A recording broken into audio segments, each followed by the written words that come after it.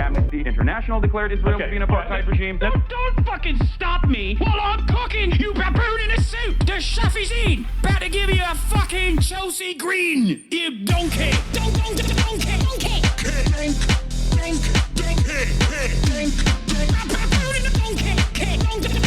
Listen to what I'm saying, and you will understand, perhaps, what I'm trying to imply. Patronizing. Yeah, I am being patronizing. I don't know who the fuck you are, and you're over here chirping all the way from fucking London about you want to fucking free Palestine, but also simultaneously you're talking about how both sides are fucking fine. Shut the fuck up. You don't know anything, okay? Who the fuck is this pink-haired twink?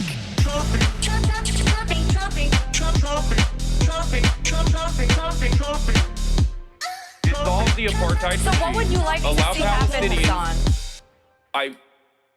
Do you not understand the English language? What's going on, everybody? I hope everyone's having a fantastic evening, afternoon, pre-noon, no matter where you are in the world. I'm Hasan Piker, and this is the HasanAbi broadcast coming to you live From sunny California, Los Angeles, folks, we're live and alive, and I hope all the boys, girls, and MBs are having a fantastic one because today's a beautiful day. Today's a wonderful day. Today is a Monday. That's right. It's Monday, September 29th, 2025, and it is 11:33 a.m., and I am late. I'm late by one day, and I'm also late by like 30 minutes. Ladies and gentlemen, boys, girls, and MBs, 73 degrees and sunny here in Los Angeles, California, and I'm going to tell you exactly why I'm late, because this is the part of the broadcast where I tell you about my personal news for all the parasocialists out there in between the time period where I press the stop streaming button and press the start streaming button. So help me God, that's what I'm going to do. First and foremost, ladies and gentlemen, I ended the broadcast on Saturday, and I thought that I would possibly also continue streaming on Sunday. I literally told you guys I did a big no-no. I told you guys I'll be back tomorrow. See you tomorrow. And actually, I had all of the intent to stream on Sunday as well. But the reason why I didn't do it is because my dad was leaving and we went out for breakfast. And I just thought to myself, you know what? Fuck it. Why not? I'm just not going to stream today. I'll take a day off. It's been a minute since I've taken a day off. Things are getting crazy. Might as well take a day off. And that's precisely what I did. Now, for those of you who don't know, and yes, we have the Gaza peace plan and all of that stuff as well. We're going to be getting into it right now. Donald Trump has already started announcing his Gaza peace plan in front of an Israeli flag, if you want to know exactly what that looks like. But I'm just going to briefly go through it. I'm going to briefly go through my personal news before we dive right into it. Yesterday I watched a lot of Lupin the Third. I watched the new show that's like been popping, got a bunch of Emmys, the Adolescence one. That's like kind of boring, but kind of good at the same time as well, even though maybe I'm like too close to the issue. So for me,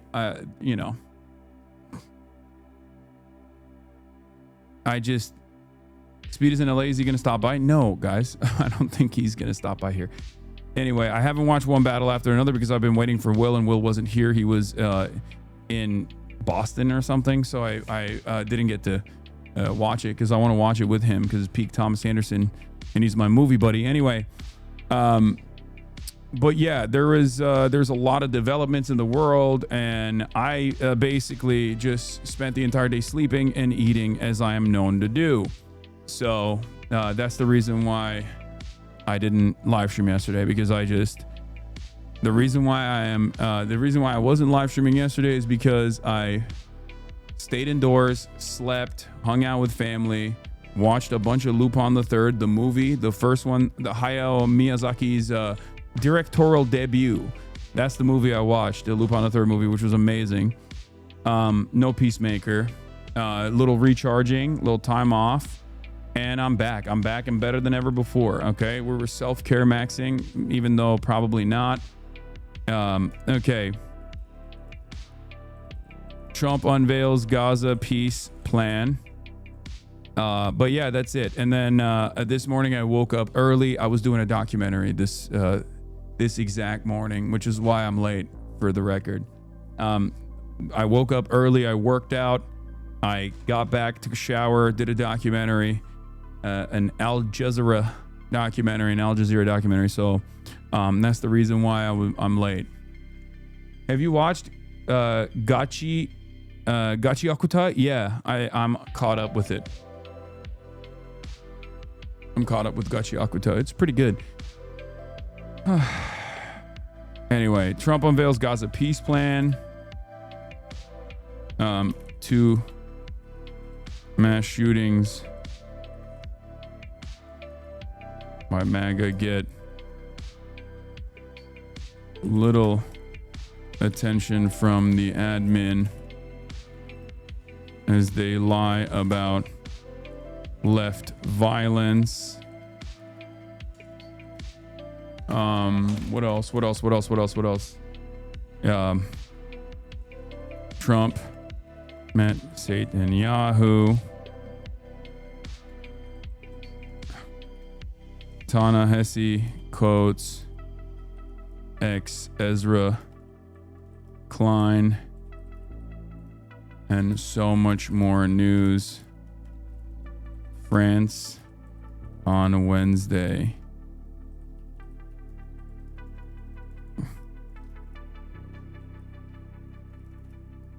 Get in. Get in now. Eric Adams dropped out too. Oh yeah, I can't believe I forgot that Eric Adams dropped out.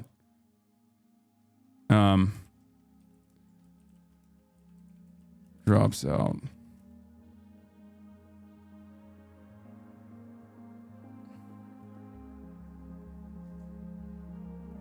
Do we have a turkey fell while you were gone? Yeah, we lost a brave warrior for the Turkish cause. We had a stronghold. We had a strong foothold in American politics with loyal Eric Adams, and we lost him. Anyway, he missed the deadline, so he's still in. So he can still win if you vote for him. I'm gonna be honest. He can still win if you vote for him because he's still on the ballot. All right. In any case, ladies and gentlemen, do we have a blast off meme or not? Yeah, we have the military in Portland. Trump is live with Bibi. I'm going to go right to it right now.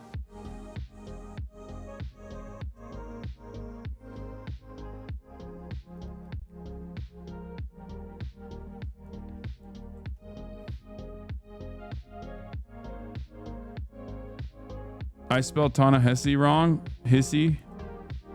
Shit. I always do this. It's so messed up. Wait, where is it? And I try my best too to make sure that I don't fuck it up. Did you shave? No, but I also have the zits have grown again even after the intervention.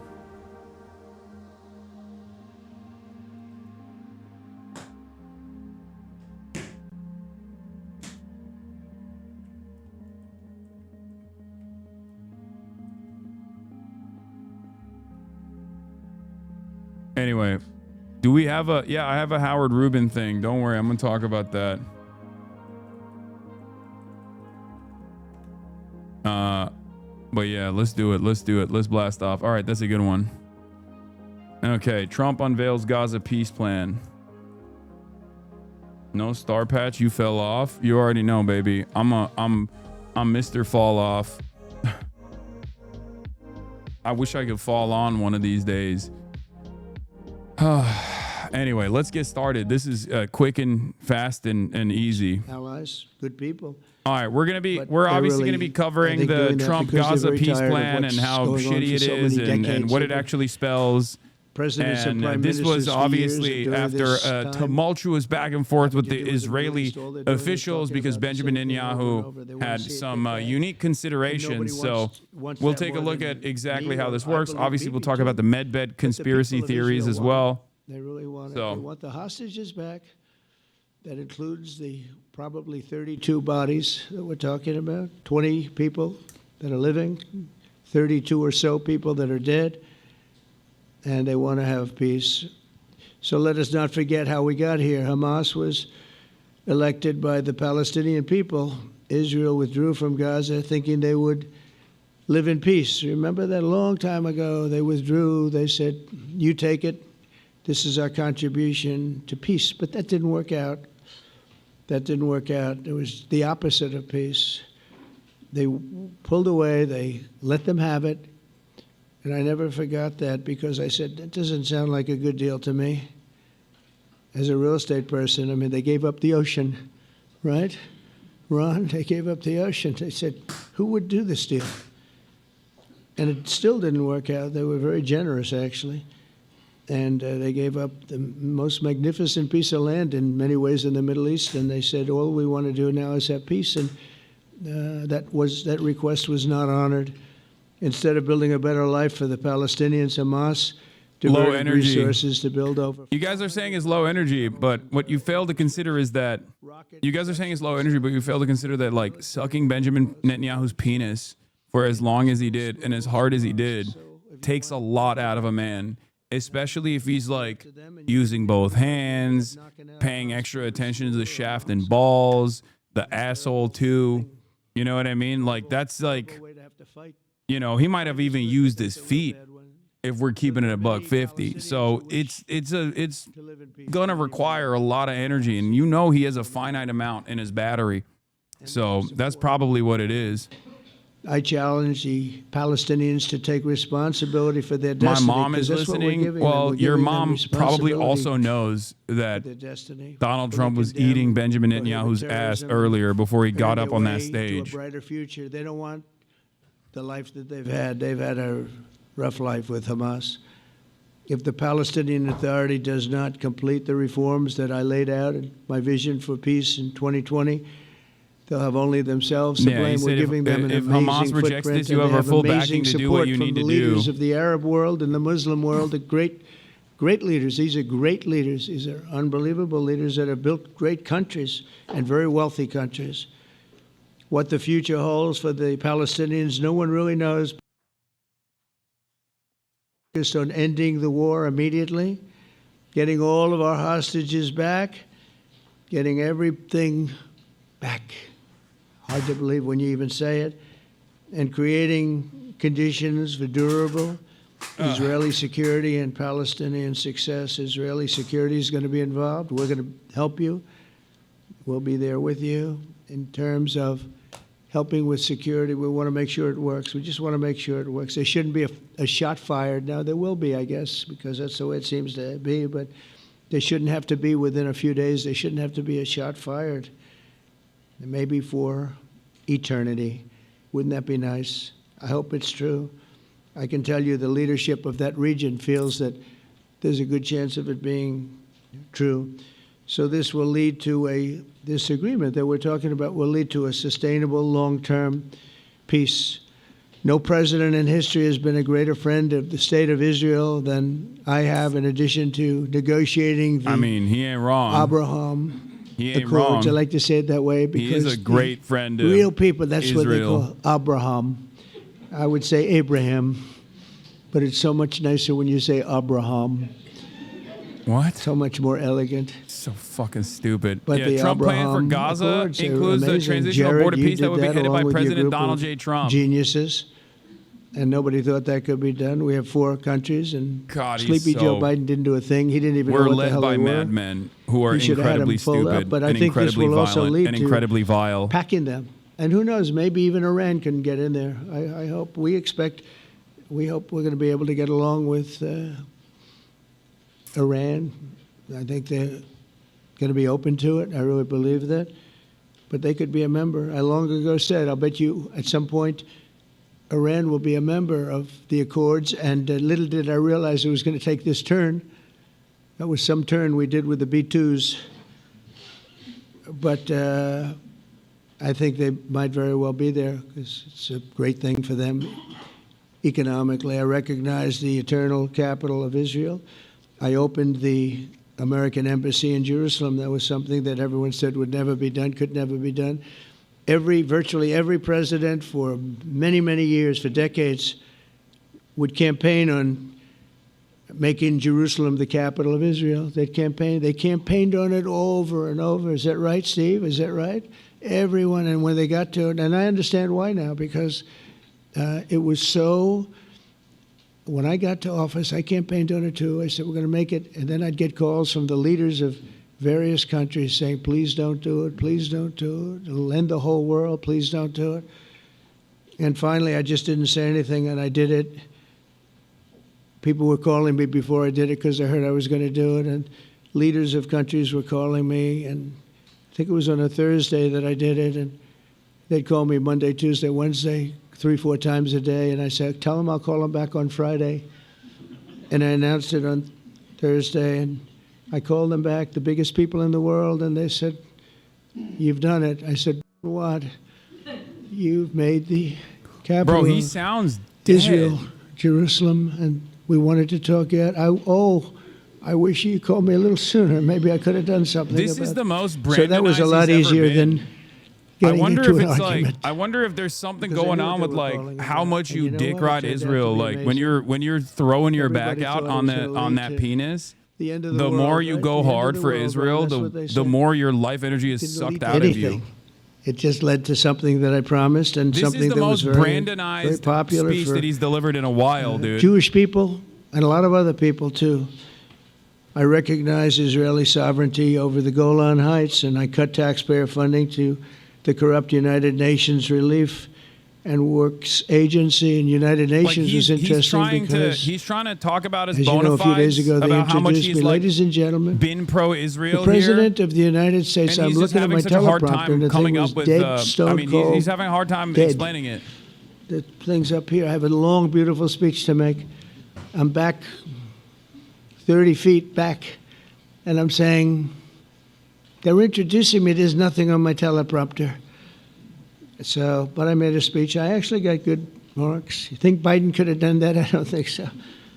I don't think he could have done that. I don't think too many people could have done it. But actually, it was actually more of a speech from my heart, if you want to know the truth. I think it was Thanks for everything. maybe better in certain Have a ways good one. because it was from the heart. It has to be from the heart. Otherwise, you're in big trouble. But I cut It has to be from the heart, taxpayer- otherwise you're payer in big funding trouble. for that very corrupt United Nations Relief and Works Agency, and nobody thought that would be done, and withdrew from the horrible Iran nuclear deal that was imposed upon Israel by Barack Hussein Obama and Biden. And I don't think Biden knew anything about it, though. I don't think he knows anything about it now, actually, if you ask him. He'd say, what is that? And we obliterated Iran's nuclear enrichment capacity, making it impossible for them to have a nuclear weapon, which they would have had probably in about 2 months. JPK from Mets 31. Thank you for the 25. But I've never I see asked Valorant is still doing Israel it. to compromise its security, but we had big, strong talk. Nobody's been better to Israel. No president's been better to Israel than Donald Trump. But we had a long, strong talk, Bibi and I, and he understands it's time. It's time. History has shown, and the people of Israel want it. And the people of the Middle East want it. The people of enemies of Israel want it, but they don't have really Breaking Israeli too Prime many Minister enemies Benjamin right Netanyahu now. spoke on the phone And with you Prime know Minister what? Qatar Mohammed bin Abdulrahman Al countries have Thani gained great and respect apologized for for violating Israel Qatari for the way they sovereignty and the fight, strike in the Doha and job expressed they regret do. for the killing of a Qatari security guard per Including source me, familiar. had respect anyway, but they gained respect. Oh, God. History has shown us that those who have relations with Israel have thrived, while those who have devoted resources and attention toward the destruction and even I'm not annihilation. Mr. Blue and On, but he is not looking good today, okay? I am not Mr. Health complications are imminent. You guys know this. I try to shy away from that sort of commentary, but he is looking like a man who is on 1 HP here. The I promise haven't of seen the him new this bad in a Middle minute. East is so clearly- And it's early in the day, too, which makes it harder. He is hitting Brandonization levels that I haven't seen thus far. If we can get this difficult problem solved, the opportunities for all within that vast region of this world, it's a vast region, it's unlimited. The Abraham Accords show that all countries are better off when they communicate and work together and embrace new opportunities. I hope Jared and Steve and Susie and Marco and JD, we have great people. I hope you guys are going to work very hard to get these other countries in, because now they have no excuse. There's no longer an excuse. They were somewhere hesitant. And I tell you, the 4 countries that went in, I give them tremendous credit, and it's worked out incredibly well for them.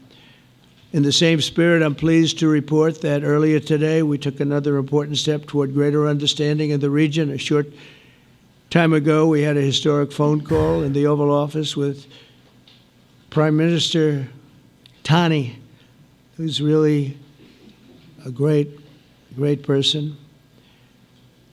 So we had a great talk, and I was on the phone, and Bibi was talking. Prime Minister Al Thani was of Qatar. They really had a heart-to-heart conversation. It was a great conversation, I thought. It was productive. It was everything that you need to have something turn out to be successful. And I want to thank Bibi, and I want to thank the Prime Minister. It was fantastic. We agreed to launch a formal trilateral mechanism between Israel, Qatar, and the United States to begin a dialogue to enhance mutual security, correct misperceptions, and avoid future misgivings. And I want to thank Qatar, its leadership, and the Emir. He's a fantastic person. I think, I'm going to be his public relations man because I know him differently than a lot of people know him. But he wants peace. Brother, he wants to see peace. We're going to talk about the John. And his people. We're going to talk about the John Oliver speech as well, or the John Oliver Benjamin Netanyahu thing as well. Okay, don't worry. And again, What's we're my not quite finished. We interpretation? have to I get have to make a full assessment after I look through all of the minutia, but I covered this before. I covered the 21-point peace plan before. There were 3 different main variants. It seems like they're going with like a combination of the French, Saudi, Arab forces, and then also with like some kind of British vizier in the form of Tony Blair. So it's a combined deal between the French Saudi deal and the American-backed Tony Blair deal, and obviously there's some like Israeli pushback in there as well. But we'll see. We'll see what. I mean, I think it's awful regardless because it completely violates all semblance of Palestinian sovereignty. But we'll see exactly what the final deal looked like. so that we can end the war and get us back our hostages right now and have everlasting peace. And I look forward to having relationships with everyone as the chairman of the board.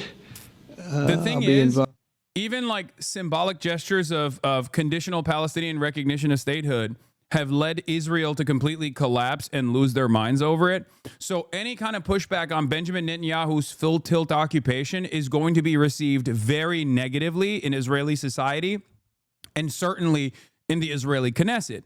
So no matter what happens, any sort of deal that Donald Trump puts forward is going to be seen, even if it's a puppet state established by the Palestinian, the PA, that is an arm of the Israeli security apparatus, as I've talked about over and over again, is still something that is unacceptable. It's a non-starter for Israel, no matter how bad this looks for the Palestinians.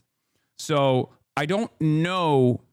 I don't know where this is going to go regardless. For his partnership, and I want to thank all of the leaders, the kings and the emirs and the presidents and prime ministers, people I mentioned.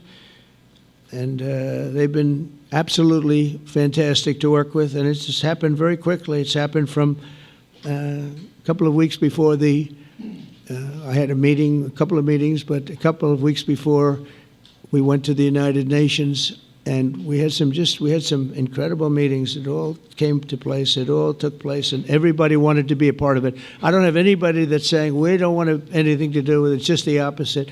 And I'll tell you, a couple of years ago, a year ago, I don't think we would have had this kind of participation, Mr. VP, right? I don't think we would have had. It's been amazing. The participation was 100%. Everybody wants to be a part of it. And everybody, those very strong countries, everybody wants it to work. So, BB, congratulations on this. I think this will be your crowning achievement, frankly. America is hotter from the standpoint of weather than anybody has ever seen before. I'm talking climate change levels, apocalyptic. Mr. President, all right, let's first see I what want to this thank fucking you asshole has for to say. graciously hosting me once again in the White House. SATANYAHU. And second, I want to thank you for your friendship and for your leadership. From Jerusalem to Tehran, from the Golan Heights to Gaza, you've proven time and again what I've said many times. You are the greatest friend that Israel has ever had in the White House.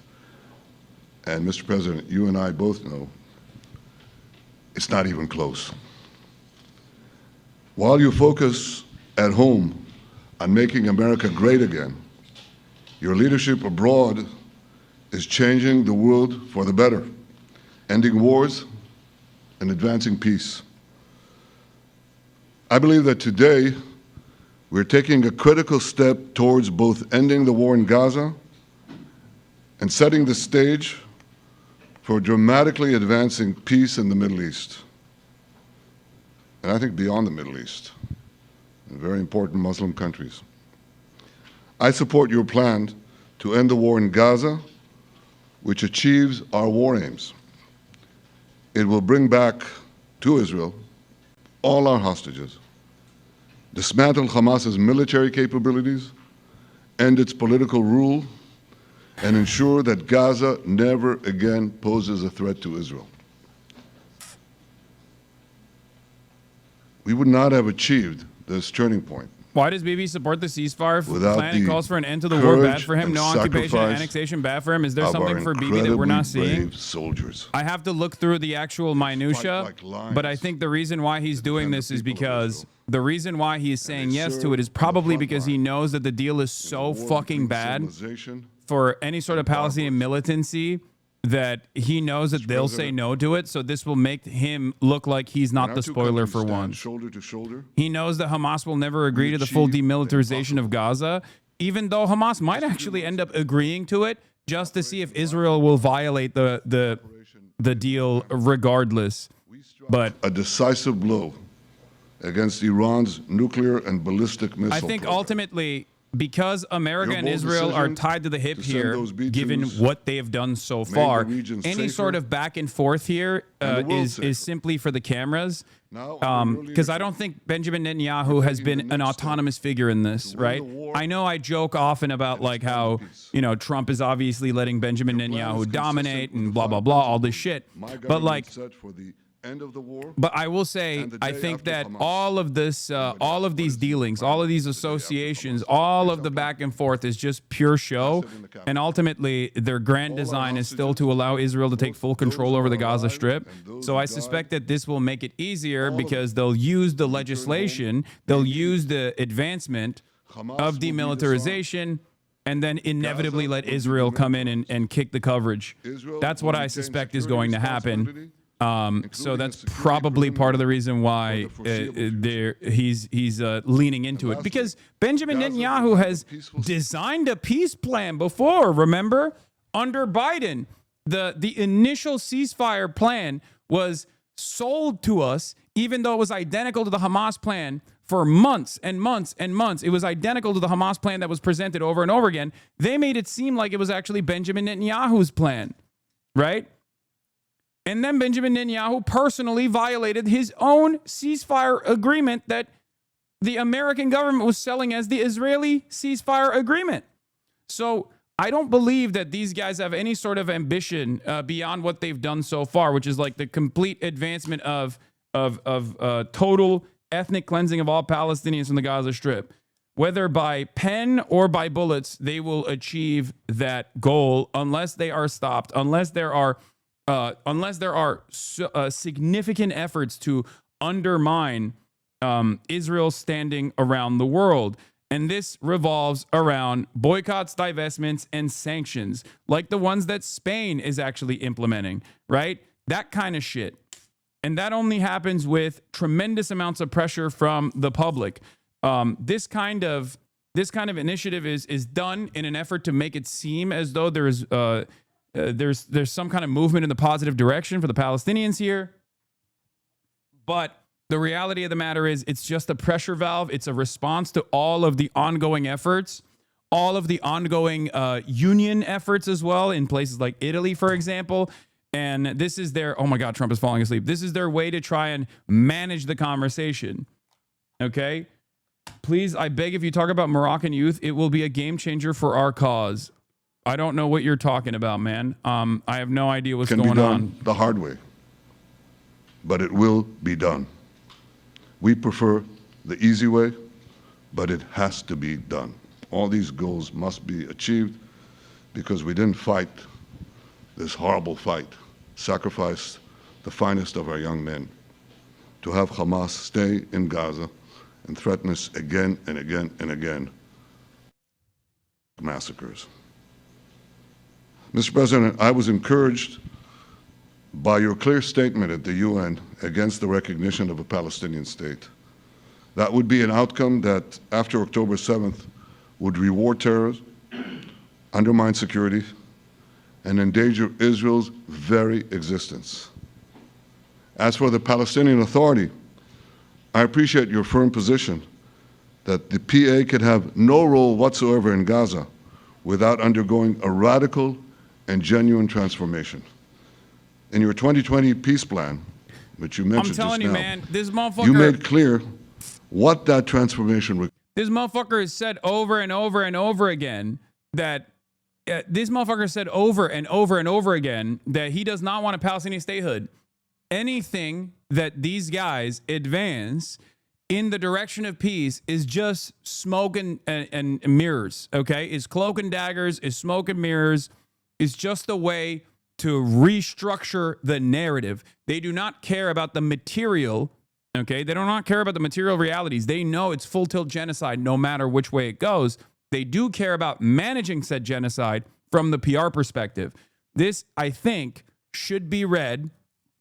This should be read in the same exact way that these guys have supposedly implemented ceasefire initiatives in the past. A way to say Hamas is the spoiler here. Hamas is the spoiler here. And they just like keep putting forward like maximalist positions over and over and over again in an effort to lay the blame of the setbacks on Hamas while they just continue fucking killing people. Because Israel hasn't stopped its bombing campaigns. Israel did not stop its bombing campaigns when Benjamin Netanyahu was speaking at the UN General Assembly. Israel did not stop its bombing campaigns this morning while this was happening.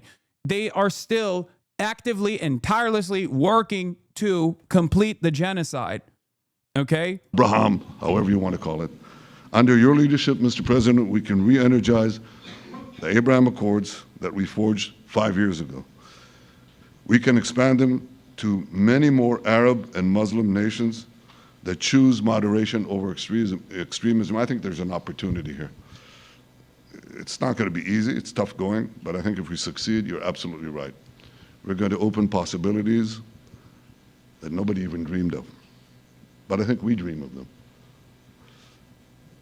As you've told me, Mr. President, and you've told the world many, many times, you said, remember October 7th. Remember October 7th. And we do. We will never forget the horrors of October 7th, and we will do whatever is necessary to make sure they don't happen again. Since October 7th, Israel's enemies have learned a hard truth. Those who attack us pay a heavy price, but those who partner with us advance progress and security for their peoples. President Trump just said it's also in the Bible. Dude. It says, those who will bless you will be blessed, and those who will curse you will be cursed. And that's actually what is happening. We want the blessings. I think we've done a lot in the past 2 years to end the curse. We're not finished, but we've done a lot. And we've done a lot together to end the curse. I want to thank your entire team for their efforts to get to this point. I especially want to thank Steve Witkoff and Jared Kushner for their indefatigable work to bring Israel and Arab states in the region closer together. I am deeply grateful to both of them for their work. We had a phone call today just to make it clear. I said to the Prime Minister of Qatar, Israel was targeting terrorists, wasn't targeting Qatar. And of course, we regretted the loss of the Qatari citizen. It wasn't our target. And I very much appreciate President Trump's proposal to have a trilateral body, the United States, Israel, and Qatar, to work out respective grievances. There are quite a few. But if we could try to mitigate them or put it on a different footing, I think that'll be good for everyone. Above all the people, the fine team, and many helpers who've done this, I want to thank you, Mr. President. History has already shown that under your leadership, Israel and America can change the face of the Middle East. And today I'm hopeful that your plan to end the war in Gaza will do so again and do so soon. It will free our hostages, end Hamas's tyranny in Gaza, and enable a more secure and prosperous future for the peoples of our region. Thank you, Mr. President. May God bless America. May God bless Israel. May God bless the indispensable alliance between our countries. And may I add, in Hebrew, G'mal Chatima Tova, may we all be inscribed in the book of life. Thank you. Thank you very much, Bibi. Baby. So I think while we wait for these documents to be signed and get everybody in line, I think it maybe is not really appropriate to take questions. I'm meeting with, as you know, What the a fuck? couple of Democrats in a little while about the country. Oh, government shutdown, keeping yeah. our country open. They're going to have to do some things because their ideas are not very good ones. They're very bad for our country. So we'll see how that works out. But this is something that was really historic today. This was something that was amazing. I think, Bibi, I mean, depending on you, I think while we're waiting for signatures and waiting for approvals from a lot of different countries that are involved in this, we probably shouldn't take questions? Or would you like to take a question or two from perhaps Jesus a friendly Christ. Israeli reporter, if there's such a thing? Jesus It's a Christ. very, very tough proposition. Yeah. God, what a dick sucker. Mr. Oh my President, God. I would go I by can't your stand instinct this that this motherfucker, is, bro. We'll have enough time for questions. Let's settle the issue first. He doesn't know that Benjamin Netanyahu hates Israeli reporters, by the way, with the exception of like maybe 2 channels that he was directly prosecuted for, ironically enough. Like, Benjamin Netanyahu would much rather talk to American reporters who are much more servile to the interests of Zionism and Israel than Israeli reporters. He notoriously does not do Israeli interviews. He notoriously would rather go and talk to the fucking Nelk boys or Officer Tatum or any number of different like pro-Israel right-wing fucking podcasters than actually spend any moment with any Israeli reporters, even like Yediot Ahronot, like, which is not exactly an anti-Zionist newspaper at all, not even a liberal Zionist newspaper, as a matter of fact. But he doesn't like that because Israeli reporters understand the dynamic a lot better than Western reporters do. So that's why he said, no, I'm not going to talk to anybody. Israeli reporters be like, this is unacceptable once you drop the nuke. No, you're wrong. Remember, in Israel, there is no need to soften the propaganda. In Israel, there is no need to make, like, New York Times has a different approach to covering Israel than Haaretz does, than Ynet does, than Jerusalem Post does. And the reason for why is because there are internal domestic affairs that are taking place in Israel, and that they don't need to like do the Israel is doing this for a righteous cause propaganda that like the New York Times has to do for the Western audiences. Because if the New York Times actually would cover Israel honestly, then most people would have the same opinions that we have here at this broadcast. The reason why we have arrived at the position, the anti-Israel position that we've arrived at, is because of Israel's actions and its conduct. There is no reason by Israeli outlets to manage or soften or temper the Israeli violence. They actually take that. They actually are fully on board with that as a society, which is precisely why they can be critical of Benjamin Netanyahu, knowing full well that like if Benjamin Netanyahu weren't the prime minister, anyone else that comes after would probably manage the conflict in an identical fashion. New York Times, on the other hand, can't do that. In any case, just came here from the briefing. What a fucking nightmare. I know. We're going to talk about that in a second. So, couple high notes here. Breaking: Israeli Prime Minister Benjamin Netanyahu spoke on the phone with the Prime Minister of Qatar, Mohammed bin Abdulrahman Al Thani, and apologized for violating Qatari sovereignty in the strike on Doha and expressed regret for the killing of a Qatari security guard. Per source familiar, the call took place during the meeting between Netanyahu and Trump. Does this mean anything? I don't think so. Does this mean that Israel will never violate the sovereignty of other neutral parties or parties that are also a part of the American security apparatus in the region? If you believe that, you are a fucking moron. Okay? There are clips of Trump. Trump announcing clips of Trump announcing the Board of Peace, but basically, I still see this in the same way that I've seen previous ceasefire negotiations with maximalist positions that are designed around managing the PR of the genocide rather than actually ending it, right? And that's precisely what's going on here as well. Alex Ward, who is the national security reporter at Wall Street Journal, has an interesting take on this. Old plan: Hamas, release all the hostages or Israel can keep attacking you. New plan: Hamas, Hamas, agree to all 20 points of my plan, which includes the release of hostages, or Israel can keep attacking you. That is exactly what this is. Okay? It's the same old, same old. It's just a way to manage the PR. One of the key Hamas demands has been that Trump himself guarantee a ceasefire because they don't trust Netanyahu. Trump's twist on that demand is to create a board of peace and name himself the chair. He also had some rather stinging words towards Netanyahu. He continuously mentions October 7. Trump said of Netanyahu, he can never forget October 7, but thousands have paid the price for that. And now it's time to get our hostages back and get back trying to build something that's really great. He also noted that there are regular protests in Israel against Netanyahu, alluding to the fact that Trump is actually more popular in Israel than Netanyahu. I noticed they have large crowds gathered all the time in Israel, and they have my name up. They like me for whatever reason. Bibi, I don't know. But they say two things. Please get the hostages back and end the war. So I think it's a very popular thing you're doing. He's a warrior. He doesn't know about getting back to a normal way of life. But now the people want to get back to peace. Once again, this is all a byproduct of the pariah state that Israel has become. This is making it harder for America to continue offering maximum loyalty to Israel because it makes people frustrated. It makes the Western populations frustrated. This is the reason why all of the Western leaders, if you've noticed, have taken symbolic actions against Israel.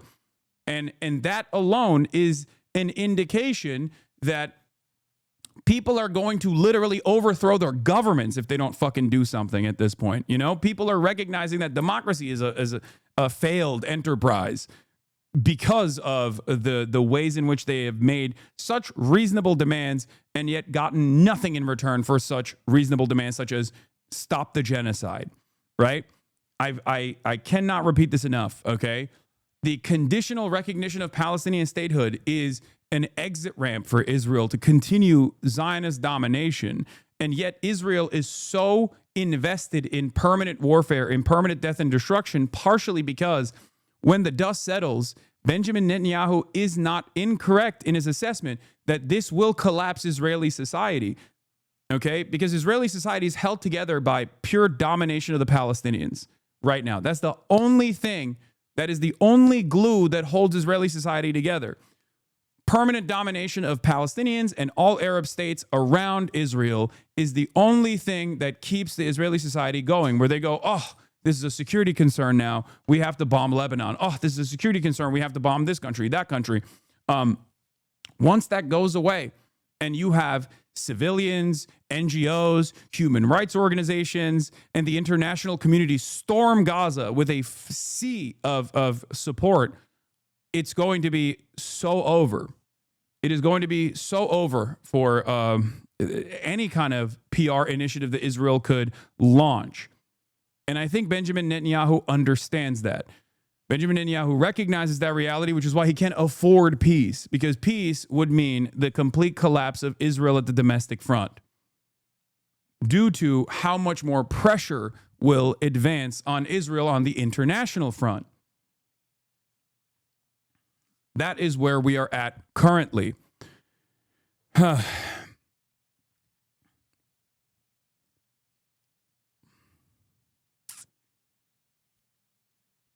I don't think it's because Benjamin Netanyahu is more concerned about his career and not being arrested than the stability of Israel. I think that he is an actor. He is an actor that is advancing the overall Zionist project and its interests, and also an actor that is advancing America's interest in the region of Israel's domination.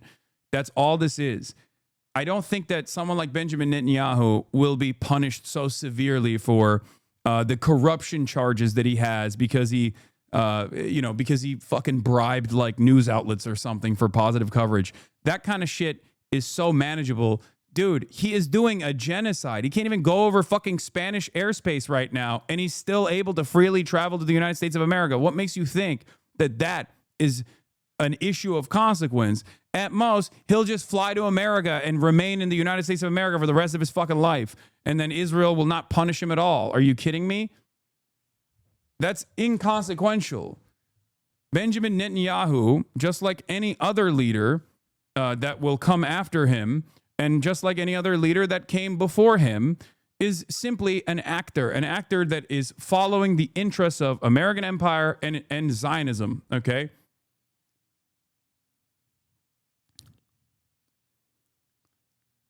Ali Harb from Al Jazeera says, "I think this is dead on arrival. Hard to think Palestinians who have sacrificed so much would hand the keys to Trump and Tony Blair in exchange for vague promises of peace and prosperity and no timetables for Israeli withdrawal or even talks of self-determination." Yeah. Palestinian sovereignty is the most consequential aspect of Palestinian statehood. You cannot achieve sovereignty through demilitarization, especially as a genocide is ongoing, with no hardline guarantees on military withdrawal and no clear-cut, well-defined positions on how this withdrawal is going to look. And then handing over Palestinian sovereignty to a Western government is ridiculous. The reason why October 7 happened is because Palestinians were written off in the Abraham Accords. That was a big driving component for Palestinians that recognize, the Palestinian liberation groups that recognize that military resistance was the only way out of the situation, because all of the peace negotiations thus far had amounted to nothing. And that it was clear that after Trump won with the Abraham Accords, that they were written out of the equation, that Israel was going to slowly but surely do the exact same thing that they were doing in West Bank, in Gaza as well, through sieges and through military conquest, and permanently drive all the indigenous population out of historic Palestine. That's it. And it would not stop there anyway, which is precisely the reason why it's crazy that the GCC and Gulf states in general don't even recognize that they are in the crosshairs directly as well. But here is Jake Sherman summarizing the plan to end the war in Gaza. Gaza will be a de-radicalized terror-free zone that does not pose a threat to its neighbors. Gaza will be redeveloped for the benefit of the people of Gaza, who have suffered more than enough. If both sides agree to this proposal, the war will immediately end. Israeli forces will withdraw the agreed-upon line to prepare for a hostage release. During this time, all military operations, including aerial and artillery bombardment, will be suspended. What they are banking on is the discontent from the Palestinians that have suffered so much. They have experienced the genocide. They have suffered so much violence. They've seen virtually all of their family members get wiped out or gravely wounded in the process. Their entire civil society has collapsed in and of itself. And of course, they want peace. They want an end to this bloodshed. They want an end to this genocide. Israel very clearly has a maximalist position of just like purging all Palestinian life from the Gaza Strip. They do not want that. But also, they just want this war to end. They just want this genocide to end, which is an understandable position. This is why, after all of the military pressure, after all of the pressure that is created through the genocide, they are banking on the Palestinian population to tell Hamas, like, please take this deal. Please take this deal.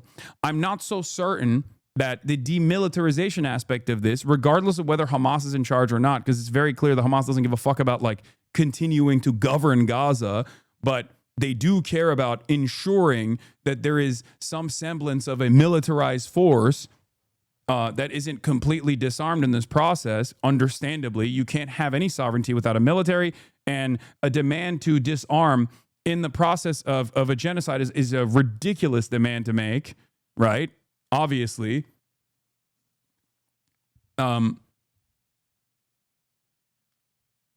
It's clear to me that this maximalist position that creates like a European viceroy, right? A colonial vestige here, completely dominating Palestinian lives at the behest of and the directive of Israel eventually, because Tony Blair is basically an agent for American imperialism and, of course, Zionism as well. If they were to set something like this up with Western powers controlling Palestine, whatever it looks like, then Palestinians still don't have any sort of sovereignty whatsoever.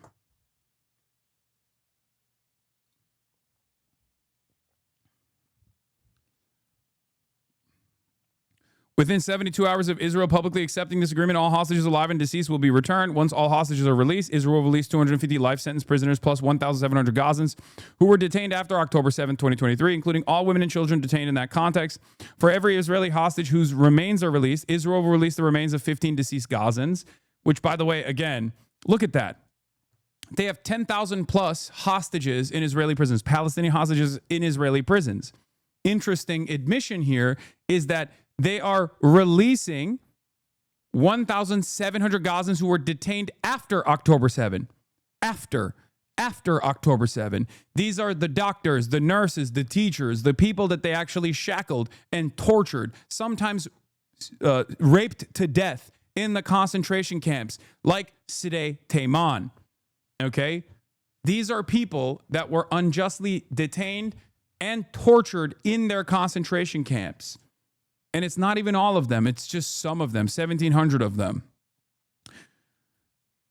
They did this so that they can have an additional bargaining chip without even putting a dent to the 10,000 plus Palestinian prison population in Israel, that many of which were also packed up in the West Bank and continue to be arrested in West Bank under military tribunal inside of military detention facilities that have a process called administrative detention, where it is a permanent hold no matter how young you might be.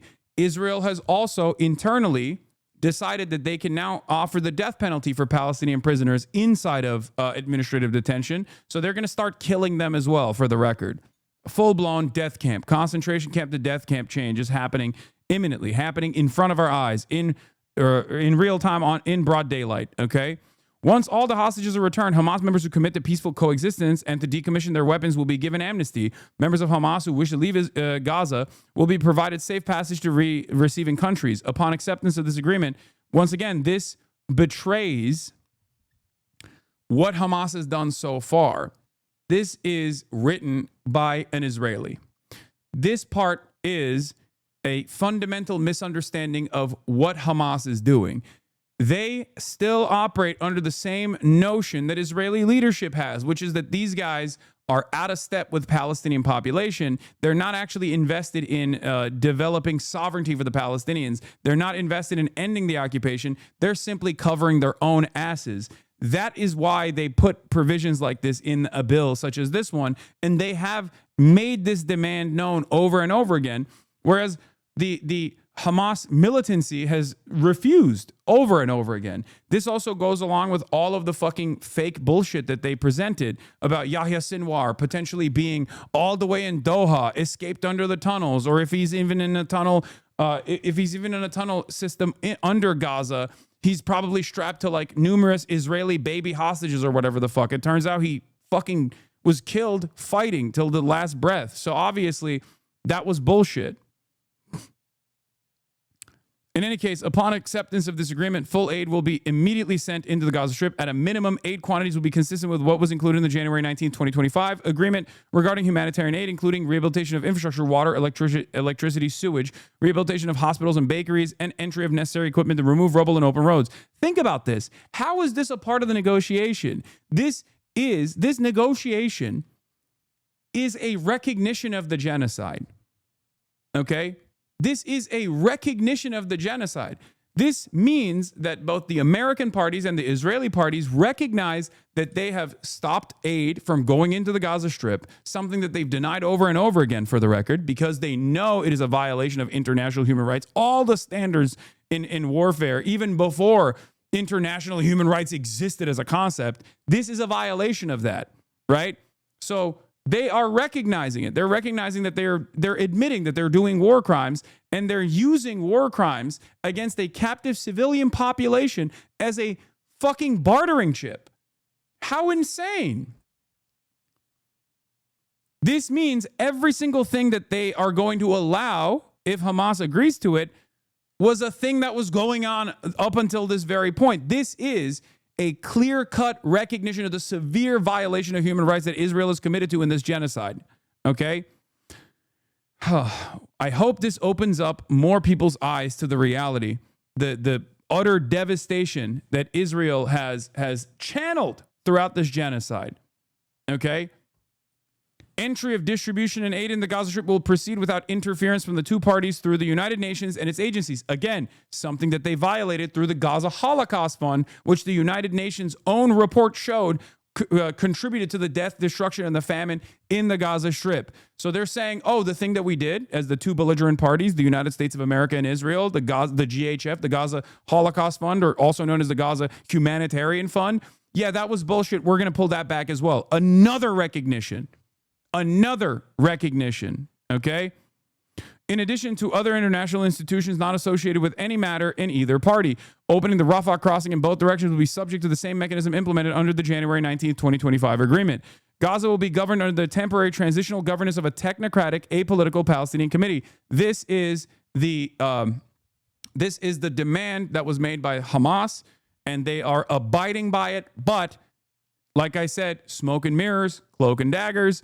This is a fake recognition of that demand, because this Palestinian technocratic committee is still always going to be under the banner or the rulership of a colonial vestige, right? A viceroyalty, if you will, like a vizier. Tony Blair or some other Western leader is going to be in control over this Palestinian technocratic committee, responsible for delivering the day-to-day ruling of public services and municipalities for the people in Gaza.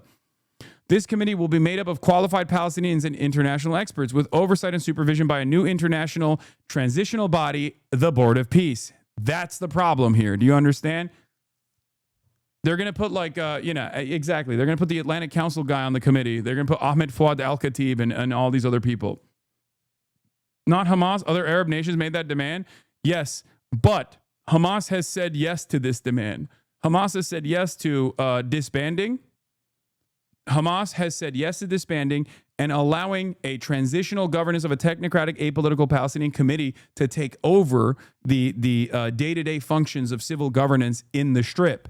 They said yes to that, okay? Remember, they said yes to that. They agreed to that, except they did not agree to having that board be controlled by anyone but Palestinians,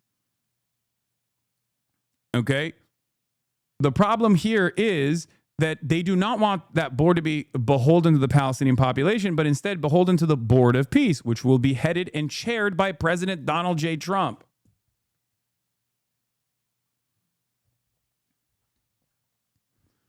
With other members and heads of state to be announced, including former Prime Minister Tony Blair.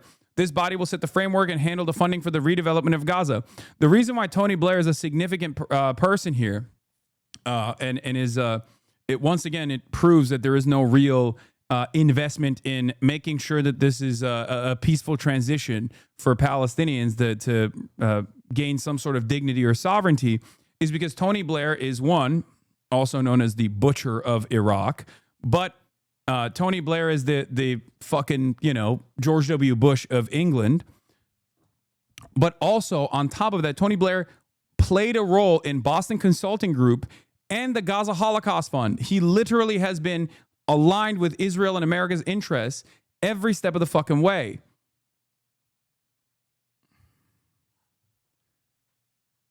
Like, this is even worse than the Palestinian Authority controlling the Gaza Strip, which already would be unimaginably unpopular in the eyes of all Palestinians, both in the West Bank and in the Gaza Strip. Do you understand? They don't even want the Palestinian Authority, which is, again, a part of the Israeli security apparatus, to play a role in the governance. They want this to be completely controlled by Western powers. Okay? Western powers that are beholden to not only America's interests directly, Donald J. Trump, or Israel's interests, because America's interests are aligned with Israel's interests, no matter how much they act as though there's friction there. This body will set the framework and handle the funding for the redevelopment of Gaza until such time as the Palestinian Authority has completed its reform program, as outlined in various proposals, including President Trump's peace plan in 2020 and the Saudi-French proposal, and can securely and effectively take back control of Gaza. Like I said, the competing plans here were the Trump peace proposal, this one, and it has some components of the Saudi-French proposal as well. These two are the leading proposals that try to at least fake it as though like there is some sort of Palestinian statehood that could happen in the future with no real recognition of such. But Israel has said no to all of this thus far. So the reason why Israel's saying yes to it means that they probably secured additional secret recognitions for allowing Israel to do whatever the fuck it wants to do, to continue doing whatever the fuck it wants to in the Gaza Strip. And yes, Hamas is saying they just found out about this deal. We were not informed on Trump's plan before its announcement, and its terms are close to the Israeli vision. What happened was an attempt to suppress the international momentum and recognition of Palestinian statehood.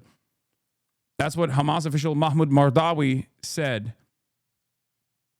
just now. And they were lying this whole time. We're like, Hamas knows this deal is imminent. They were always lying, as I covered over and over again, obviously. And also, the White House's talking points regarding this plan say a reform PA will eventually take over from whatever this transitional entity in Gaza is. Netanyahu, in his remarks, seems to have ruled out PA involvement and expects full Israel control of Gaza's border and security. This is why I said this bill is dead on arrival, and it's actually put together to manage the PR around Israel's genocide. It's not to actually stop Israel's genocide. Do you understand?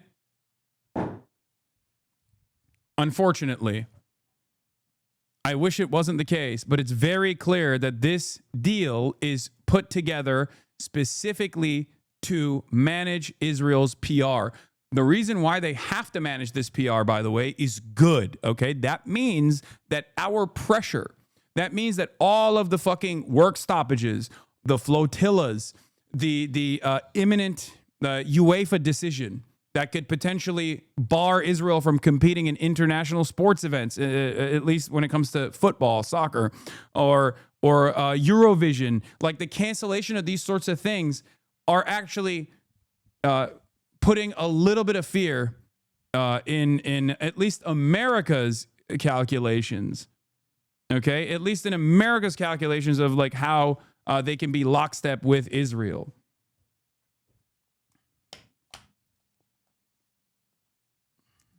This is not an opportunity to pull back and look at this and go, oh, we've done it. This is a victory. This is an opportunity to continue applying pressure. Make no mistake. The 8th flotilla that is entering the Gaza Strip, like the waters, the coastline of Israel right now, the blockade that Israel has implemented illegally while it's participating in this genocide, is even more important right now.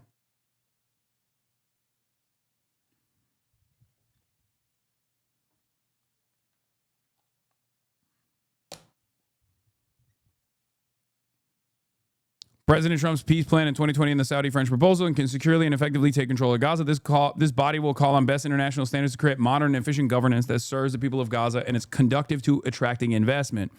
A Trump economic development plan to rebuild and energize Gaza will be created by convening a panel of experts who have helped birth some of the thriving modern miracle cities of the Middle East.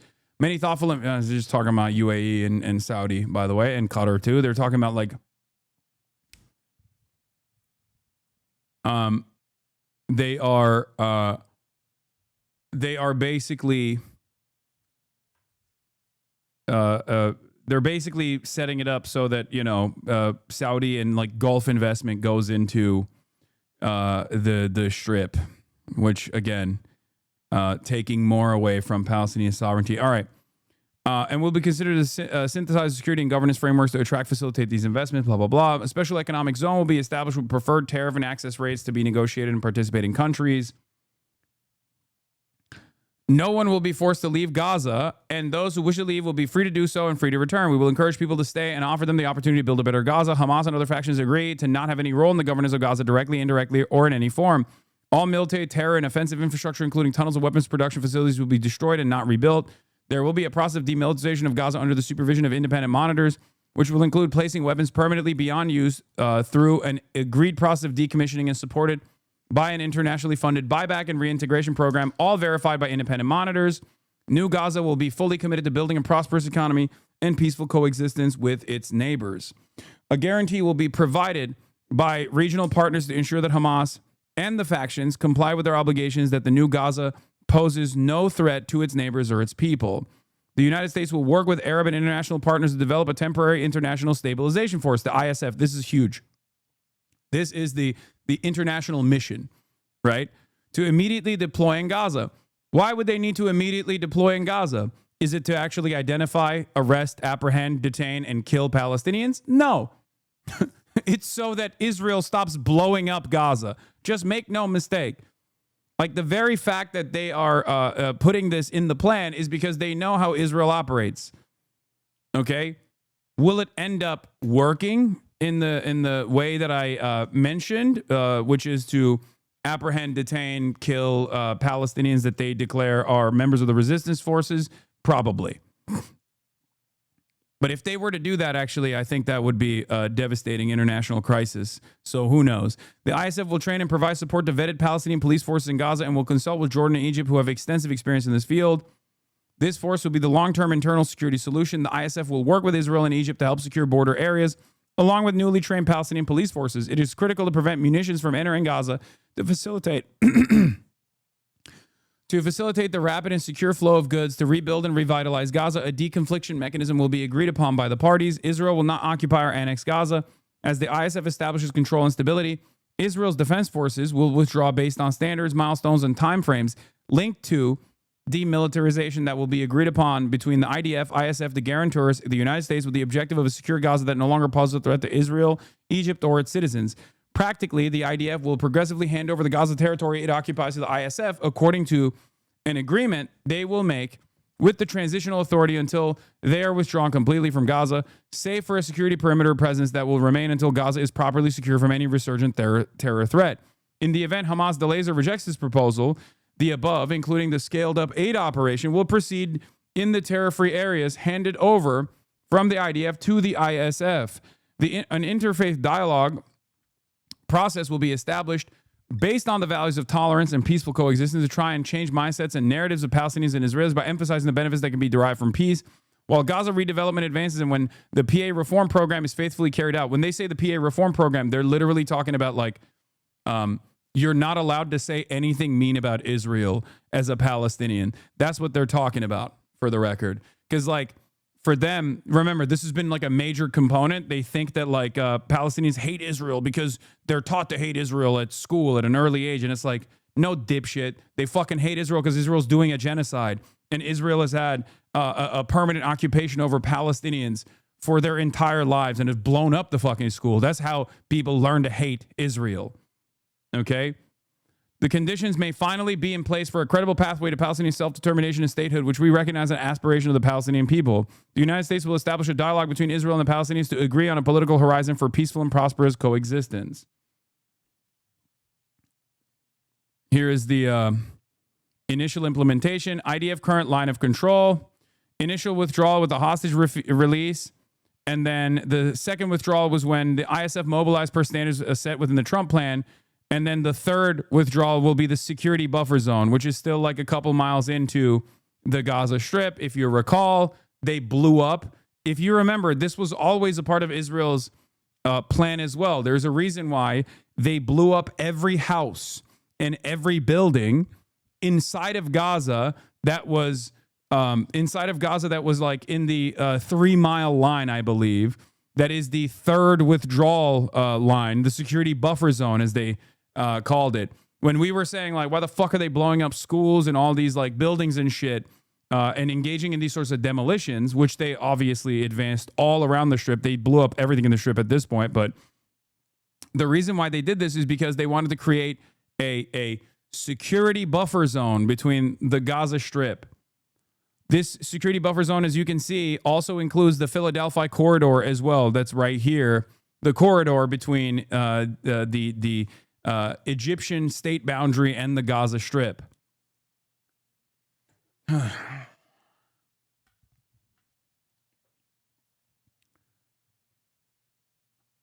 Truly abysmal, and yet another clear-cut demonstration of Western chauvinism, and it totally writes out Palestinians and their demands and their wishes, and simply uses the genocide, the ongoing genocide that they basically damn near admit here that they're conducting as a bargaining chip. They're like, my way or the highway. We're just going to either keep doing the genocide and we're just going to keep slaughtering all of you, or we're just going to do it later down the line, but after you have completely demilitarized. Demilitarized in the process of an ongoing genocide, mind you.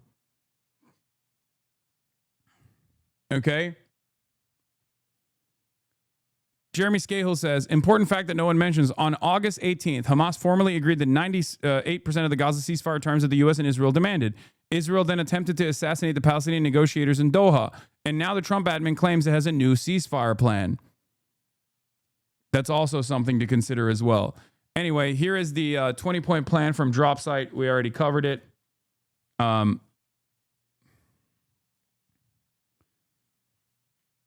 you think Hamas will accept?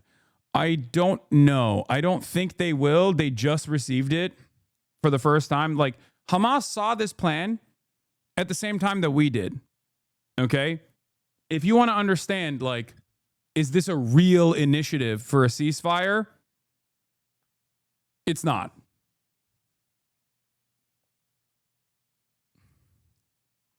They saw it. They saw it, and they haven't even been presented with the plan up until now. They've only seen it in the on the news.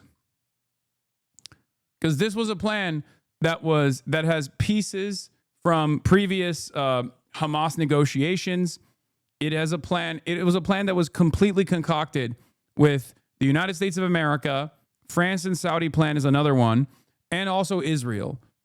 This has not been presented. Hamas has played no role in the framework and the development of this plan, with the exception of previous ceasefire negotiations that they've agreed to.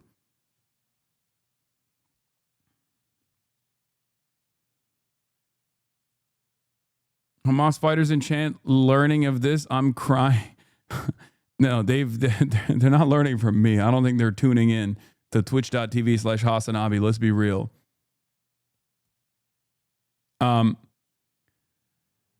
But yeah, this is the reason why I said that it's most likely just another fake maximalist plan. And also Trump obviously said that if Hamas rejects the deal, Bibi, you have our full backing to do what you would have to do in Gaza, which is, again, what Bibi has been doing anyway.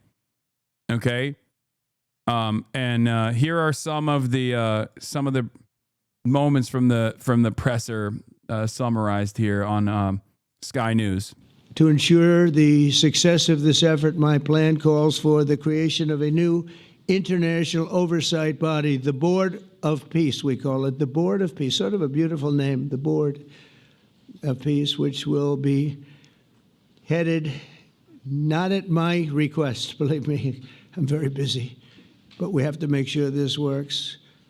The leaders of the Arab world and Israel and everybody involved asked me to do this, so it would be headed by a gentleman known as President Donald J. Trump of the United States. That's what I want, is some extra work to do, but it's so important that I'm willing to do it, and we'll do it right, and we're going to put leaders from other countries on, and leaders that are very distinguished leaders, and we'll have a board, and one of the people that wants to be on the board is the UK former Prime Minister, Tony Blair, good man, very good man, and some others. And they'll be named over the next few days. And it'll be quite the board. Working, everybody wants to be on it now. I don't know if that had anything to do. They named me and everybody else wanted to be on it. I guess they figure, well, he's a soft touch. He'll be easy to deal with. Working with the world. People are saying he wants a Nobel Peace Prize. I don't care. I'm willing to let bygones be bygones and give him a Nobel Peace Prize if he actually did stop the genocide, for the record. I think it would be worthy. I think he would be worthy of a Nobel Peace Prize, even though he literally did the genocide. He's just not doing that here. Do you understand? That's my gripe. Like, if this was sincere, if this was a sincere, well thought out 20-point plan to end Israel's genocide and offer Palestinians some semblance of sovereignty, then yeah, I'll give him the fucking Nobel Peace Prize personally. I'll deliver it to him. It's just that this is not the case. World Bank and others, it will be responsible for recruiting and training a new government that will be made up of Palestinians along with highly qualified experts from all around the world. Yeah. Bruno Moches also reports the same thing that I've been talking about, which is, let's see, there was a ceasefire in January and people talked how tough with Israel Trump was. When Netanyahu got tired of it, he restarted the war, and no one from Trump to the Western media even cared to note that he had violated a solemn agreement with U.S. guarantees. In fact, back in March, he restarted the war with a full food blockade. Most likely scenario now is hostages are released, only thing Netanyahu is criticized for, and Israel resumes the genocide. That is precisely what's going to happen. And the reason why I say it's precisely what's going to happen is because that's the only thing that the Israeli public gives a shit about. They don't actually care about like ending the genocide in the absence of like more international pressure, of course, because that might change down the line as well, which is why I stress the importance of continuing the fucking protests, continuing the demands for boycotts, divestments, and sanctions of the state of Israel. Okay, as long as it has occupational power over the Palestinians, as long as it continues its genocide. But like, remember, what, your fridge? What do you mean? My fridge is fine. Shut up. That is the only thing that could potentially make it so that Israel is less invested in the permanent death and destruction of all Palestinians in the Gaza Strip. At this stage, the only thing that is going to happen is if Hamas says yes to this, they pull the fucking hostages, they start the process of demilitarization. Even if they start the process of demilitarization, which I don't think Hamas would say yes to, or any Palestinian resistance group would say yes to, for the record. What I suspect is going to happen is basically what I suspect is going to happen is basically that Israel continues its death and destruction. Hamas and other terrorist factions will play no role in the board, but they'll play no role in the governance of Gaza at all, directly or indirectly. As you know, thousands of Hamas leaders have been killed and soldiers have been killed. And we can never forget October 7th, but thousands have paid the price for that. And now it's time to get our hostages back and get back to trying to build something that's really great and very important. In our meeting today, Prime Minister Netanyahu was very clear about his opposition to a Palestinian state. And he continuously mentions October 7th, and I understand that. Most people do. And I understand and respect his position on many things, but what he's doing today is so good for Israel. I notice that they have large crowds gathering in Israel all the time, and they have my name up. They like me for whatever reason, Bibi, I don't know, but they do like me.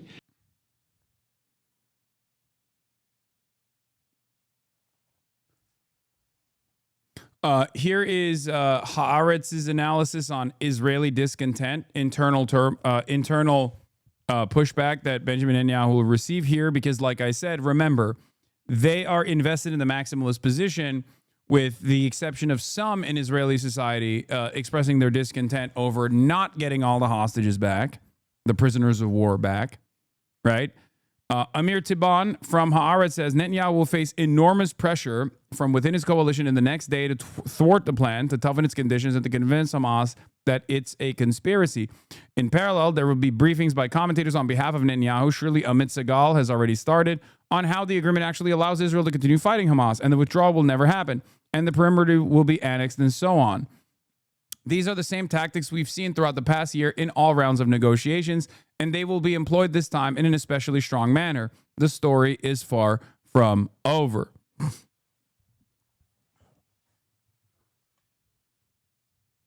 So Bibi is being anti-genocide compared to Israel government? Wait, what? No, dude. No. Benjamin Netanyahu cannot end this permanent war state, not only due to his own personal ambitions of like remaining in power, not withstanding any sort of trial whatsoever, but also because he understands that the moment that this genocide ends is a moment where the world recognizes it for what it is. What do you think that does? So far, people are pissed off at Israel. I keep repeating over and over again that this is the most popular Israel will be at the global stage. Tomorrow, it will be less popular. Once there are more eyes, more Western eyes on what Israel has done, once the dust is settled, okay, it's fucking over. It's even more over than it has been, okay? What do you think will happen when they start digging up the bodies? What do you think will happen when they start realizing that the number is not 66,000, but 600,000? What then?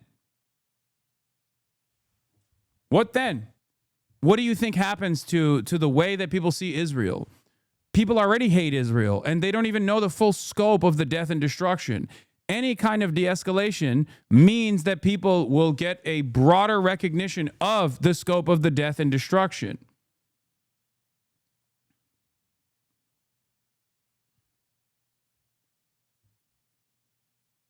No matter how hard they try to like monitor TikTok and change the narrative and whatnot, I don't think they will succeed. We must not allow them to. Okay? And I think in the aftermath of that, public pressure from Western populations will grow even more against Israel, and Israel's pariah status will solidify in the international stage, and there will be even more recognition for boycotts, divestments, and sanctions against the state of Israel from Western populations, which will cause the Israeli population to recalculate their unlimited genocide position. That doesn't even make sense, bruh. Why are you lying, Lamau? 120,000 Palestinians die each second. Do you think this is a good way to recognize the severity of this genocide that damn near the entire world has recognized at this point? By just like undermining it and saying that it's not the case? Like doing memes and shit like this? You came up with 600,000 like what? No, I didn't come up with that. The Lancet study actually early on showed that the death tabulation will be far greater than the 66,000 number that is the most severe, most conservative underestimate that doesn't even factor those who are under the rubble, those who are in fucking mass graves. Okay?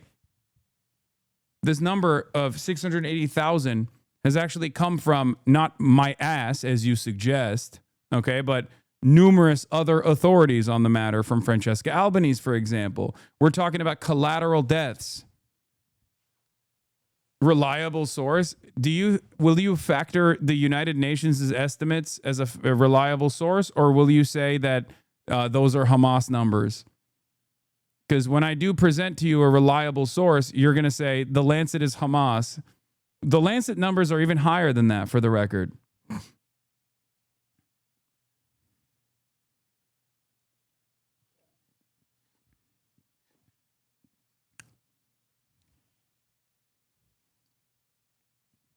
The conservative estimation from the IDF is 200,000. It's even larger than that. But here is retired General Herzi Halevi says, not once. No, I don't. Show us. Okay, let's start off with the IDF number. We took the gloves off. Ex-IDF chief confirms Gaza casualties are over 200,000. Okay, this was a recent recognition from an IDF general. Retired General Herzi Halevi says not once had legal advice constrained Israel's military decisions in the Strip. That's 200,000. That's like one number from the Israeli side. Other numbers on the Israeli side actually go all the way up to 400,000 because they have a constant number of Palestinians in the Gaza Strip. There's mass surveillance there. They have all the phone numbers of people in the Gaza Strip. They have the address of the people in the Gaza Strip. And what their estimation shows is that the number in the Gaza Strip of Palestinians went from, I believe, 2.2 million down to 1.6 million. So there's that. Okay.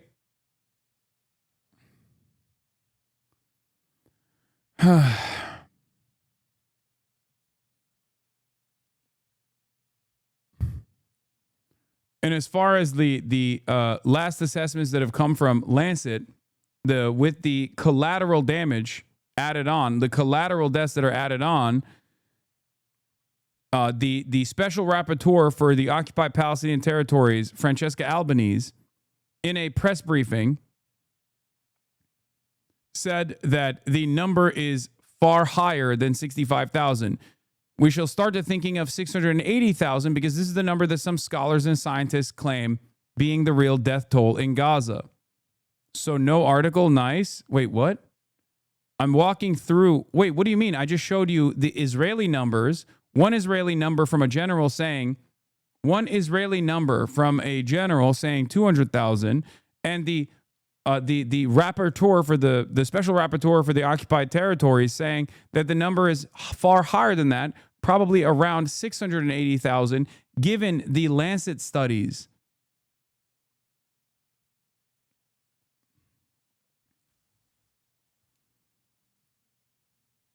So one article. Oh, you said so one article. Got it. Okay.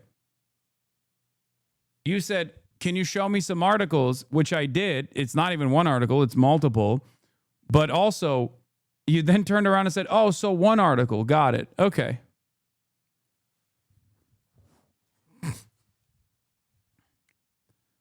It kind of feels like you just, weren't really invested in this, right? You weren't really invested in understanding this at all. You just wanted to fucking try to bait me. And it's just odd to try and bait me in a situation where, you're finding yourself defending a genocide after making a disgusting joke.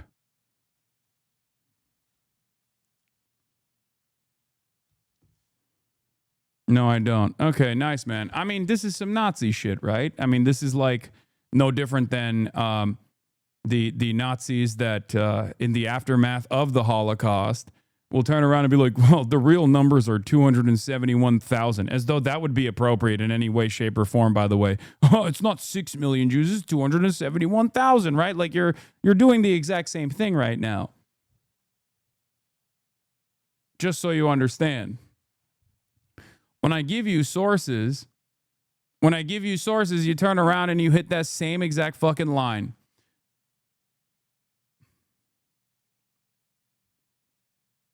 Anyway, the walls are closing in on people such as yourself, so this is your last breath this is the last gasp of air that you have.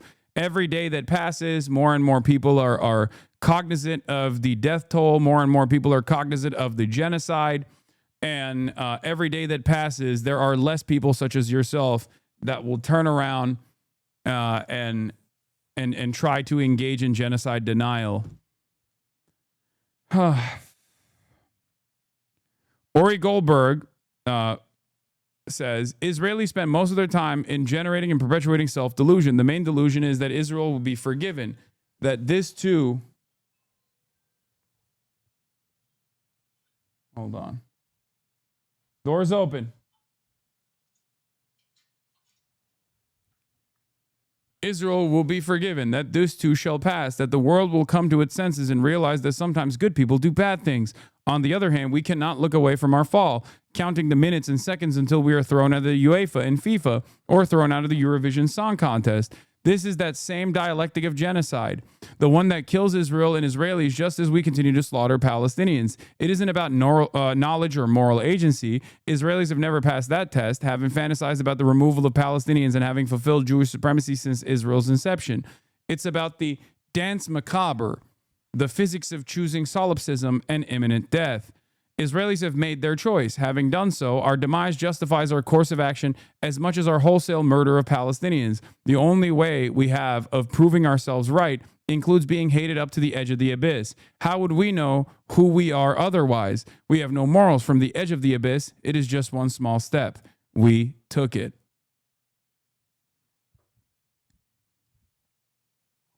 Macabre. Nazi shit, bro, please. I asked some sources. You just come up with shit to enrage your chat. I don't defend it. Wait, what is this? I asked sources. You guys keep moving the goalposts. Lamau, bro showed one article, 1.5 at best. Brother, it is up to you to investigate further at this point. I gave you articles. You can just turn around and start saying the same Hasbara talking points about how Francesca Albanese is actually a fucking anti-Semite or some shit. Okay? This is your opportunity. I already gave you an article. You just refuse to fucking look at it. Okay? I don't know why you're still behaving like a goddamn bot in the chat. I'm not actually banning you because I hope that you can learn, okay? From July 20th, 2024, from the Lancet study, obviously the estimation had at the official count was at 37,000. The Lancet study said that the the collateral damage and the collateral deaths that take place when you destroy the entire fucking healthcare infrastructure, for example, which is part of the reason for why the underestimation already exists.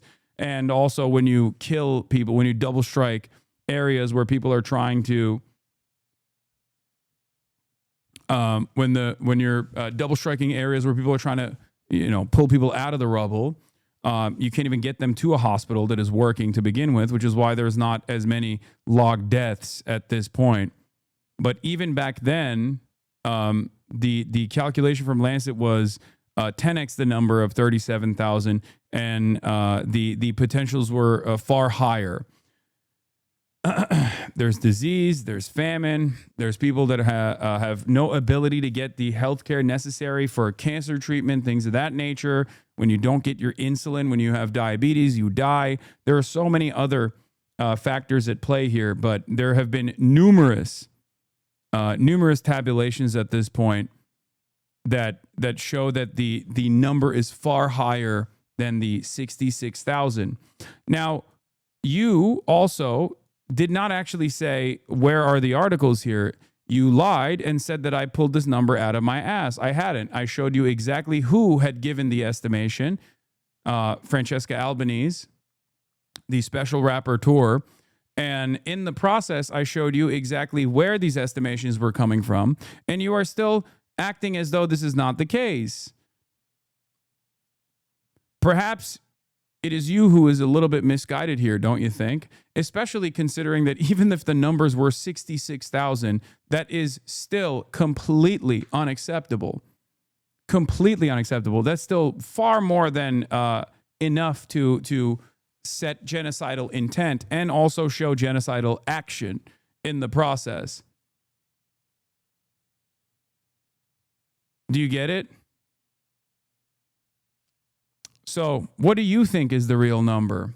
And what number of Palestinian children? I haven't said anything about the atrocities. So, asking credible sources, making me a Nazi, bot, pedo, and whatnot. I don't know where you're coming from this, but yes, it is akin to the Nazi denial of the Holocaust when I give you an actual source and then you move the goalposts and say, that's not a real source. But you're too cowardly and too pussy to say that with your full chest. So you have to act as though you actually had a genuine ambition to understand the truth here. But we all know exactly what you're doing.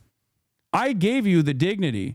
I offered you the dignity of a response in this process instead of immediately yeeting you out of this fucking Twitch chat. And you have once again shown that you are not invested in understanding the truth whatsoever. You're not invested in dialogue whatsoever. You're simply invested in the mere appearance of a dialogue in an effort to undermine the conversation, to tackle it at its root, to stop me from covering this issue and focus on you because you're a selfish, petulant little child who understands that the walls are closing in, that there is not a lot of people in the real world that would entertain this idiotic back and forth with you, and they would look at you as the Nazi genocide denier that you are. So you have to use that here under the guise of anonymity. You have to use this counter narrative over and over again to get a mere recognition of your humanity. It's okay, though.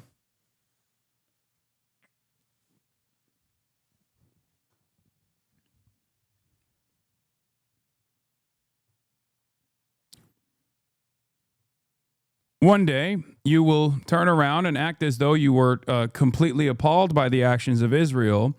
And hopefully, you haven't made too many public statements that immediately could be used against you when you. But the shame will remain. The shame in your heart, the shame that has actually eaten away what remains of your soul will obviously be there. You know?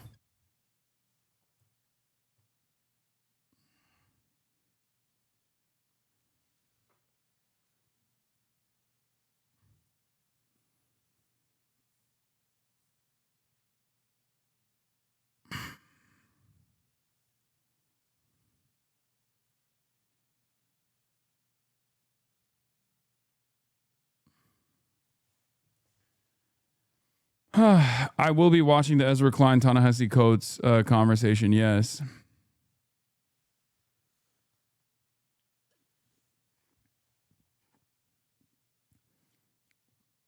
The mere fact that you recognize that your silly ass statement originally was simply in jest, so you can try to get my attention, means that you're already on the retreat. And the reason you should examine why you so quickly went back on the retreat. It's because you also deep down recognize that this is an unsustainable situation. It is impossible to defend. So I urge you to take the next step and stop doing this. Okay?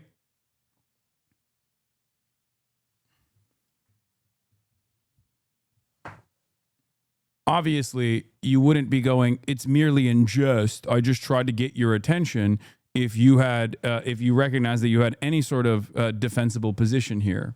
Okay? Oh, I was merely doing this in jest. Okay. Well, thank you.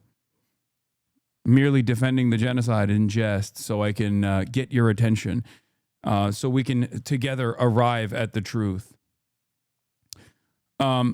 Anyway, here's some additionals. Map of the phase withdrawal. We already covered it. Morning thread is getting long, so I'm starting a new thread for the day. Says Barry, Trump and Netanyahu are about to give a press conference. Earlier, Yemen struck a vessel in the Gulf of Aden. Complex resistance ambushes in Gaza that took place. Trump hasn't really said anything that wasn't already in the 21-point plan that was revealed yesterday. Still speaking in vague terms. It doesn't sound like Hamas has received the formal offer. IDF spokesperson lies and does not report accurately the truth about the number of wounded in Gaza, so you won't know. There are more wounded today, says Hadashat Bezmen. This is, of course, about the security incidents that took place in Gaza yesterday and today. The Israeli occupying force publishes that 5 occupation soldiers were critically injured in battles today, with 11 total casualties so far. The large ambush involved 5 resistance fighters placing explosives on 2 troop carriers. Another battle involved the targeting of a Merkava tank with anti-tank weapons. For those wondering why big Israeli accounts would talk like that about the IDF spokesperson, a lot of commentators are upset with the way the IDF censor has been covering their operations in Gaza and have begun openly criticizing them and the spokesperson. Because as you know, there is an IDF censor on all of the information that is revealed to the Israeli public by Israeli news sources. This is a real thing. Israel doesn't have free speech. They've always censored whatever information that the Israeli population sees, whatever the information that the global population sees. They've actually gone as far as to literally arrest Israeli Jewish journalists as well. And in that same process, Israeli society has gotten more and more frustrated because they can see the casualties because they're so close to the actual impact of the resistance against Israel's genocide, and they get frustrated because the IDF is seemingly on this like death mission and are receiving a militant response that ends up with Israeli soldiers in hospitals. Netanyahu is teeing up the possibility for Hamas to reject the deal, threatening to do this the hard way, still hearing lots of vague terms with no guarantees coming out of Trump's mouth. There's been no language that rules out a Lebanon-style ceasefire. The press conference is concluded. It was awful. They refused to take questions from the press pool, claiming that the paperwork was still being signed, so they couldn't possibly take questions. Mahmoud Mardawi, the Trump plan has not reached us or the Palestinian Party so far, and we have not reviewed it, but its terms are close to the Israeli vision. As expected, Netanyahu presents his many conditions for not actually ending the war, like you guys did to Armenians, like you guys did in the 1900s, like you guys did to Armenians. Are you talking about me, a Turkish person that recognizes the Armenian genocide? Maybe you should take it up with the Israeli government, who does not, and who has actually contributed to an additional ethnic cleansing campaign of Armenians working closely with their regional ally, Azerbaijan. Perhaps that's someone that you should talk to. You should talk to your own politicians about that. Anyway, I will say, though, that it is obvious to me that there are a lot of little ants chirping, little ants coming out of the woodwork today, because I think the Hasbara machine is busted. Okay? The Hasbara machine is totally busted here. I expect a lot more of the, why don't you talk about Sudan? Why don't you talk about any of the other places? And also, you are Turkish. What about Armenian genocide? Things of that nature over and over again, chirping into the fucking wind. You know, that's where we're at. What is this argument that like the Turkish forces did a genocide and therefore Israel gets to have one? Is that what you're saying? Oh, Americans did this to indigenous population. Are you a grammar Nazi?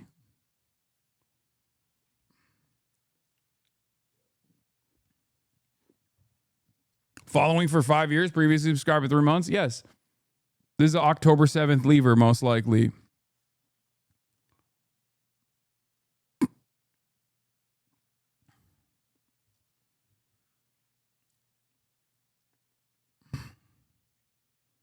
Force and chatter. It's a boomer Force and fan. Yeah.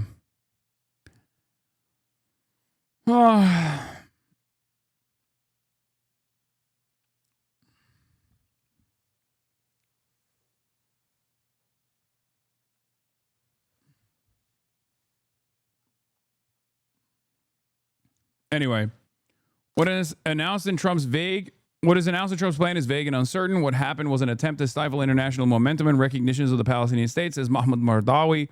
The crew of the MV Minor Wagracht are being evacuated from the ship after sustaining substantial damage from an anti-ship ballistic missile in the Gulf of Aden. This is from the Ansar Allah. And we already covered the board of peace and numerous other points in the ceasefire plan that is abysmal and a non-starter. Here is John Oliver last night on Netanyahu.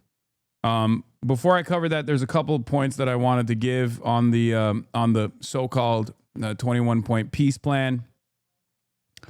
But as it stands currently, the way that this was designed, the way that this was concocted, shows me that this is no different than previous fake ceasefire negotiations that Benjamin Netanyahu either presented or responded to, only to destroy it at the last second, only to give assurances to the Israeli population that the genocide will continue. Okay? So, yeah, Seamus says the American peace plan, Gaza will become a de-radicalized terror-free zone with an apolitical transitional government under international supervision through a board of peace that includes Tony Blair and is chaired by Trump. The PA will only take over after major reforms. The American plan for Gaza is a colonial viceroyalty exceeding the kind that Iraq was placed under the invasion, where Henry Kissinger's chief of staff, Paul Bremer, under the supervision of the Department of Defense, ruled Iraq by decree for a year. And obviously, as you guys know, that was an abject failure. Genocide is wrong regardless. Do you agree with me? Yes, there is. Genocide is regarded as a crime of all crimes for a reason. The genocide is such a heinous crime that even a genocide in retaliation to the initial genocide is inappropriate, is unjust. Okay? That's how it's ridiculous. And once again, the only reason why, stop saying that a murder in retaliation to murder is unjust. Wait, first of all, yes, that also is the case. What the fuck are you talking about? Yeah, while a murder is taking place, if you fight back in self-defense, that's one thing. But if someone commits a murder and then you go back and you do a vengeance quest, that is also unjust, dumbass. What the fuck are you talking about? No one said defending yourself is unjust. Hello?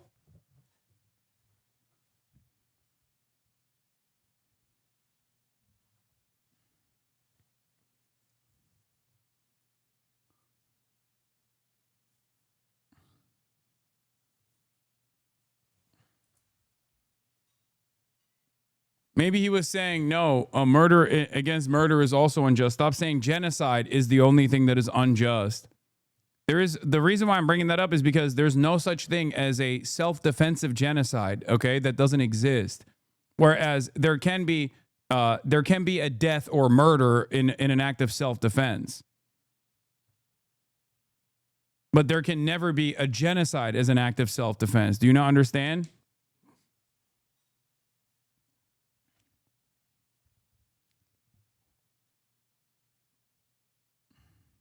Anyway, Let's hear what John Oliver had to say. I suspect that he won't go as hard as he should be at this point.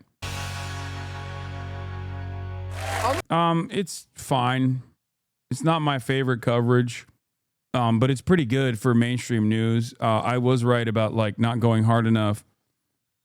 Here's some criticism. John Oliver's latest episode explains Netanyahu's grip on power in Israel. I absolutely love John Oliver and generally thought this episode was pretty solid, but here are some of my comments.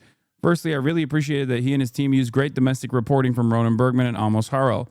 Not a big fan of Ronan Bergman, by the way, but whatever. Covering many of the internal crises which characterized Bibi's tenure and Sarah's insanity, though he didn't mention some of the funniest stuff, including his fail son, Yair. I thought his coverage of Bibi's incitement following Rabin's signing of the Oslo Accords and his dedication to thwarting peace process was sharp and poignant. He very excellently and succinctly distilled why the Abraham Accords were so problematic. Some small details I wish he'd mentioned. Two Israeli organizations, B'Tselem and PHR Israel, have also said that Israel's actions meet the criteria for genocide. Trump's reckless decision to pull out of the JCPOA he mentioned at the time, but it's relevant here. I wish he'd discussed that a key reason the opposition against Bibi has failed to end his reign is in part due to the fact that they are committed to the exclusion of the Arab parties and more broadly, the PCAL protests against them, which face far more repression and violence. Americans in general, I think, are unaware that the systematic disdain for Palestinians affects not only people in the occupied Palestinian territories, but also 20% of Israeli citizens. This is huge. This is very important. This also goes back to the same thing that I said about the distinction between liberal Zionism and anti-Zionism and the importance of recognizing that Zionism is a fascist ideology. Zionism is not about like having peaceful means to develop a Jewish state in an area that was a land without people for a people without land, right? That's a lie. It's built on a lie. Palestinian citizens of Israel are an important and often overlooked part of Israel's political story. I think this might also help contextualize the gap between much of the Israeli public hates Netanyahu and much of Israeli public is indifferent to the Palestinian suffering in Gaza. All that said, I'm really glad that John Oliver did this piece, and I applaud him for continuing to cover this issue with moral clarity. Also, I am not sure what or how much would change in Gaza were Bibi to lose the next election. Of course, I want him out too, but his successor will likely be someone like Naftali Bennett, who shares Bibi's jingoistic vision. The country still leans heavily rightwards. The domination of the Palestinian population, both in the West Bank and in Gaza, and the Palestinian citizens of Israel, what the Israeli society broadly calls Arabs, the internal domination of them and the external, if you want to consider it to be like an external conquest, I think it's still a reflection of Israeli sovereignty, a violent design that they've created for all people who are non-Jews in the region. As long as that is left unaddressed, this will be the connective tissue that holds all of the different coalitions within Israeli politics together. They have differences in domestic affairs, but as long as they still demonstrate loyalty to the IDF and do not see it as a genocidal force or a violent force, and that will never happen because from seculars all the way to the Orthodox, they consider the IDF to be this separate moral fixture of Israeli society, for the record. Okay, but as long as there is no recognition of the apartheid design or the genocide that is going on, as long as Israeli society broadly still considers all kinds of violence that the Palestinians are subjected to be appropriate, or at least one that they can just ignore, nothing will change for the Palestinians, and Israeli society will continue to go further and further right-wing. And in that further creep towards the right, the liberal Zionists will also consistently lose their civil liberties as well. Something that John Oliver literally mentioned when he talked about the Supreme Court protests. Okay?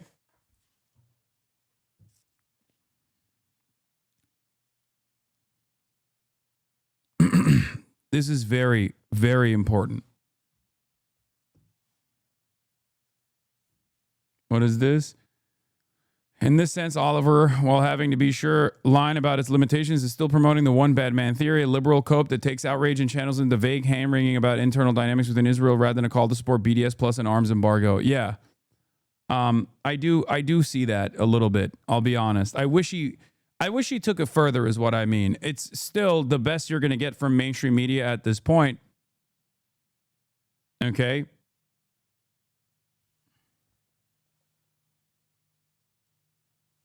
What? Hey, asshole, they are fucking burying everything with more bombs, more artillery, more debris. What if the truth never comes out about the real numbers and the West still thinks it's a little 60K genocide? Why do you not admit that that's a real dark possibility? Why are you calling me an asshole? The fuck?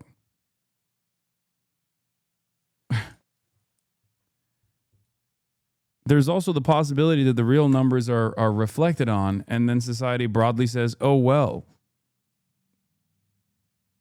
You know? There's also that, too. Oh, no, it might be a rewind victim. Hold on. Hold on. This person might be rewinded in the chat and thinks that they're responding to a chatter that was being a dickhead. And not me. Probably responding to the chatter. Another rewind victim. Sorry, I meant to tag another chatter. Sorry, Haas.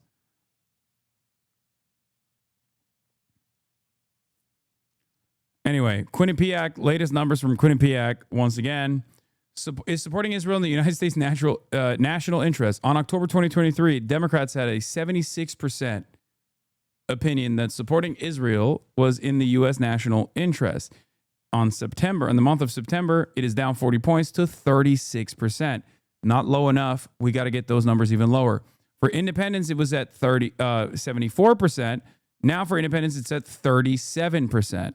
Again, not low enough. We got to get those numbers even lower. For Republicans, of course, on October, it was at 84%, and now in September, it's at 75%. The real reason why I think this continues is because obviously they love Donald Trump. Donald Trump dick rides Israel into oblivion. That's a big part of the fact. That's a big consideration. But the other real reason is because of Islamophobia. Okay?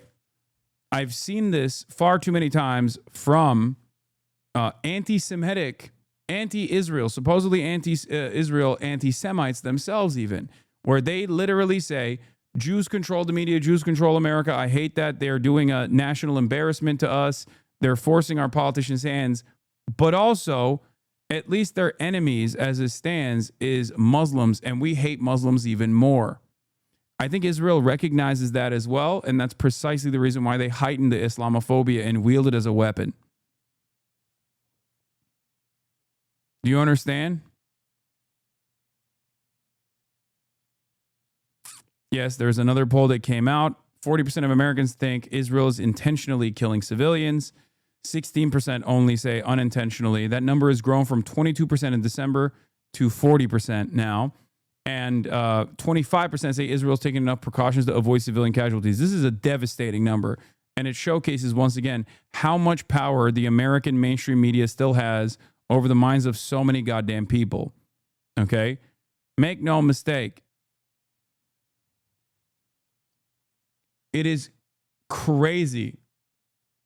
I mean, it's fantastic that clearly Americans are broadly opening up their eyes to the actions of Israel. Okay, that's good. Among age 18 and 29, provide more economic/military support to Israel is at 68% opposed. Don't worry, Larry Ellison is on the case. A couple more algorithm tweaks to TikTok, and it'll be 2007 again. Yeah. I don't think that these guys are aware of how much things have changed, especially for the youth. Because remember, if you're 18 and 29, your fucking first foray into understanding this dynamic, if you're 18 and 29, your first reaction to learning about Israel and its behavior has not been the multiple decades of unlimited propaganda coming from mainstream outlets that say Israel is the most moral generation. Okay? You're also far removed from the immediate Islamophobia of 9/11. So you weren't like old enough to download that into your fucking collective consciousness that like Muslims present this genuine fear. They present this genuine fear for Western society. There is still a good chunk of that, make no mistake. But I think for a lot of people, their first experience learning about Israel has been, oh my God, these guys are the most arrogant, entitled, genocidal monsters I have ever fucking seen in my life. So very difficult for those people to see Israel as anything but what it truly is.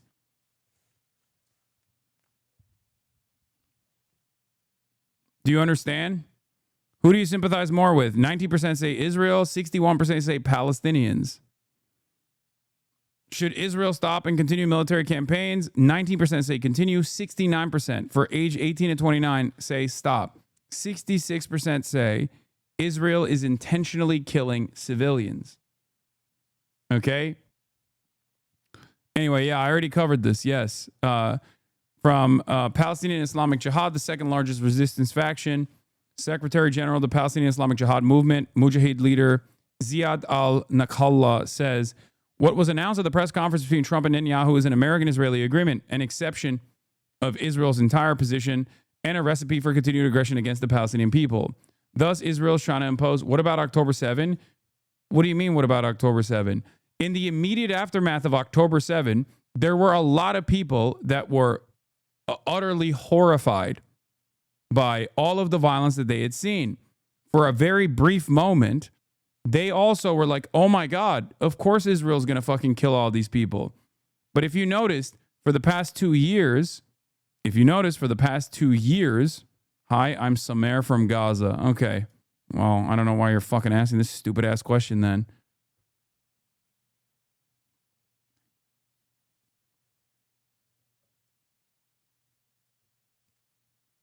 For the past 2 years, Israel's done a million October 7s and worse. So obviously people went from October 7 was terrifying to, oh my God, what Israel has done is incalculable and far worse than anything that the October 7 ever could have done.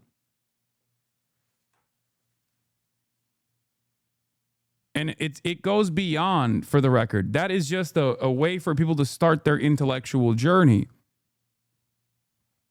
Do you understand? Like, for many people, it was, oh my God, Israel has to respond militarily. What the fuck? This is unbearable. These are barbaric monsters. To, oh my God, what Israel is doing is unimaginably worse. To, oh my God, this shit was going on. Israel was doing things exactly like this pre-October 7. Because this opens up a lot of people's eyes to the reality, right? And if their first reaction was pro-Israel on October 7, 2023, their reaction slowly changes because of Israel's unlimited violence and its genocide.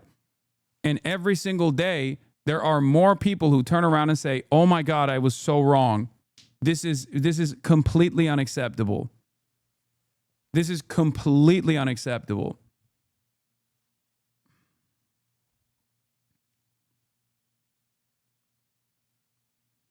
In 2023, a supermajority of Americans, 69%, believed it was in our national interest to support Israel. Today, that number is 47 and falling fast. Yet Israel seems only intent on accelerating what half the country now agrees is an ongoing genocide.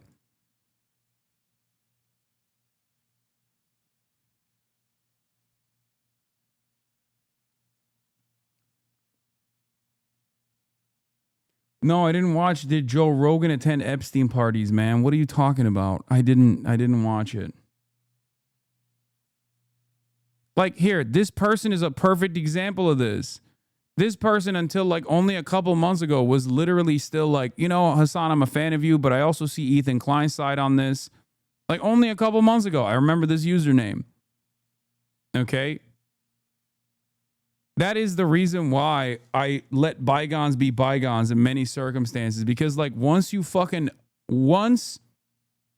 you open your eyes to how one-sided this genocide is and how asymmetrical the disproportionate violence that Palestinians have been subjected to actually looks like throughout the inception of the Israeli nation state and throughout 80 plus years of complete domination, okay, slowly but surely, people arrive at the position that I was at on October 6th and the same position that I was at on October 7 and October 8, 2023. The reason why people were so aggressive and trying to stamp out any sort of discontent that had this, that said, hold on now, there's a reason why October 7 happened. This is like, much more complex than you think it is. This is about apartheid. This is about Israel's death and destruction campaign that predated October 7. The reason why so many people were immediately fearful of that kind of statement and looked for ways in which they could justify why I was saying such a thing was because they just didn't know the history. Okay? They just did not know the history. Do you understand? They didn't know the history. That's it. Because if you did know the history, you would have that position at that moment too. And I spent a lot of time early on trying to explain said history to anyone who would listen. And slowly but surely, more and more people actually came to that recognition.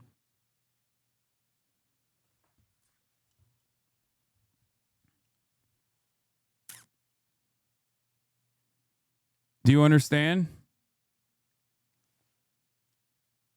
That's why, as long as I hear from someone, like, I would say Bernie Sanders is like, hold on his liberal Zionist position is unique, partially because he's old and partially because of his own personal connection to Israel.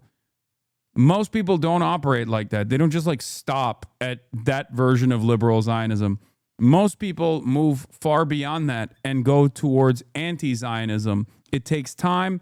It takes a lot of learning. It takes a lot of reading. It takes a lot of critical thinking.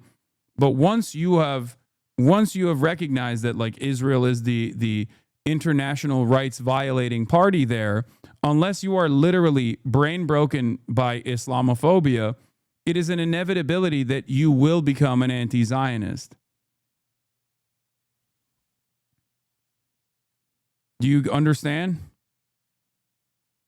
And even Bernie, in the aftermath of the UN recognition, while still fucking laying the blame on Hamas, openly recognized that it was a genocide. He was forced to.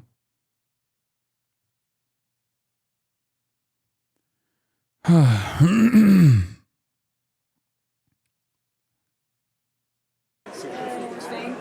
you. Anyway, we got Arab Khan. Cenk Uygur at Arab Khan. Is a bit of a celebrity at Arab Khan in Dearborn, Michigan. He is a host on the progressive and very popular online news network, The Young Turks, here to spread a message about America's elected leaders. They're corrupt. They're bad people. They take money from foreign governments and serve foreign governments. He's talking about politicians who take donations from pro-Israeli lobbies in a panel shooting down the idea that this specific criticism is anti-Semitic. Are you against, but I don't want to speak for you, the politicians taking money from the Israeli lobby? Yes, okay. But are you also in favor of politicians not taking money from Big Pharma? Let the record know that was louder, actually. Okay. Speaking to Congressman Ro Khanna, who summed up why he thinks so many Democratic leaders support Israel when the majority of their voters do not. One is the money. Bingo. People here point to a recent poll that showed 60% of all Americans do not support sending military aid to Israel. That was 75% of all Democrats, 66% of independents. Yet when Congressman Ro Khanna asked his colleagues to join him in a letter calling for a Palestinian state, only 47 signed their name. That should be every Democrat, but at least we've made some progress. We are making progress on saying no military sales to Netanyahu that are being used to kill civilians. That's Delia Ramirez's Stop the Bombs Act. That's up to 50, 60 members of Congress. But you're right that there are politicians. Dude, Ro Khanna, I recall having a conversation with Ro Khanna, who at the time was like one of the most critical congresspersons on the Israel issue at the DNC, if you remember. And I straight up was like, bro, it's a genocide. And he's like, well, I wouldn't use that. I wouldn't use those terms. It's just like, it's interesting.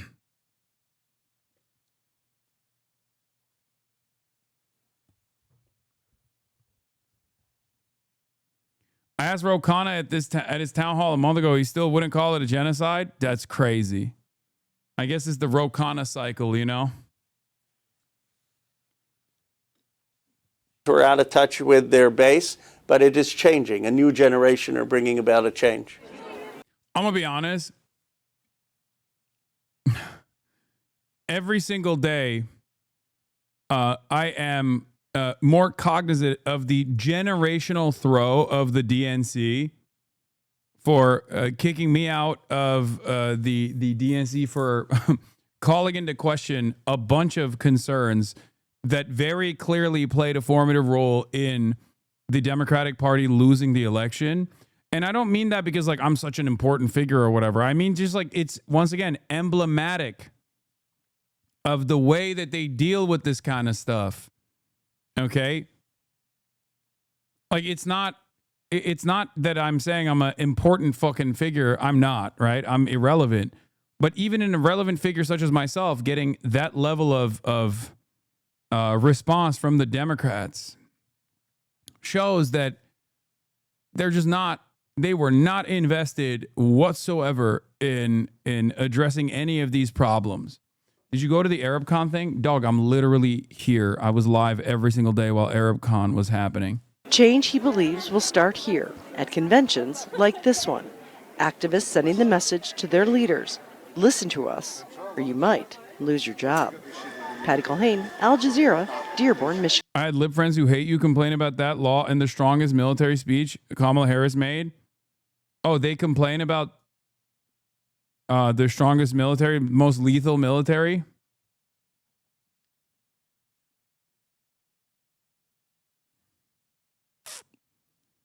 "73% of Democratic voters and 62% of independents say they oppose economic and military support to Israel."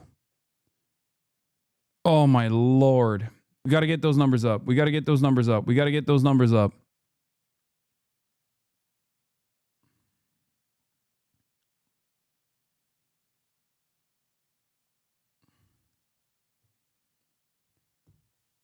Anyway, we're obviously going to be talking about more about like the public approval rating. Israel's in the dirt, especially where the approval rating for Israel was versus where it's now. These are some of the many reasons as to why they're so actively trying to out of the looming government do fucking PR for Israel with this bullshit ass like Gaza peace plan or whatever. There's one additional thing that I want to a couple additional things I want to talk about on the issue of Israel before we get to the government shutdown and obviously the shootings that took place, the domestic terror incidents that took place over the weekend. Where are we? And then we got the funny ICE thing, and also the Ta-Nehisi Ezra Klein conversation as well. Yes, I'm going to be covering Portland and everything else. Don't fucking worry. It's happening. Okay? Maybe a dumb question, but did America do 9/11 to itself to justify neocolonialism? It's not a dumb question.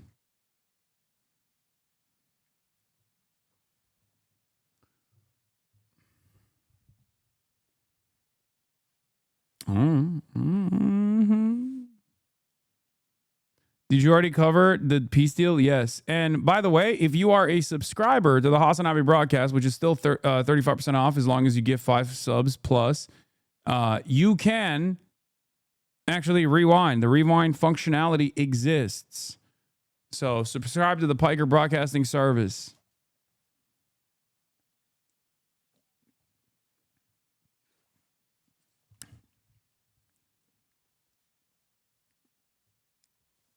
If you subscribe, then you can utilize the rewind function. If you give subs, other people can also become subscribers and utilize the rewind function. Hopefully, there will be less people asking, wait, did you cover this or did you cover that? It doesn't work on mobile, yes. But if you're subscribed, you can use it on the desktop.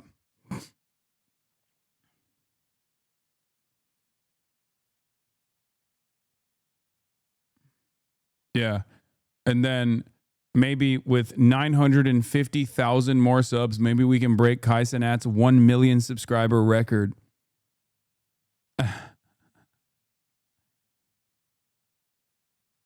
Tamaya! Thank you for the 20 big ones. Caked up bot.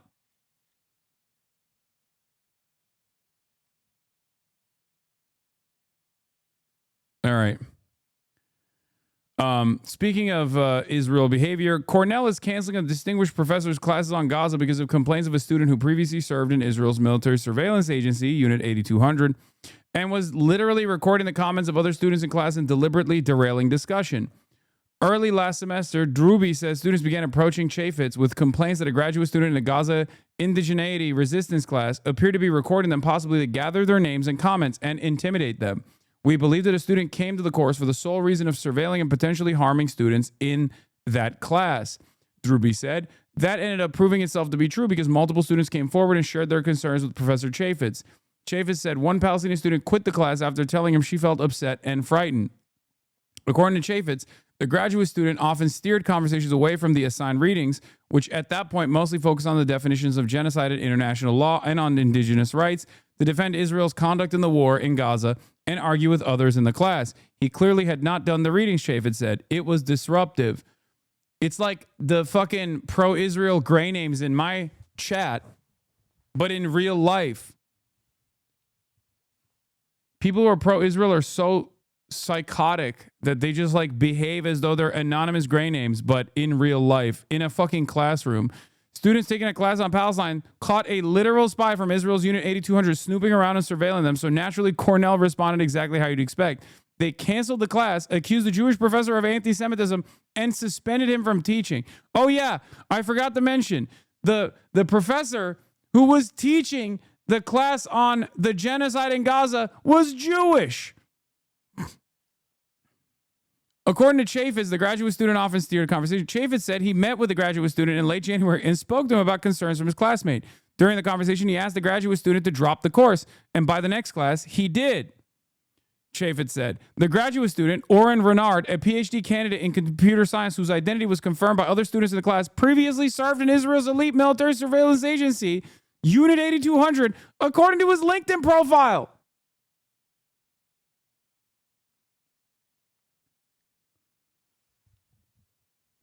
This is a perfect distillation of the way that these institutes of higher learning behave.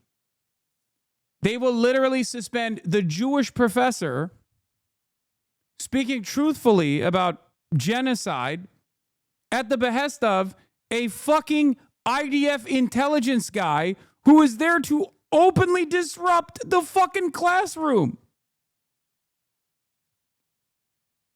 At Cornell, the dean broke policy and ignored the disciplinary committee's findings that there wasn't enough evidence of discrimination and forwarded the complaint to the provost anyway. The provost then opened an investigation. Pretty notable that senior Cornell officials refused to comment for the story, and the student, aka former member of Israeli military intelligence, refused to allow the tapes he had made to be heard by reporters. Maybe because they aren't so damning after all. Cornell's president, who has precisely zero scholarly expertise in the area, has previously remarked that the course takes a radical, factually inaccurate, and biased view of the formation of the state of Israel and the ongoing conflict.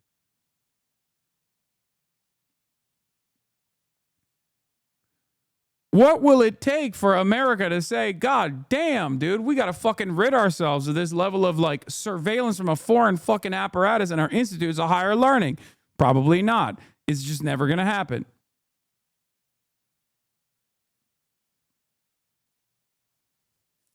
Not only is this like fake anti-Semitism smear bullshit, and it ends up literally getting a fucking Jewish professor suspended, it also leans into all of the anti-Semitic conspiracies.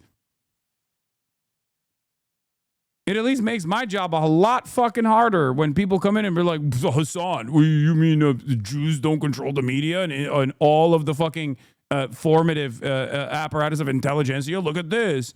And it's like I have to explain to them that, well, the professor is fucking Jewish. Clearly, this is not a monolithic concept.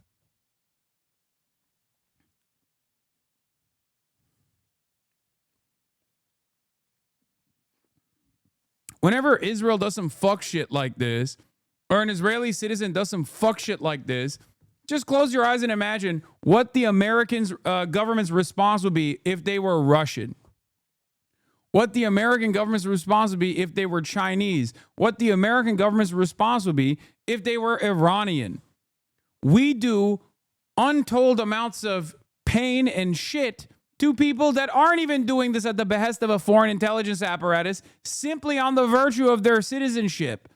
We already suspect people of doing this when they're not even doing this. But meanwhile, Israel literally does this. They do it all the fucking time, and not a single American in a position of power goes, this is fucked up. I mean, it's the same, like, yeah, this is exactly what I was going to point to. Like, these guys are, Benjamin Netanyahu literally stood in front of American Christian and American Jewish Republican influencers and straight up said, we are doing a propaganda push for Israel. It is awesome that we are actually making sure that TikTok is sold to a pro-Israel person. It was a real problem for us. It's the most important weapon. It's the most important weapon that we have at our disposal. Can you imagine Xi Jinping doing that with a bunch of like Chinese American nationals and then people like myself? You know what I mean? Just being like, it's so sick. We got TikTok. We're never selling it. We are going to literally win this war of people's conscience. Can you imagine on U.S. soil? We'd be fucking nuking the Three Gorges Dam the next day. What the fuck?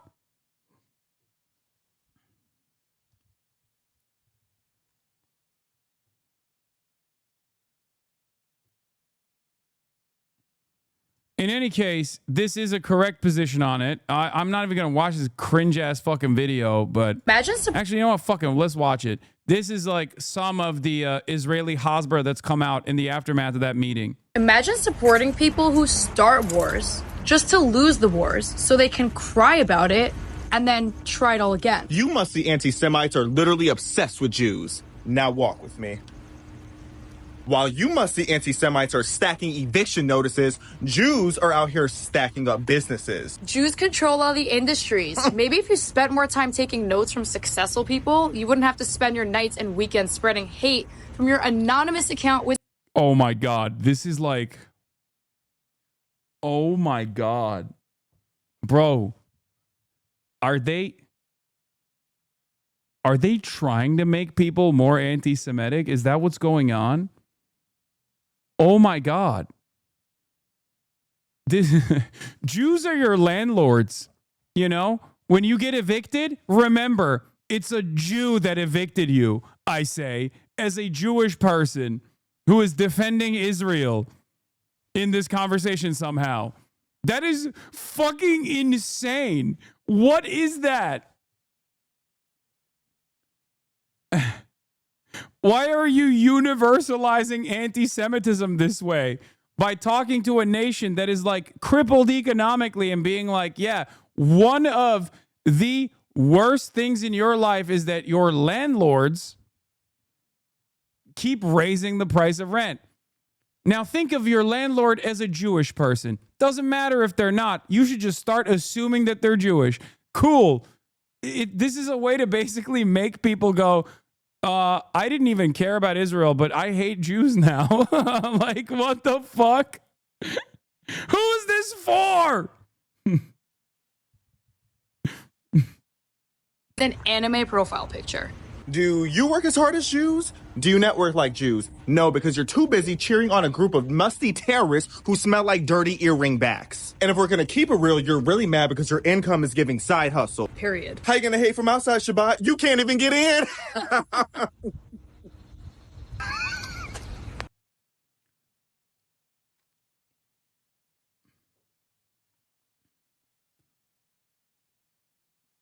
Wow. I want to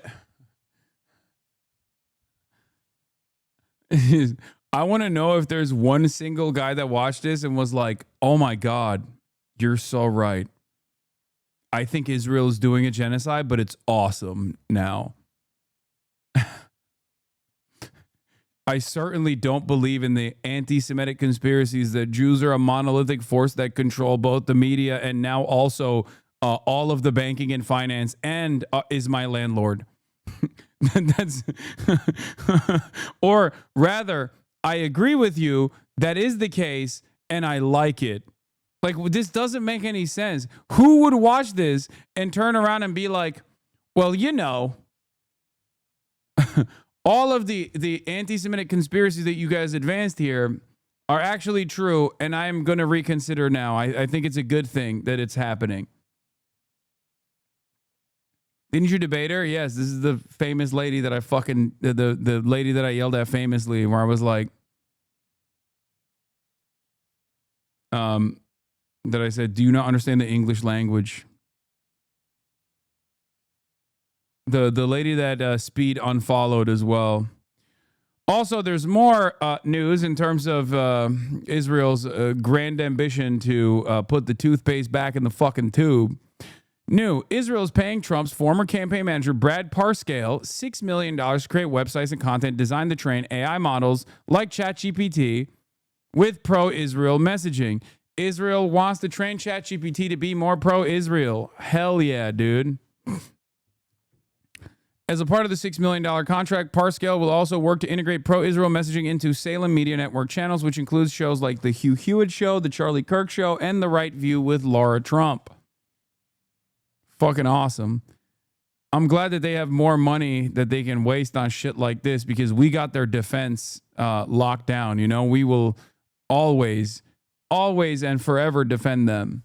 We are attached to the fucking hip.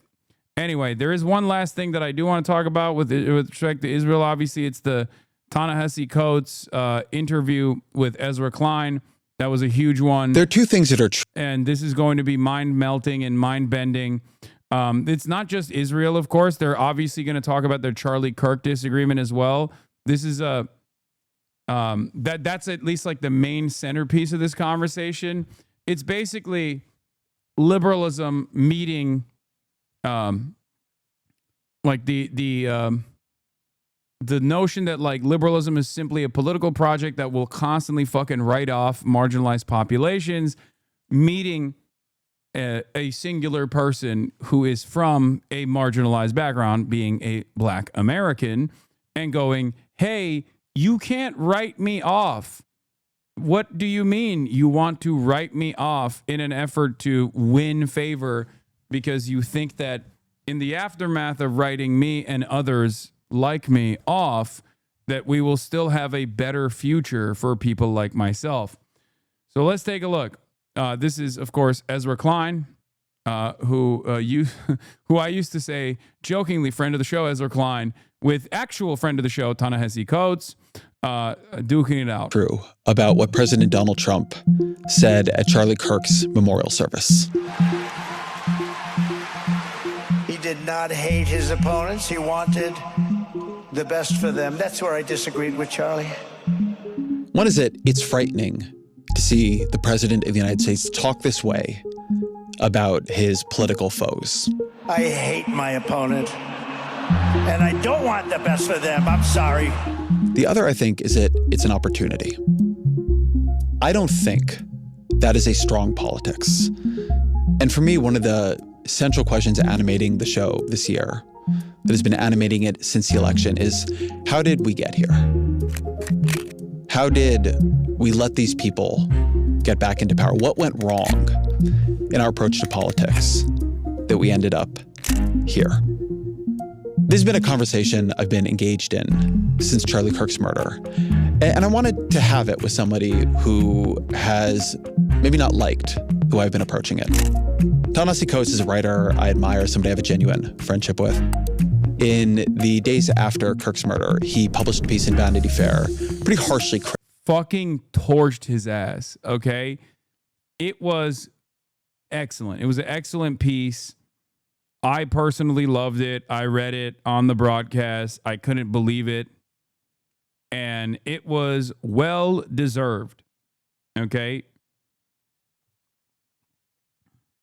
I'll keep it $150. It was well deserved because Ta-Nehisi is also like, in some ways, I would say like the former Ezra Klein, and he's the Ezra Klein of the Obama admin. Like the figure that Ezra Klein is. Actually, I feel like I'm disrespecting him by saying that. But like Ta-Nehisi Coates now is a different person than the former Ta-Nehisi Coates. Now, of course, when it comes to identifying white supremacy and black liberation and black liberatory struggle, like he was excellent. He's an excellent writer, but he has been in the past, I think, in the past, he had some ideological weaknesses that he himself recognizes, especially about Israel, which was a major awakening for him. And I think he still has some, liberal tendencies. But at the very least, is like his understanding of like the colonial violence that Israel was subjecting the Palestinians to, when he saw it with his own two eyes, truly made him understandably reconsider how he had spoken about Israel prior to that moment, with no benefit to his social pedigree, no benefit to his social standing, but only repercussions, as a matter of fact. So I thought that it was great for him to right that wrong. In any case, let's take a look at this conversation. Of what I had written, he compared what I was doing there to the whitewashing of the Southern cause after the Civil War. I think it would be the height of hypocrisy for me to say we need to reach across divides and disagreement and then not talk across my own. So I wanted to talk to Ta-Nehisi about the piece, about the aftermath of Kirk's murder, but also about a disagreement, or question at least, that I think is about more than Kirk. I think there's something very unsettled in the sort of broad coalition of the left around the work of politics, around who we talk to and when and how. When is that work moral? When is it necessary? When is it a betrayal? As always, my email, EzraKleinShow@nytimes.com.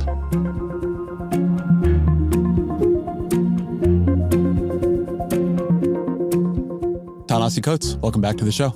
Thanks. I don't know what number time this is.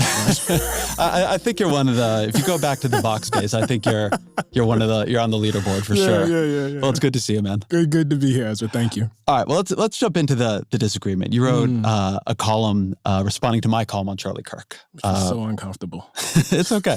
What was your disagreement with what I wrote after Kirk was assassinated? Yeah. First of all, I just want to thank you for having me. I know that I've had to read things about myself that, criticize my work. It's never easy. And people often have a very, very different response than the one you had, which is to invite me here and to talk it out. So I appreciate that. I want to say that up front.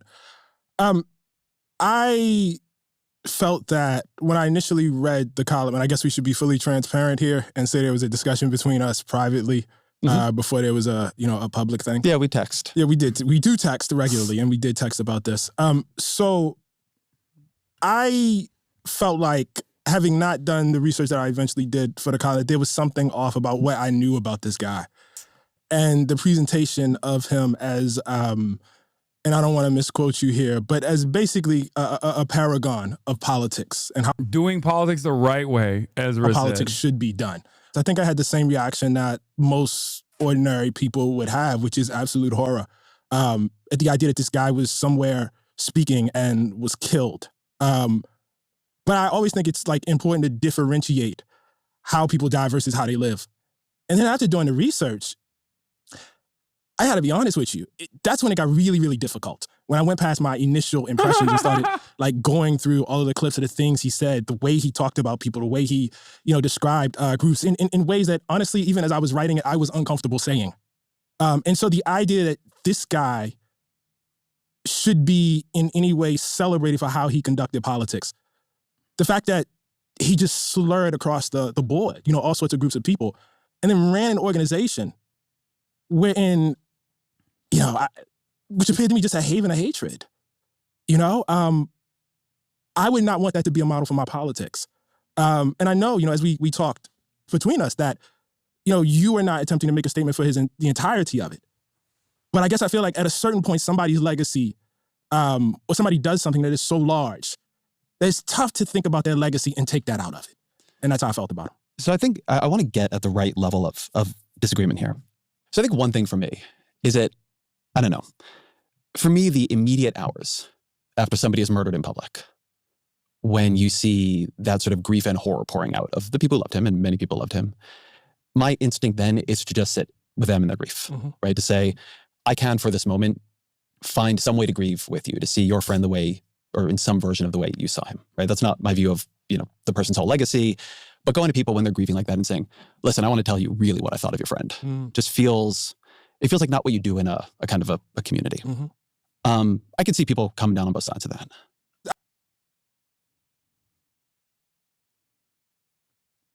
I mean, my mind immediately rushes to like Ghassan Kanafani, right?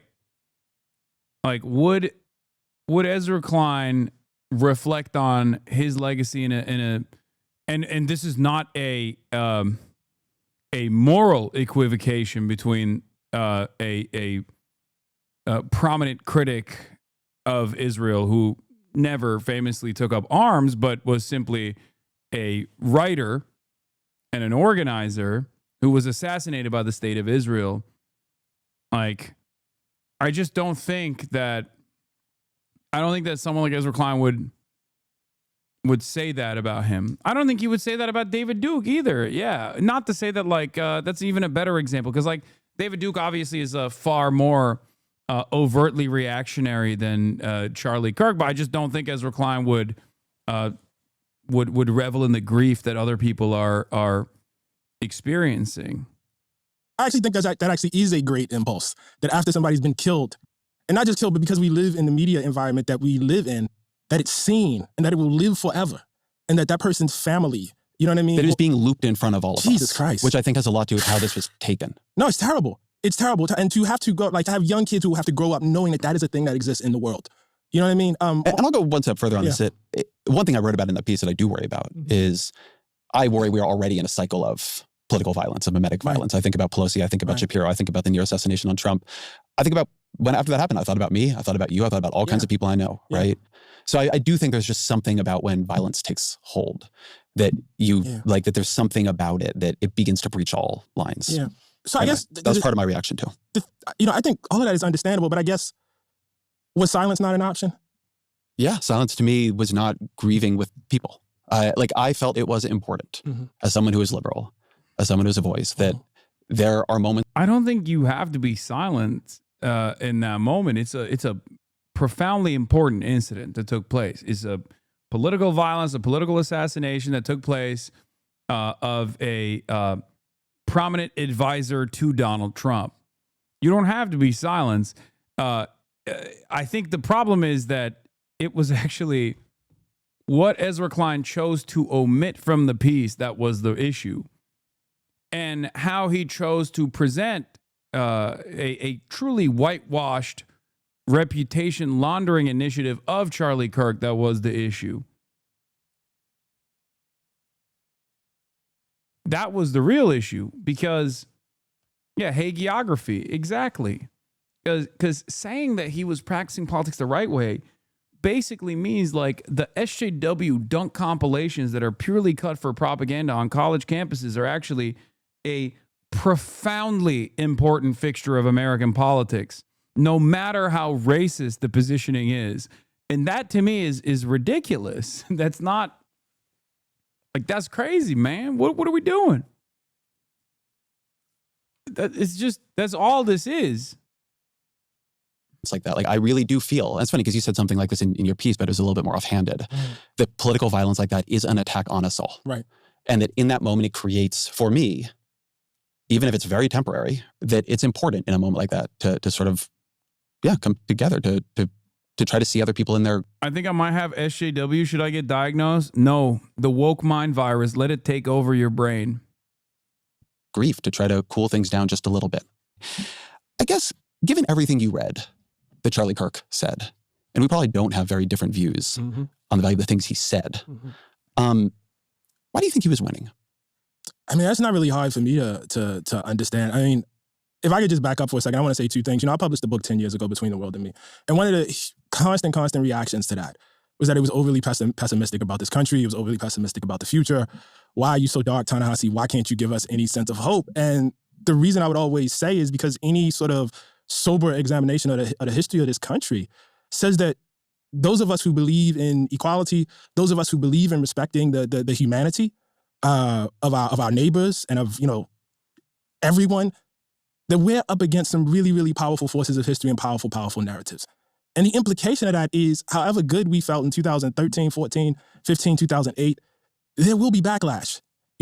People, those of us who were crying in 2008 watching Obama, give that speech, those of us who were so moved by watching him and Michelle and step outside the car and felt so much fear for him, and then when nothing happened, felt so great about that. Those of us who believed that seeing a Black family in the White House mirroring what, some of us felt the best of us was the best that we had to offer, there are other people watching that too. You know what I mean? And I don't take any joy in saying this, but we sometimes soothe ourselves by pointing out that love, acceptance, warmth, that these are powerful forces. I believe they are. I also believe hate is a powerful force. I believe it's a powerful unifying force. And I think Charlie Kirk was a hate monger. I really need to say this over and over again. I have a politic that rejects violence, that rejects political violence. I take no joy in the killing of anyone, no matter what they said. But if you ask me what the truth of his life was, and the truth of his public life, I would have to tell you it's hate. I'd have to tell you it is the usage of hate and the harnessing of hate towards political ends. Then let me flip that question actually a bit. Why are we losing? We're losing because there are always moments when we lose. See, that feels very fatalistic to me. It doesn't feel fatalistic to me. It feels like the truth. I mean, and let me express what I mean. I'm Ta-Nehisi Coates. I'm the writer. I'm the individual, right? But I am part of something larger, and I've always felt myself as part of something larger. I think the notion that in order for Democrats to win, they have to expand the tent is true on its face.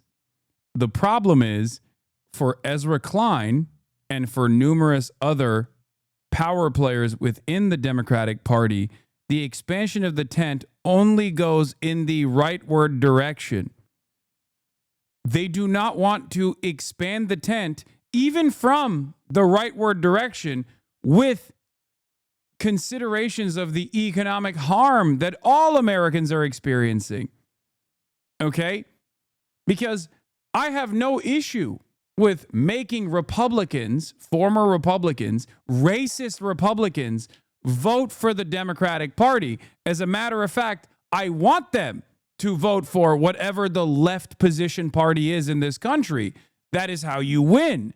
The problem is you don't get them to vote for the left flank of the party by becoming more racist. You get them to vote for the left flank party by offering them things that they want. And for a lot of Americans, for a lot of Democrats, especially for a lot of liberals, they think, no, we can't do that. We just must not do that. We must not ever consider that. That is crazy to me. Of course we want fucking racists and transphobes to no longer be racist or transphobic.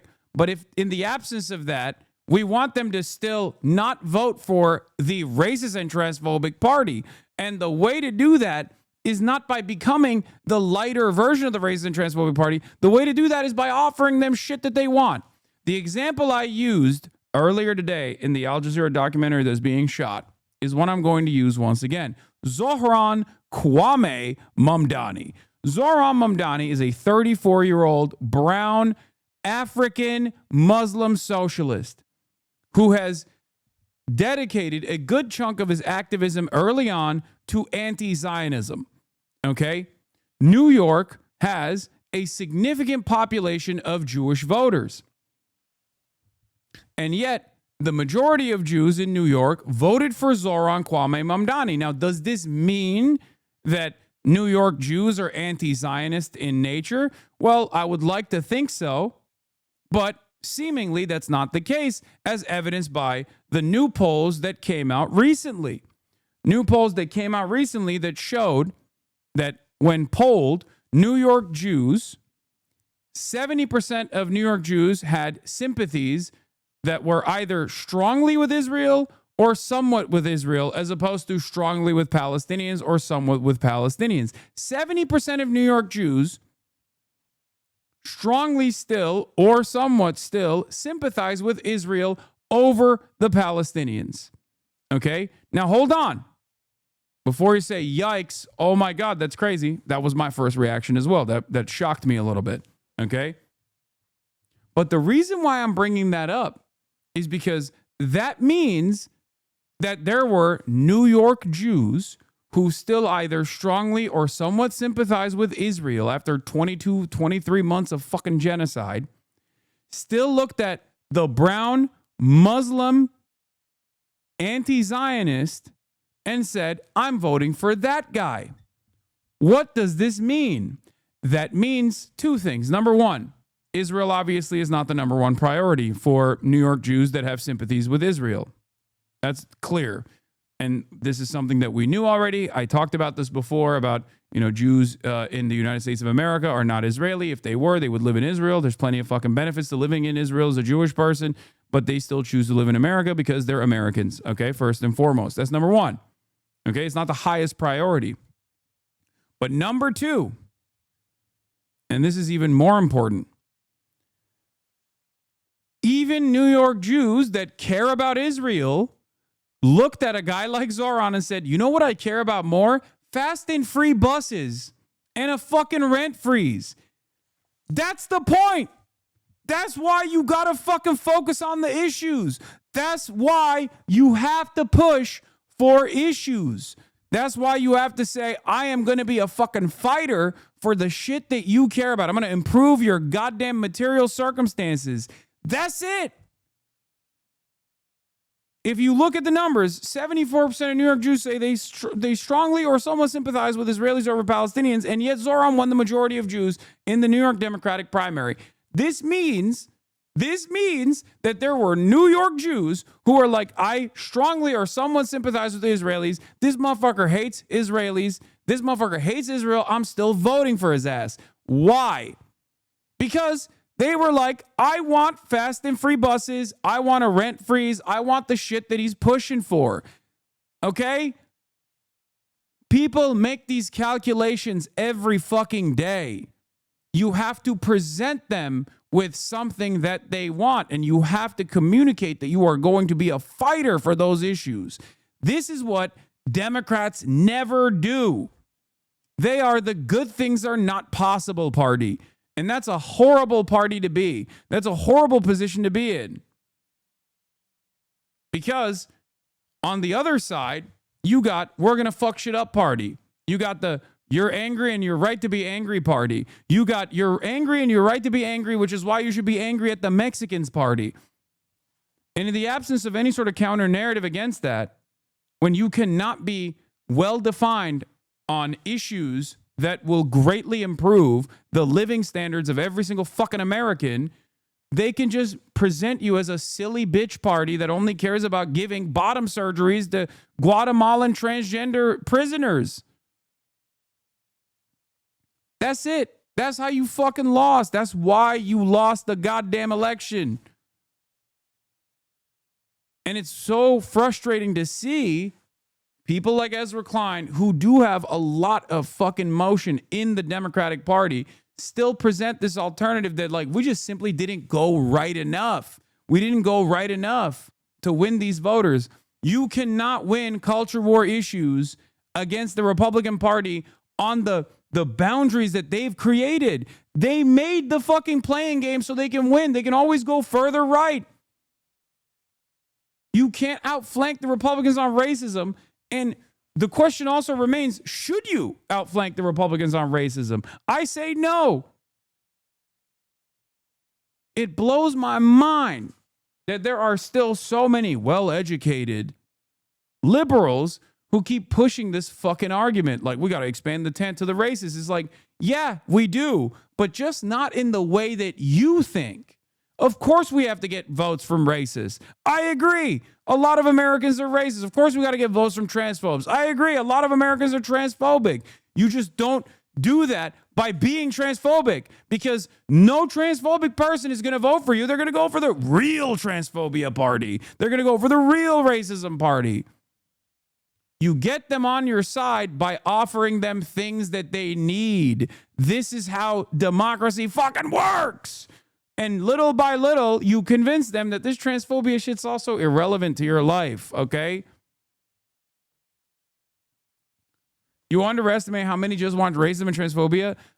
I'm not doing that at all. Of course, there are a bunch of fucking delusional, hateful losers out there who are like, no, I want fucking transphobia more than anything else. Who gives a shit?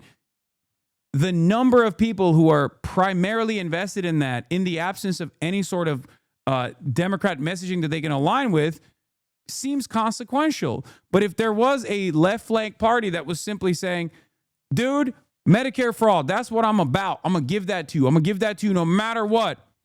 A lot less people would find themselves being singularly focused on transphobia, because they would recognize that that shit doesn't actually move the needle. That shit doesn't actually improve their lives at all. Ironically enough, this is a limitation with Ta-Nehisi's assessment as well, because he too is also a liberal, but I don't know where he is on this issue nowadays. Okay?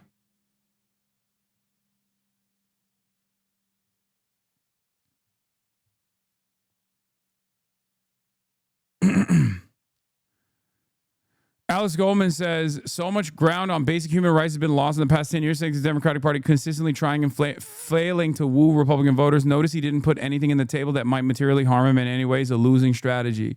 Also, as far as like tacking to the right from his position, there is a gimme right there. It's called saying fuck Israel. And I've never heard Ezra Klein say Democrats need to be on the fucking mountaintops screaming about how Israel sucks dick, okay? Because that's the broadest coalition that you can win over, for the record. And I hope Ta-Nehisi actually brings that up to him, because honestly, that's a fast pass right there. That's easy street, baby. You come out and you're like, we're the fuck Israel party. We are going to decouple American foreign policy from Israel. Enough is enough. Whoo, god damn. Think about how much you would win in that process. Why does Ezra never talk about that? I don't know. He alludes to it every now and then, but it's a very limited approach. Now, what's interesting, once again, is that abortion doesn't impact him.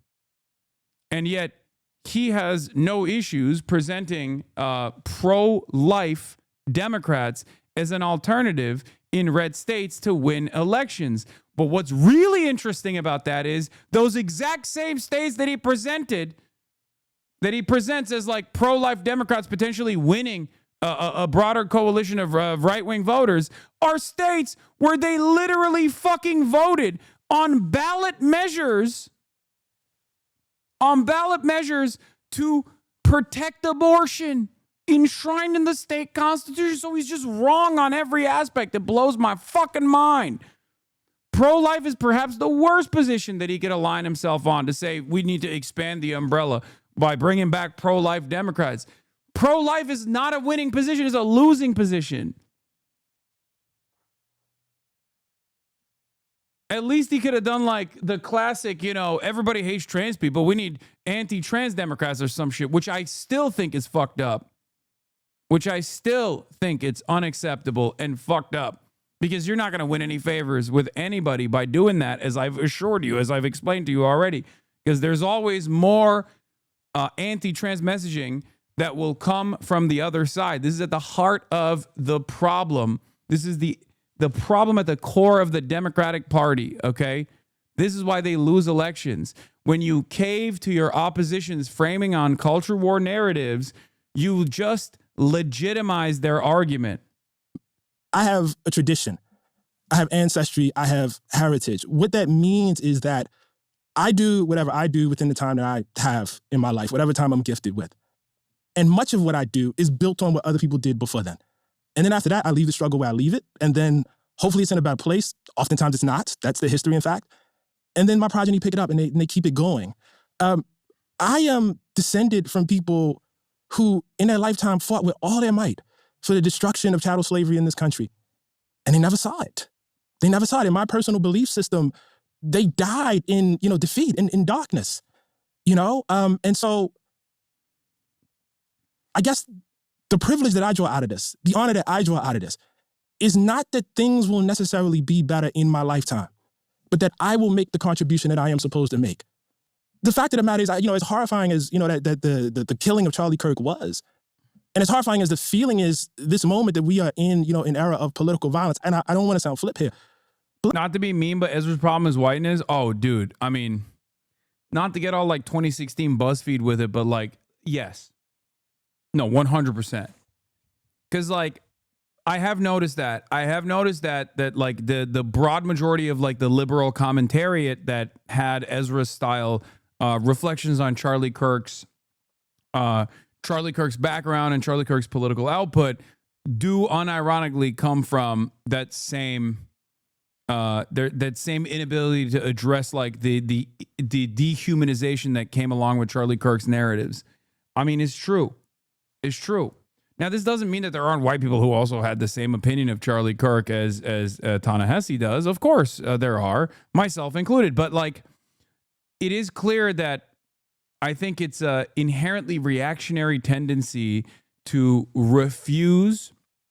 It's an inherently reactionary tendency to like refuse to think about the impact that this has on groups of marginalized communities that you are so easily discarding. Okay? That's what this is. Political violence is the norm for Black experience in this country. It just is. I don't even mean like the Malcolm X, Martin Luther King variety of it, right? Which is the norm too. You would be hard-pressed to have a conversation with a Black person in this country that is a descendant of slavery and not have them be able to reach maybe right here or to tell you themselves, look, my uncle, my grandfather, my great-grandfather, they lived in a small town in Mississippi, in Tennessee, in Alabama. They got into some sort of dispute with a white man, and either they were lynched or we had to run. Political violence runs through us. It is our heritage. Is that good? No. Do we valorize it? Absolutely not. Do we minimize it? Absolutely not. But a life free of it is not a thing that's really in reach in my time. Sometimes I think that having a historical scope that wide can make the present too deterministic. So to me, I look at the last, 8, 12 years. Mm-hmm. And what I see having happened is we, the coalition I am in, the things I believe in, lost ground. And people determinedly worked to make that so. Charlie Kirk worked to make that so successfully, right? I think that when he began going to college campuses and putting out a sign at a table, what he was eventually going to build was not obvious, right? I think he worked. I think he was a successful political actor. And I think that from when in 2016, we lost to Donald Trump the first time, very narrowly, won the popular vote, right? And then in 2020, we almost lost to him and began seeing we were losing a bunch of voters we thought we were fighting for, right? Losing more working class voters, losing non-white voters, right? Something was changing, but we won, so okay. And then in 2024, we really got our asses handed to us. And we let a much more dangerous form of politics fully erupt. And I think that reflects strategic decisions they made. I think it reflects decisions we made. So I think for me, it's not enough to say we lost. There are backlashes. Sometimes you lose. I think it requires like a very fundamental rethinking, like a disciplined, strategic rethinking of what have we been doing? Why are people preferring this to us? And I do think that is like, it opens up into something more that I think that. Yes, I agree. I agree. Nothing he said is wrong. What's wrong is his solution. Yeah, of course, in the aftermath of a fucking major political defeat against a party that has historically, in the last 3 decades, never won a fucking a popular election victory, with one exception. Of course, it's important to reflect on it. You're not really saying much when you say that, though. You're saying that there must be an autopsy conducted. Yeah, no shit. The issue that I have with Ezra Klein is not that he wants to conduct an autopsy on how the Democrats lost. The issue that I have with Ezra Klein is that his autopsy is wrong. There is a practice of politics here that, in a narrow sense, I was talking about Kirk, but in a broad sense reflects to something that I thought was going to be an argument stretching across the show for like a year, right? I think more of it came out in this than I'd intended, probably. But I think in many ways we've stopped doing politics. We've written a lot of people off. And in writing them off, we are losing, and we are unable to protect ourselves, unable to protect them, just unable to make good change in the world. Can you say more about that, writing them off, please? Yeah. Why don't we start it here if we want to talk about writing them off? I've been obsessing recently for a piece I've been writing about the Hillary Clinton deplorables comment, and I want to play it. You know, to just be grossly journalistic, you could put half of Trump supporters into what I call the basket of deplorables. Right? She was right.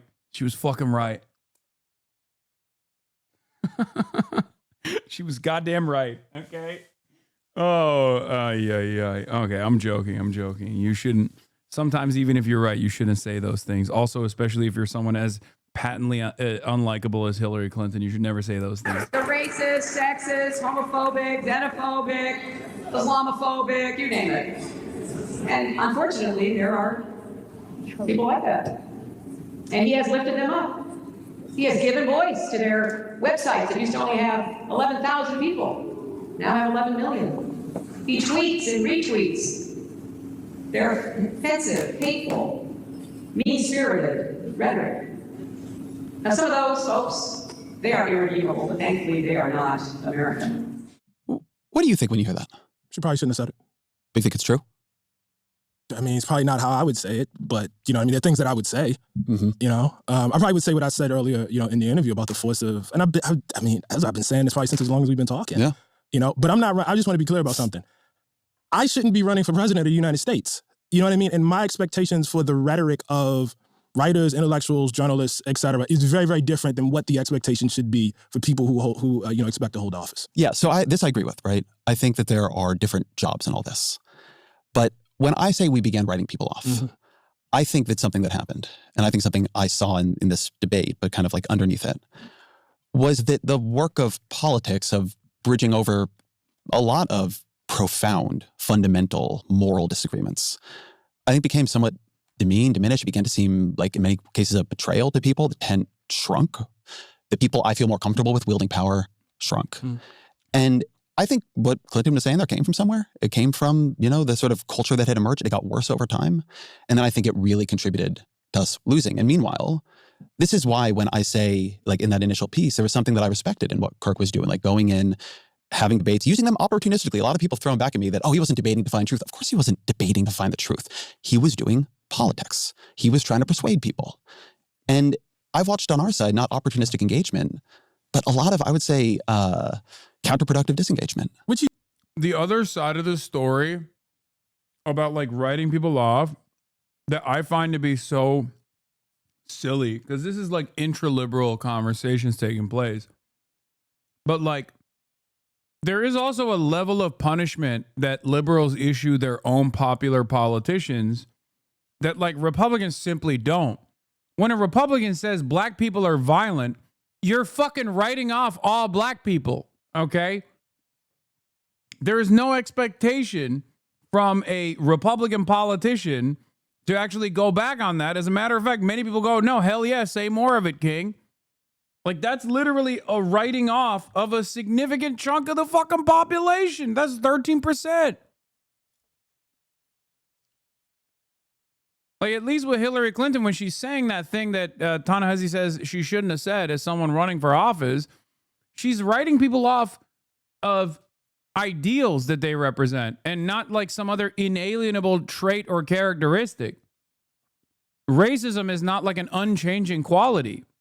But would you like to see one of us put up a sign outside of, say, some white evangelical church in Alabama, debate me on abortion, and then use that content to say such and such smashes, you know what I mean, church parishioner here, such and such owns church parishioner? I would like to see. Would you I would like to see people on on our side. Yeah, go to evangelical churches, go to places that feel unfriendly, have conversations, and look. I put things up on YouTube. They're fairly successful, not the best of the business, and I don't use capital letters destroys in them.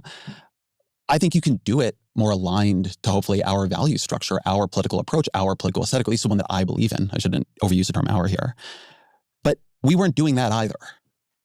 Bro, he wants destiny. That's what he wants. That's what he wants. No, we weren't. I know. For instance, I have. Like, I know for instance, I don't know if it's on YouTube anymore, but I received an invitation, for instance, I think about when I went up to West Point and I had to go there and talk about Between the World and Me.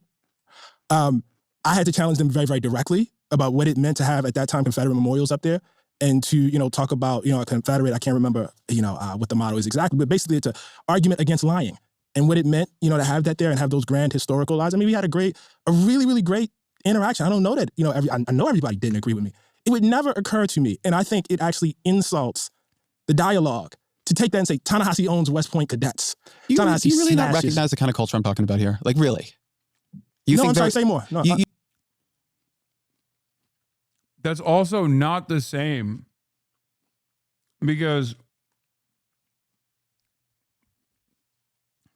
like the comparison that Ezra Klein presents once again is a conflation of ideals, ideology, and characteristics that are unchanging.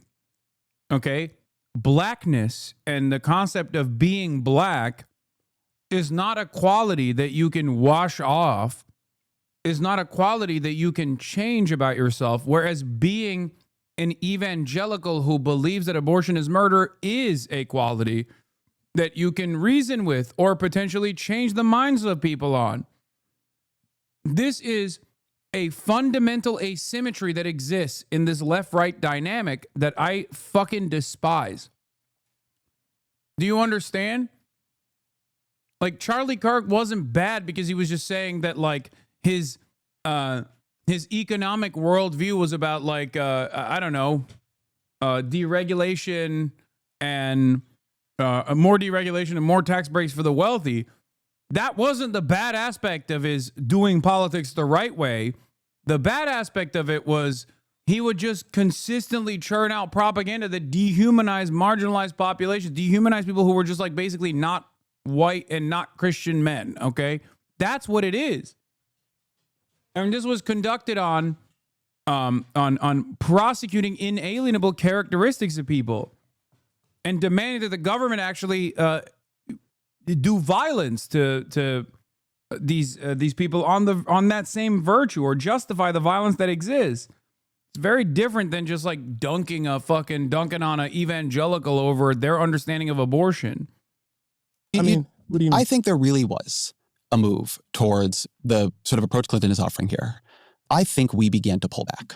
I really do. But maybe it would help if you define I will define the we, like, right? Because I actually think this is a very hard thing about talking about political parties, because they're diffuse, right? It's a lot of people doing a lot of things all at once. But I think of the huge backlash to Bernie Sanders for going on Joe Rogan's show because Rogan was transphobic, right? Such a big backlash that when I defended him, I became myself a Twitter trending topic. Right. To Elizabeth Warren for going on Bill Maher's show. Bill Maher's Islamophobic, right? There were protests at Netflix when they brought on Dave Chappelle, right? I think there was a politics of content moderation that took hold that was more about enforcing boundaries of what, were and were not ideas we should be engaged with than about engaging them, again, even if opportunistically. And when I go back to something I was saying to you a minute ago, I am in a process right now thinking we failed, right? We lost. The loss is having terrible consequences. What do we need to rethink? How do we become competitive again in places where we're not? And I think there is something in here. Do people feel like even if they... We are competitive. One. Once again, his examples that he presented are not even ones that I disagree with. You should go on any and every platform as long as you can be consistent and clear with your vision. I don't disagree with this. And I think the content moderation aspect of this is silly. It's fruitless. It's annoying. It pisses even your own allies off. The problem, of course, is that I was never the guy who was like, how dare Bernie talk to Joe Rogan? I was the guy yelling at the fucking liberals for doing that. I've never been the guy who's like, well, you know, the Bernie bros. I was the Bernie bro. So it's not even something that I disagree with Ezra Klein on, but I do disagree with the way that he presented Charlie Kirk, and I do disagree with the way that he's presenting the concept of spirited debate even in this moment, even if it is to create a successful vehicle of propaganda. Disagree with us on some things, that they have a place with us. And my experience going around the country talking to people, I've been on a lot of, right of center podcasts lately, is that, rightly or wrongly, like what they took and something that really empowered Trump in the last election was a sense that they didn't. And like we were against them. And if so, they were going to be against us. And I think that's in the end doing politics badly. So I think two things. I think about how much you argued that like Biden shouldn't run again. What if he doesn't earlier and you have a Democrat who wins the presidency? Like the other big explainers that I can see for it, you know what I mean? That don't feel so diffuse. The other thing is, and I know you don't want to talk historically, but, when you say fatalism, like I take that to mean that what's the point of fighting? But I think that misapprehends the philosophy here. It's not that you know what's going to happen. It's not that you know Donald Trump is going, it's that you don't underestimate what you are up against. It's actually kind of the opposite. I mean, man, you yourself wrote these articles about how high the level of racial resentment was, that this country, or some segment of it, was so, as the term was used at the time, racially resentful. I call it racist, but that it flooded down to Barack Obama's dog, Bo. Mm-hmm. That's not a small amount of power. Like, that's not a small force. And so, just really quickly getting back to Charlie Kirk, like, I would watch those clips of him saying those things, man, and I would see how people would cheer and get charged by it. People get activated by hate. It's a very, very, very strong force. And so I don't think it requires you to feel that you will eventually lose. On the contrary, I think it requires you to feel that even if you do lose, you have this kind of steadfastness, you know what I mean, to keep going. In today's super competitive business environment, the edge goes to those who push hard. This is a great point. And I think I really saw it, in some ways more in Trump's first term, but I see it now too, which is the worse from your perspective, my perspective, the other side gets, the more people want their reaction to sort of be, and their strategy to be emotionally consonant with how they're feeling about it. Mm. Because these people are so bad, there can be no quarter, right? I had somebody we both know, I'll say an eminent academic of one form or another, email me after these pieces and just say to me, like, we are not on the same side anymore, right? The what I was doing was too far, right? Like, we are just not on the same side, if I could say these things. Mm-hmm. I have a feeling right now that we are closer to genuine national rupture, certainly even in my lifetime, right? The idea that this experiment, that America could topple into something else, into something much worse, into some kind of new extended regime, feels very real to me, right? I remember when I was on the Why We're Polarized book tour. I interviewed you for it. You did, yeah. The end of that book is this recitation of what happened in the 1960s, the political assassinations, the violence in the streets, like what the state was doing, what was happening. But on the book tour, what I would say is my nightmare scenario is that level of violence and fracture with these kinds of parties, where politics is not for all of its flaws, a calming force, because like the views are diffuse across the two parties, but an accelerant. And I think we're much more now in the world I was fearing. Okay, so I think it should make you think, okay, what does some kind of de-escalation before you get to rupture look like? But the other is that there are a lot of people who live in places we used to win not that long ago. So I've been thinking about Obamacare. When Obamacare passes, there are Democratic senators in Arkansas, in Louisiana, in West Virginia, in Missouri, in Indiana, in North Carolina, in South Dakota, in North Dakota. And I've been thinking that I think for a lot of us, to twist the line about capitalism, it has become easier to imagine the end of the country than winning a Senate seat in Missouri. Or I can't believe he just bastardized the Mark Fisher quote. That's crazy. Bastardizing the Mark Fisher quote to talk about the inability of Democrats winning fucking red states is crazy. Okay, let's just continue. Or Arkansas. And I think that's a problem. Yeah. So I think a couple things about that. First of all, I just want to bring in the okay, everybody. One thing that you fundamentally misunderstand about Ezra Klein liberalism, is that in many ways he's actually not dissimilar to the way that Destiny presents itself, even though Destiny is a fucking mercenary. He doesn't really give a shit about anything. But for Ezra Klein, the epitome is letting the Democratic Party win. When he says, oh, we have to let the Democratic Party win, we have to do anything in our power to let the Democratic Party win. What he's trying to say is, because when the Democratic Party wins, and I'm sure he'll explain it in a second to Donuts and Codes, it's still better than when the Republicans win. Okay? That's what his argument is. So everything that actually plays a role in undermining the chances of the Democrats winning is actually wrong and bad. If the Democrats are going further and further to the right, at least they're not going to be as bad as the Republicans are. That's a problem. That is an issue. That is at the heart of my disagreement with someone like Ezra Klein, is that while marginal harm reduction narratives are theoretically true, this presents itself as a trap in the Overton window, shifting further and further to the right as the Democrats capitulate the right-wing framing on all these issues. So that's number one. And number two, you usually end up losing anyway because it's not a good fucking way to present yourself. And we just lost this last election on those boundaries. Historical perspective, not that long ago, I can remember when Obama won. And I believe you would remember this too. And there were all of these pieces about the end of conservatism and the end of the Republican Party. You don't know how it's going to go. Nobody really, it doesn't mean you shouldn't think about how it's going to go. I'm not saying you shouldn't, but no one really, I mean, again, And in 2005, there were all these pieces about the end of the Democratic Party. Yes, it was. Right? Democrats had lost touch with the heartland. Yeah. Right? They were never going to get it back. That's right. And so I think it's always like important to keep that in the background.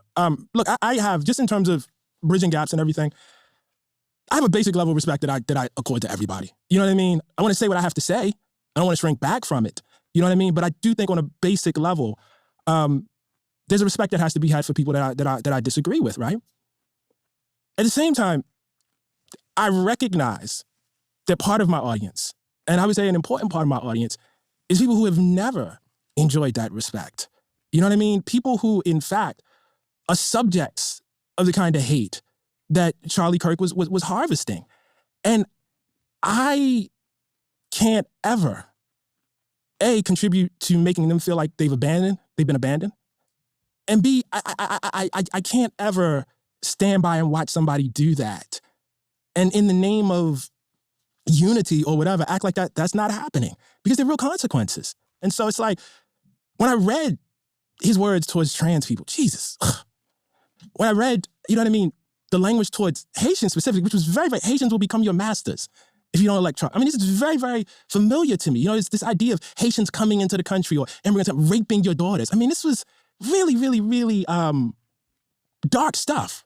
It's at the core of this country. And so I feel like for Haitian immigrants that are in, Ohio, who are living under the weight of this, for trans kids who, you know what I mean, are dealing with, being, I don't even want to use the term bully, beaten up, attacked, threatened.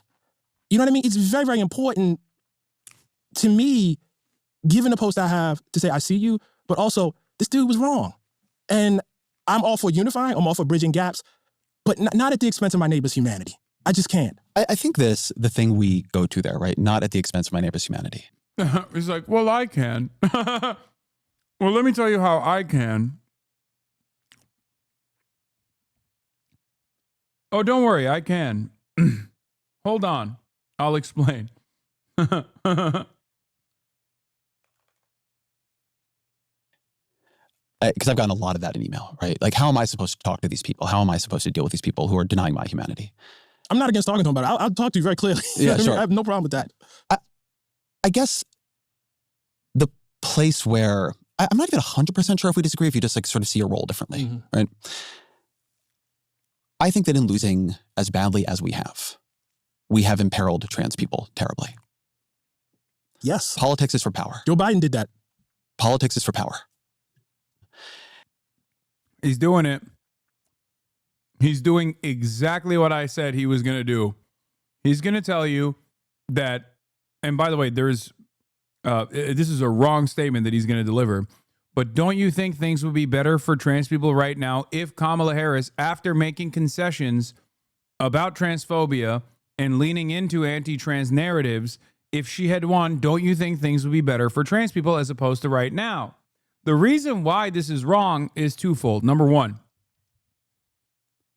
at that point, all you've done is, once again, concede to the right-wing framing on trans people presenting some outsized harm to the American population.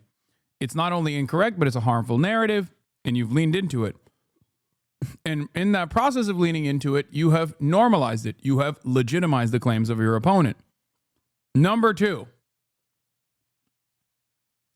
your opponent, in the aftermath of that recognition, will just turn around and say, see, these fucking pro-trans losers even recognize I'm right. Vote for me. I will deal with the trans people with the integrity necessary. Okay? So not only do you look hypocritical, but you end up fucking losing for that reason. Because you can never defeat the Republicans on hate mongering. You just can't. Okay?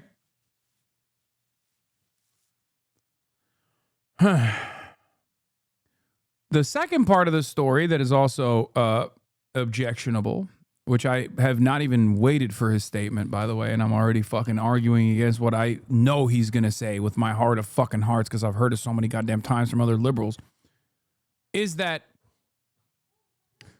Joe Biden was president when Republicans were aggressively hitting the anti-trans narratives and also successfully implementing anti-trans legislation at the state legislature level already, building the fucking framework for what came next. And in the absence of fighting back against that, the administration also allowed this to happen in some very meaningful ways. Anyway, let's hear what Ezra has to say, though. And so I think that the question I am just genuinely struggling with isn't how to have like a great kumbaya moment.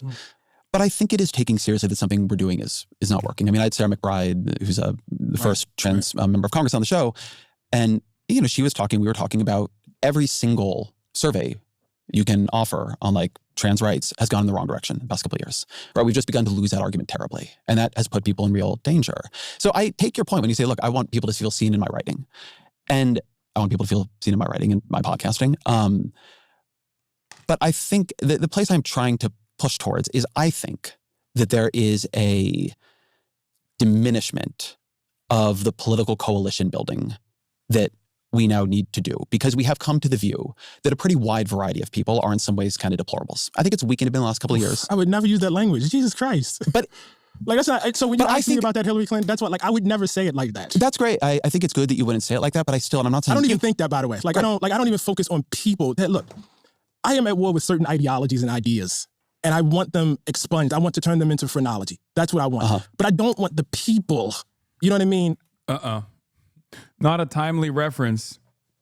Because if there's one ideology that was destroyed thoroughly, dismantled intellectually, that is making a major comeback, it is probably phrenology.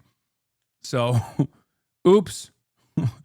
Oops, phrenology is back. Ouch. Like when you start talking about who people are and their bones, like that. So in a way, I'm not sure. I mean, in a way, I think we're saying something not too dissimilar here. I guess the place where I felt a lot of pushback, and maybe this was not your pushback, right? Except for cop phrenology, that's a real study. That's a real scientific study, as you guys know. Was, the first piece I can just sort of, like, I accept that there's a disagreement on, like, what to do in the 24 hours after a death. Like, you feel like I was whitewashing the guy, and I felt like I was sort of... Yeah, I know you do. I know you do. It's very upsetting. I know you do. The second piece I did, which I think you saw, was more about this question of, what are we going to do? living here in sort of two types of disagreement, right? One with a right that where Charlie Kirk has become sort of the center of it, right? He's not unusual for the MAGA coalition. He's a sort of uniting force within it and the kind of things he believed and the way he did his politics. And then two, what are we going to do? Like, how are we going to be here with people who are like halfway there, right? What does it mean to be in this political community together? What do you think about that question? About how to live together? Yeah. Well, first of all, I think it's a truth. You know what I mean? I think it's it's a foregone, like we are. I really, really believe that, There's no real choice about this. I'm not renouncing my American citizenship. They're not renouncing their American citizenship. So this then, as far as I'm concerned, is a contest of ideas and narratives. Again, all I can go to is my role as a writer. And my role as a writer is to state things as clearly as I possibly can, to make them in such a way that they haunt, to state truths, and to reinforce probably the animating notion of my politics. And that is that all humanity is equal and is worthy of that, And I actually think all of the sort of political and policy positions are, that I probably find myself in sympathy with, are attempting to affect that, in the real world. And again, I'm putting aside your piece, but I'm just thinking about the moment we're in. When I hear or see people who are honored and commemorated in such a way so that they almost become a national religious figure, and then I see their content, and I see that their content is actively destructive to humanity, I have to draw a line there. Like, I think, like, for me, like, the bigger question is, where are the lines? You know what I mean? And I think there's no problem with saying, listen, you can't hurl epithets at people. You're out if you do that. I'm sorry. Look, you want to have a debate about whether we should have affirmative action, in colleges? I'm here for it. You want to have a debate? What does it mean to be on the other side of the line? I'm sorry, what do you mean? What is it? So once somebody's on the other side of the line, right? What does that mean for you? For instance, once you think it's okay. No. I'm trying to make this concrete. Yeah, no, I am too. Yes. Once, for whatever the definition of the line is. Right. What does it mean for you for somebody to be on the other side of it? Right? Not somebody who just died. Right. But somebody still living. Right. If you think it is okay to dehumanize people, then conversation between you and I is probably not possible. And so what do you do with the fact that so many people think that is okay? I think what you try to do is, again, this is the difference, right? Like, I don't necessarily have the crystal ball to say that in this time, I'm going to be able to convince a majority of people that, for instance, let's just take the thing that's hot right now. Trans folks are human beings and deserve humanity. Although I think most people know that you shouldn't say what he said. Like, that shit is rude. It's just rude to talk to people like that. And I think most people know that. So it's something. I can't believe I'm actually finding myself in between both of these thinkers in this issue. I believe that if society, let's say tomorrow society is a Nazi society, okay? And we are functioning within a Nazi society, and that might be actually a lot closer than you think. In that situation, there is value to addressing the dehumanizing rhetoric. Okay? There's value to doing other things as well, but there's a value to, at least when you are trying to win favor with those in the margins, that makes sense. This is why I didn't have an issue talking to Charlie Kirk, despite his dehumanizing rhetoric of a bunch of different groups. Not because I think that is appropriate or because it's my privilege showing, right? But because I understood that a lot of people shared his sentiment, and he was a beacon for this kind of ideology that, and not only was he a beacon for this kind of ideology, but he was also straightforwardly like a part of the Trump administration, right? So if tomorrow Nick Fuentes became Charlie Kirk, I would debate Nick Fuentes because there is value in doing that. Only because if they reach a level of prominence, like, you have to deal with it. You have to deal with the ideology. You have to dismantle it. You have to tackle it. Having said that, however, you are under no obligation to engage in sort of post-mortem whitewashing and legacy building for people who have engaged in that sort of commentary. My way through the question, I actually think that's not a hard line to draw. I think not calling people out of their name, I think that's actually a basic value that most people have. And I think people who think it's not, who are pushing that, are actually themselves on the other side of the line. But so I want to hold on this for a minute, because I do think this is like a very and that's core different question. From policy, Ezra. Yeah, I understand it's different than policy. That's different than policy. I think that one wondrous reality is the president of the United States is a person who in his comportment as a human being on the public stage, I would have said in 08, in 12, in 16, should be on the other side of the line. Yeah. I think he's a person who does not act with any sense of public or even personal decency. Right. And then he won in 16, lost sort of narrowly in 20 and then won in 2024. And I think the thing that has led to for me is recognizing that I don't get to draw the line. Now, it doesn't mean I don't have one in my own heart, but I think that is the thing that I am struggling with, which is not only is he clearly for most people, or a lot of people, plurality of the voters in the last election, not somehow way over the line, but like, that means it's a lot of people who are willing to accept things that I thought we would have found unacceptable. Like if you had told me, like I would have thought that the way he acts in public is unacceptable, and it's not. And so I think for me, and this goes back to maybe the culture that you feel didn't exist, but I feel did, that there was a view that we could sort of work with politics with drawing these lines, that there were people going to be inside them and outside them, and we could work that way. And I think that I am like working with the question of what happens if you don't believe that, if you don't control the line. What I see is any line that existed at all collapsing. So I'm watching like Holocaust revisionism on like the biggest right-wing podcasts, right? I'm watching Tucker Carlson like, turn into, what I would describe as a white nationalist and become an absolute dominant. Turn into?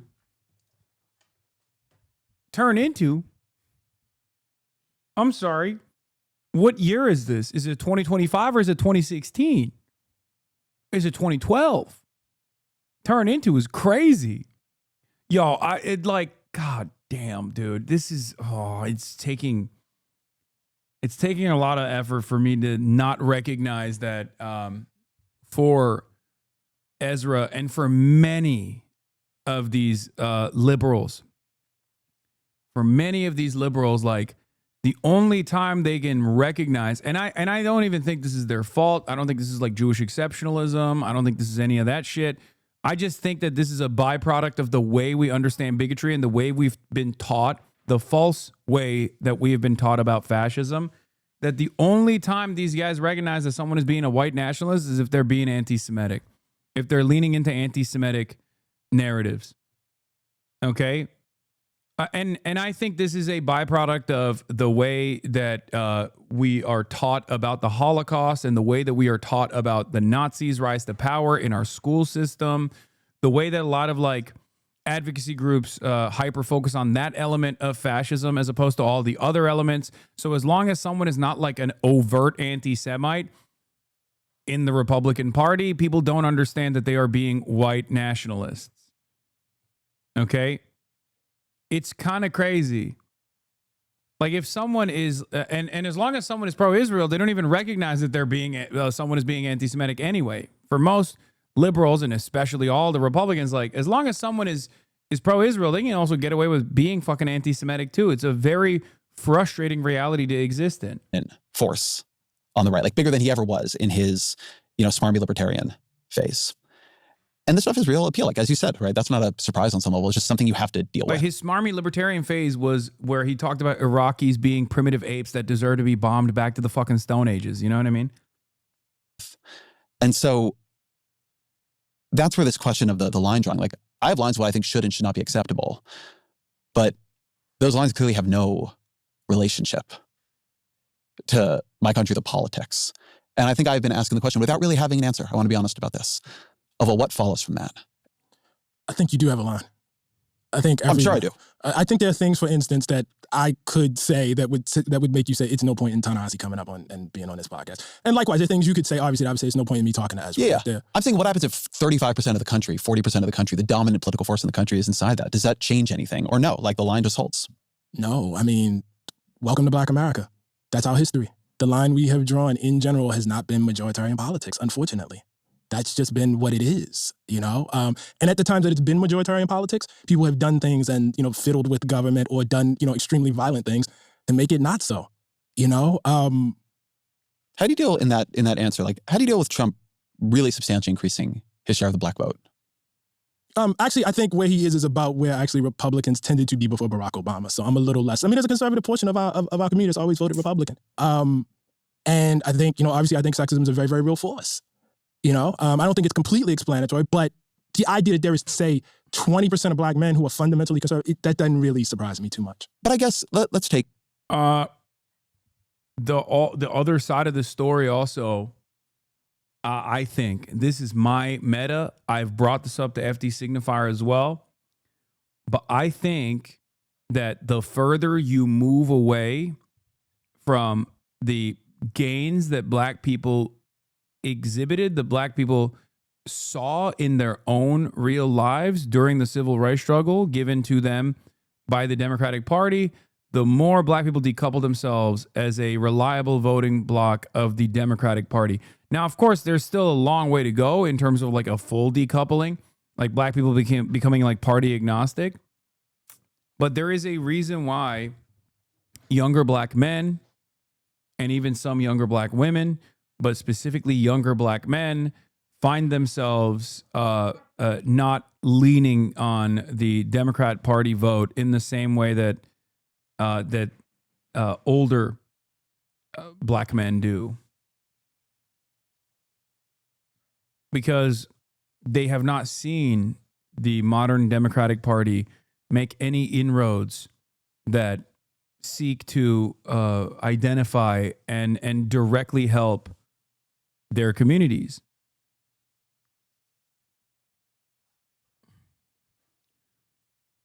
If the Democrats still carried the torch of the civil rights movement,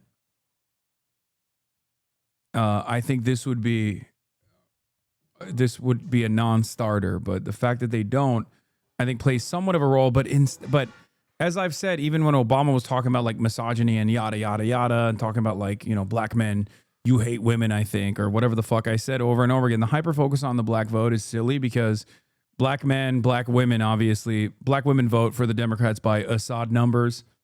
It's like unheard of any demographic being this reliable of a voter bloc. They just, it's unheard of. But also, black men in general also are still fairly reliable voters of the Democratic Party anyway.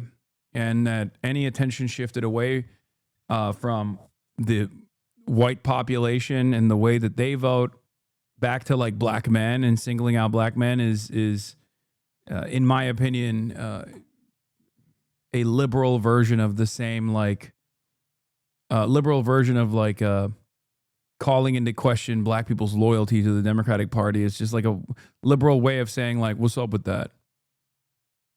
Did you say Assad numbers? Yes. Black women as a reliable voting bloc for the Democratic Party is so unimaginably high that it literally only exists in fake democracies like Vladimir Putin. Okay? Like it only, like it happens in this democracy, but it is the only example.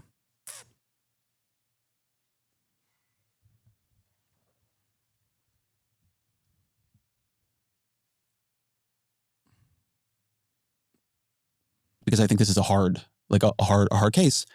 I think from your perspective and from my perspective, we probably don't believe hugely different things. Mm-hmm. A huge amount of the country, right? A majority of the country believes things about trans people, about what policy should be towards trans people, about what language is acceptable to trans people, that like we would see as fundamentally and morally wrong. Right. And what politically, not in a column or something, but politically, should our relationship with those people be? Do we win them over? Do we compromise with them? Like this feels like a very salient question. The Republican Party is going to make sure this is a relentlessly salient question. Right.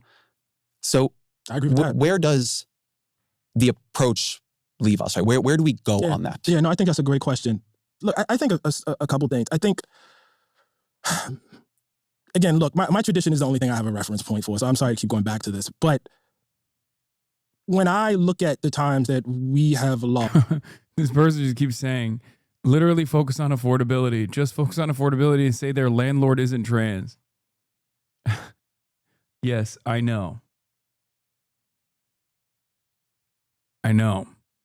One of the first things I did when moving to Washington, D.C. in 2015 was, of course, go to the bar and get a grasp of the social life. When I first heard someone say in a hushed reverence, oh my God, that's Ezra Klein over there. This was my face.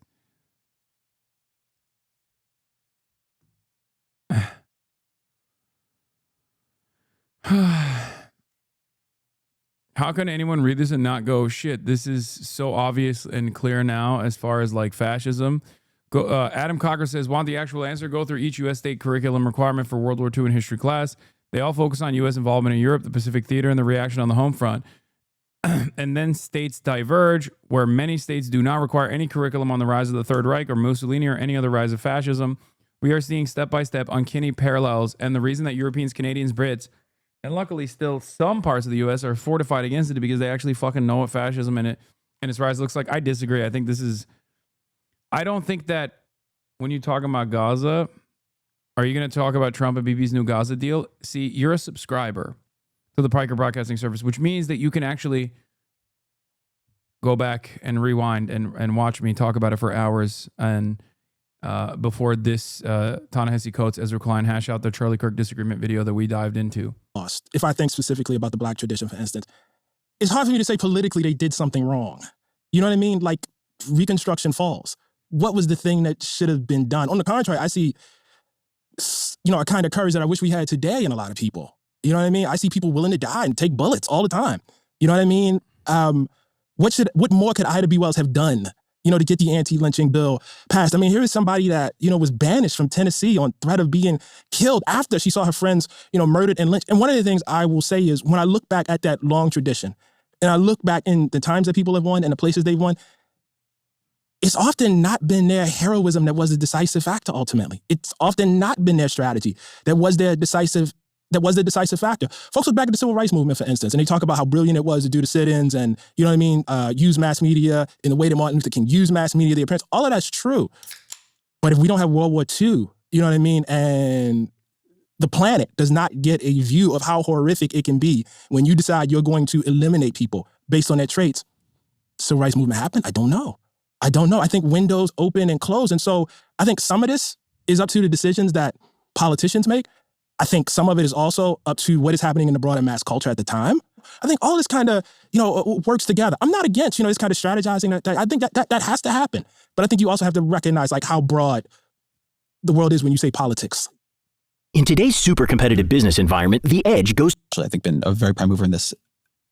I think there's been a period, particularly on the left, in which the Civil War, pre-it, post-it, the writings of that time, the people of that time, have become a sort of a rooting period, a place where we sort of go back and look and think about who are we, what was revealed about us. I'm taking nothing away from that. Right. But that's obviously a period where politics ultimately fails. I actually think, and I've thought about this a lot in reaction I've read in the last couple of weeks, I've thought a lot about how many people believe we are already in a cold civil war, that we are in a time that we are dealing with divisions and questions. I see it on the right, for sure. I hear it on the left. I have a lot of email that's like, we need a national divorce. How that's going to be effectuated, never exactly clear. They do use that. Do people you respect say that to you? Well, yes, actually, I will say that. But I'm not going to, people say things to me that are off the record and I shouldn't say it. But you don't believe that though, right? You don't believe we are at a point. I think this is really important. I was curious what you would say to this question. You don't believe we are at a point where the next 10, 20, 30 years can be shaped by decisions we would understand is within normal politics, within elections and legislation and organizing and so on. No. Good. I think that's great. I mean, look, that could happen. Yeah. That could happen. But I guess the broader thing I am thinking about is how much does this era stand out in the long sweep of American history? Yeah. It's bad. Well, so this is actually... But it wouldn't make my list for the worst. No, I agree with you. I'm where you are on this, to just be super clear. Okay. But I actually think one reason then the amount we focus on the Civil War period. Yeah, he's framing the Civil War itself as a failure of politics. I argue that the war was politics itself is 100% correct. This is the problem with liberals, man. They just don't comprehend that politics is a distribution of resources and power. Okay, that's what politics is. And one of the most consequential aspects of power is violence. Who gets to do it? Who gets to be the recipient of said violence? And he thinks politics is just like people chirping at one another. like a team sport or something. And that's not what this is. Politics is when podcast, politics is when debate. Like, because the assessment in that situation completely turns a blind eye to the ongoing violence and the abject horrors of chattel slavery. Okay? Of course, nobody wants violence to take place of any sort. But that's what the abolitionists were fighting against anyway. They were fighting against the systematized version of violence that many turned a blind eye to or would die defending.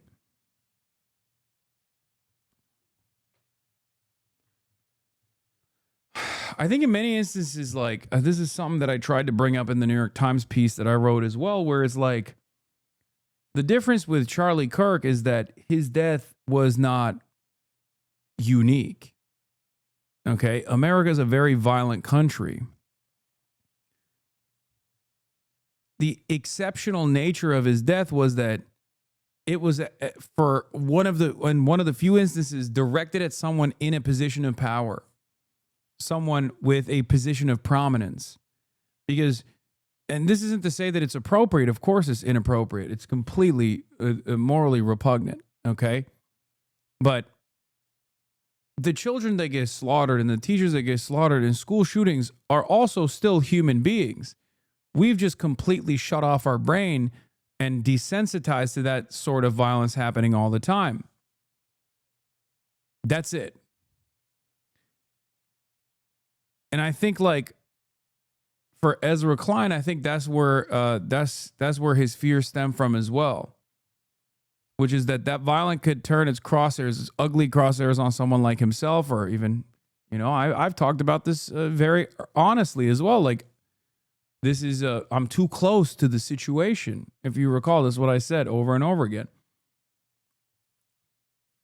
But if I were to pull myself out of it for a brief moment and engage in any sort of like systematic analysis, this kind of violence is ongoing and ever present. One great example is the mass shootings that took place this past week over the course of 24 hours. 2 Iraq war veterans went and engaged in acts of domestic terrorism. One in North Carolina on a boat, pulling up to a bunch of restaurants and shooting at people inside of those restaurants and killing 2 people, I believe. And then the other in Michigan at a Mormon church. I think there was 3 actually, but the 2, I believe there was actually 3 mass shootings that took place, not even 2.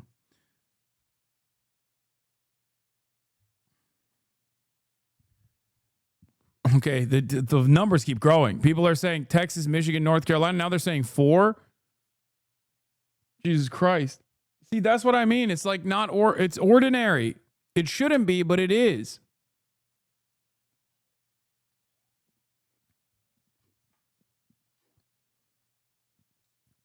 I disagree a lot with the conclusion you came to. The issue is that the entire time the side who mad about Kirk has said people kill people, guns don't kill people, and a single person killed behind a person. They said we know the solution is an entire group of people. Yeah, those guys are fucking assholes and opportunists, man.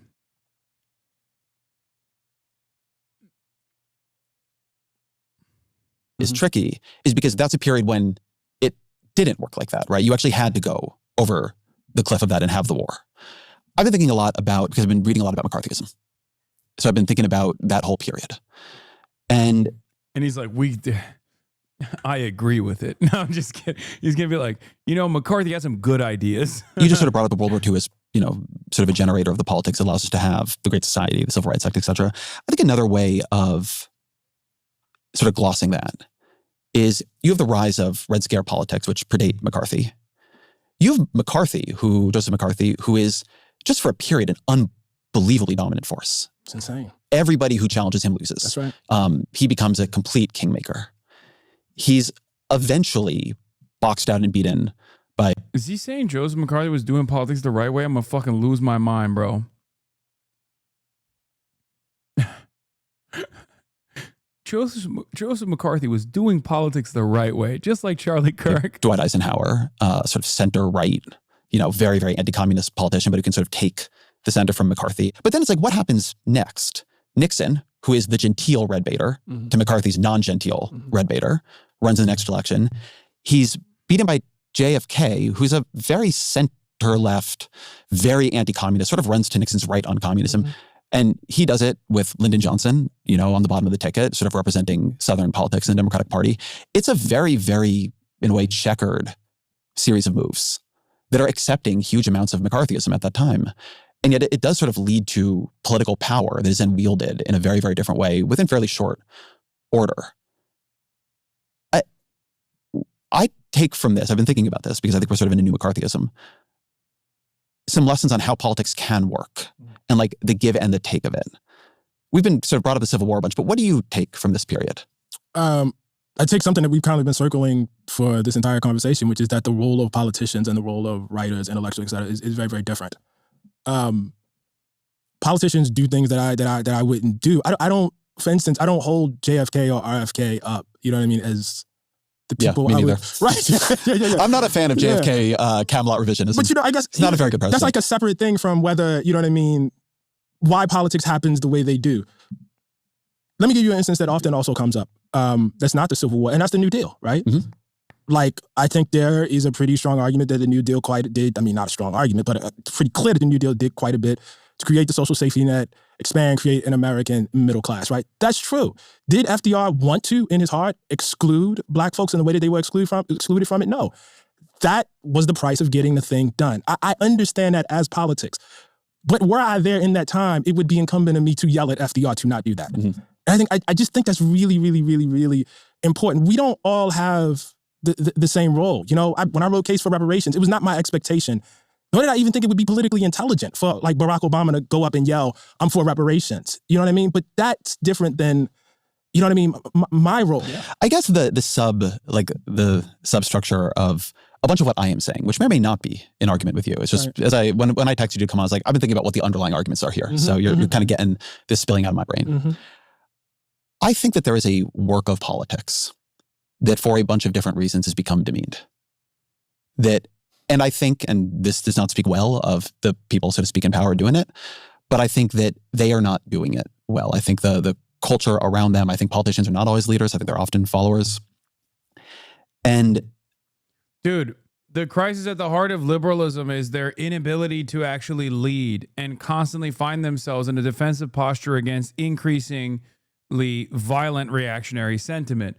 Ezra Klein is quite literally advancing that same crisis every time he speaks on these issues and says, there is no other option. We just have to cower in fear.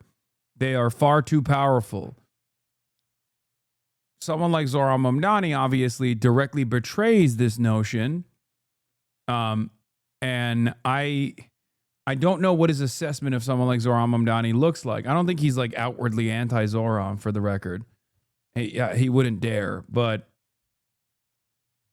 I suspect that his analysis of Zohran probably leads to all the same wrong assessments that many prominent Democrats make. How big is Ezra's audience? Do people actually listen to this and get something? Ezra Klein is the lib whisperer, okay? Right now in this country, if there's one person that like all of the liberals in prominent positions of power listen to, I would say it's Ezra Klein.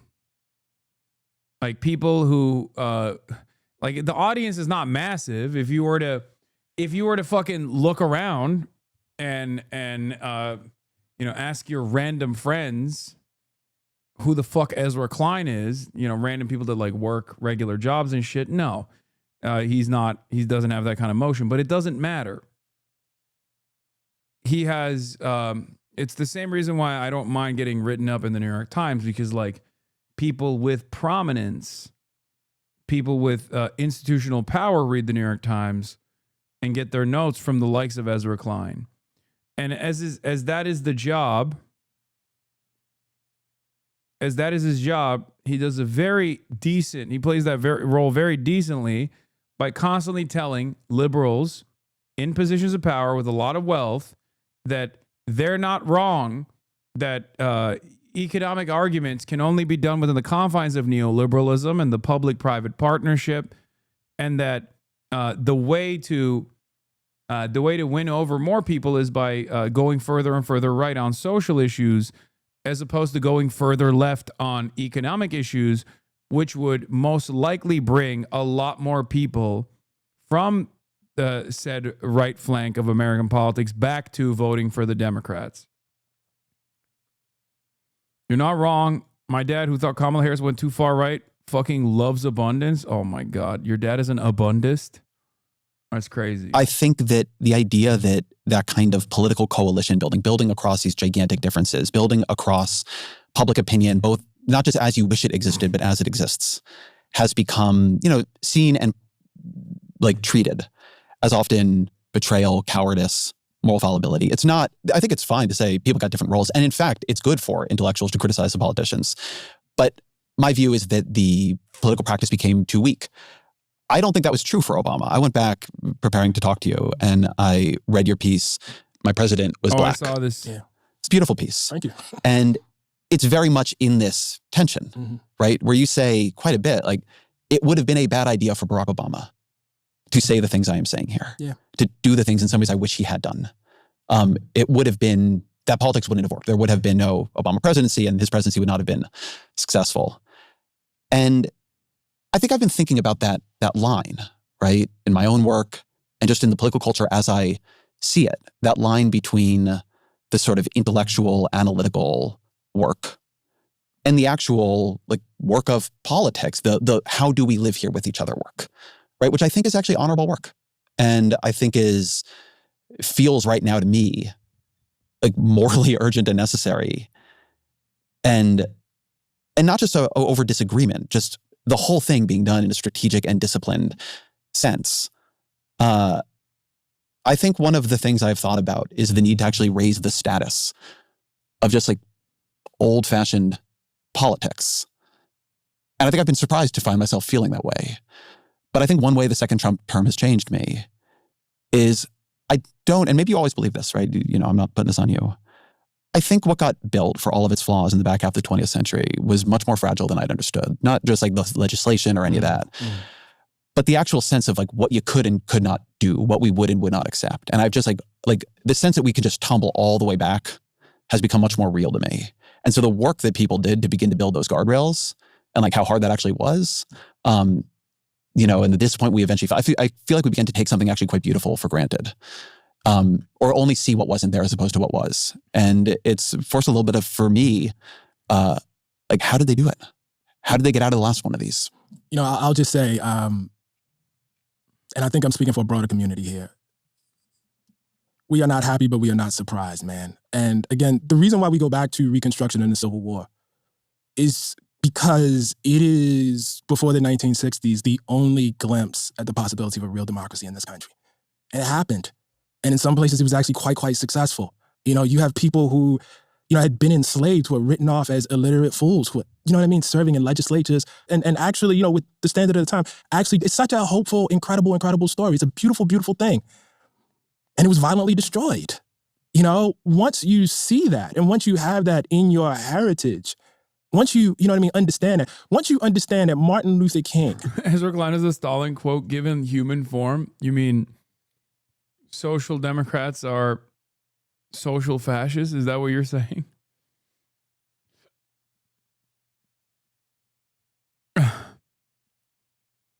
Could be standing up. The problem is, I don't even think he's a social democrat.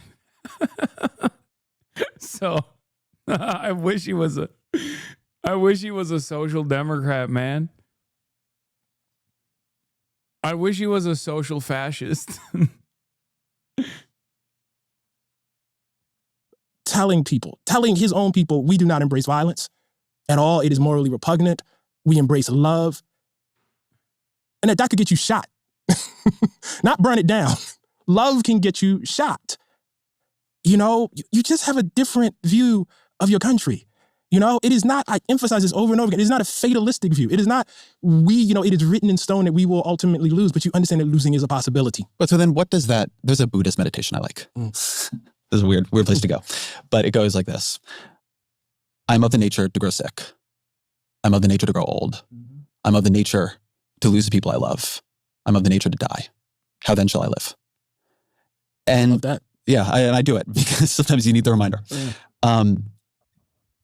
What I hear you saying in a way is we are of the nature too. Yeah. And I think the place I'm trying to push is then how then shall we live? Because in this distinction you're making between like you would have been there correctly yelling at FDR. And I'm not like asking you, but like me, right? Like my work, my role. Can you answer that? Can you say what you, I think it's a good point. Would you define for me how you see like what your role is? I don't know what my role is anymore. I'll be totally honest with you, man. I feel very conflicted about that question. The role I want to have is a person curiously exploring his political and intellectual interests in political peacetime. And the role I somehow have is sometimes that. But I am in the business, I'm a political opinion writer and podcaster and so on. And I'm in the business of political persuasion. And I feel like me and the people who believe what I believe, not narrowly speaking, but, you know, like the whole broad coalition, have failed in a really consequential way. And I think it is. You feel like you failed in your work? I think there are places I failed. I mean, I think there are things I got right too. Like, yes, you did. I mean, it's true. You did objectively. The Democratic Party has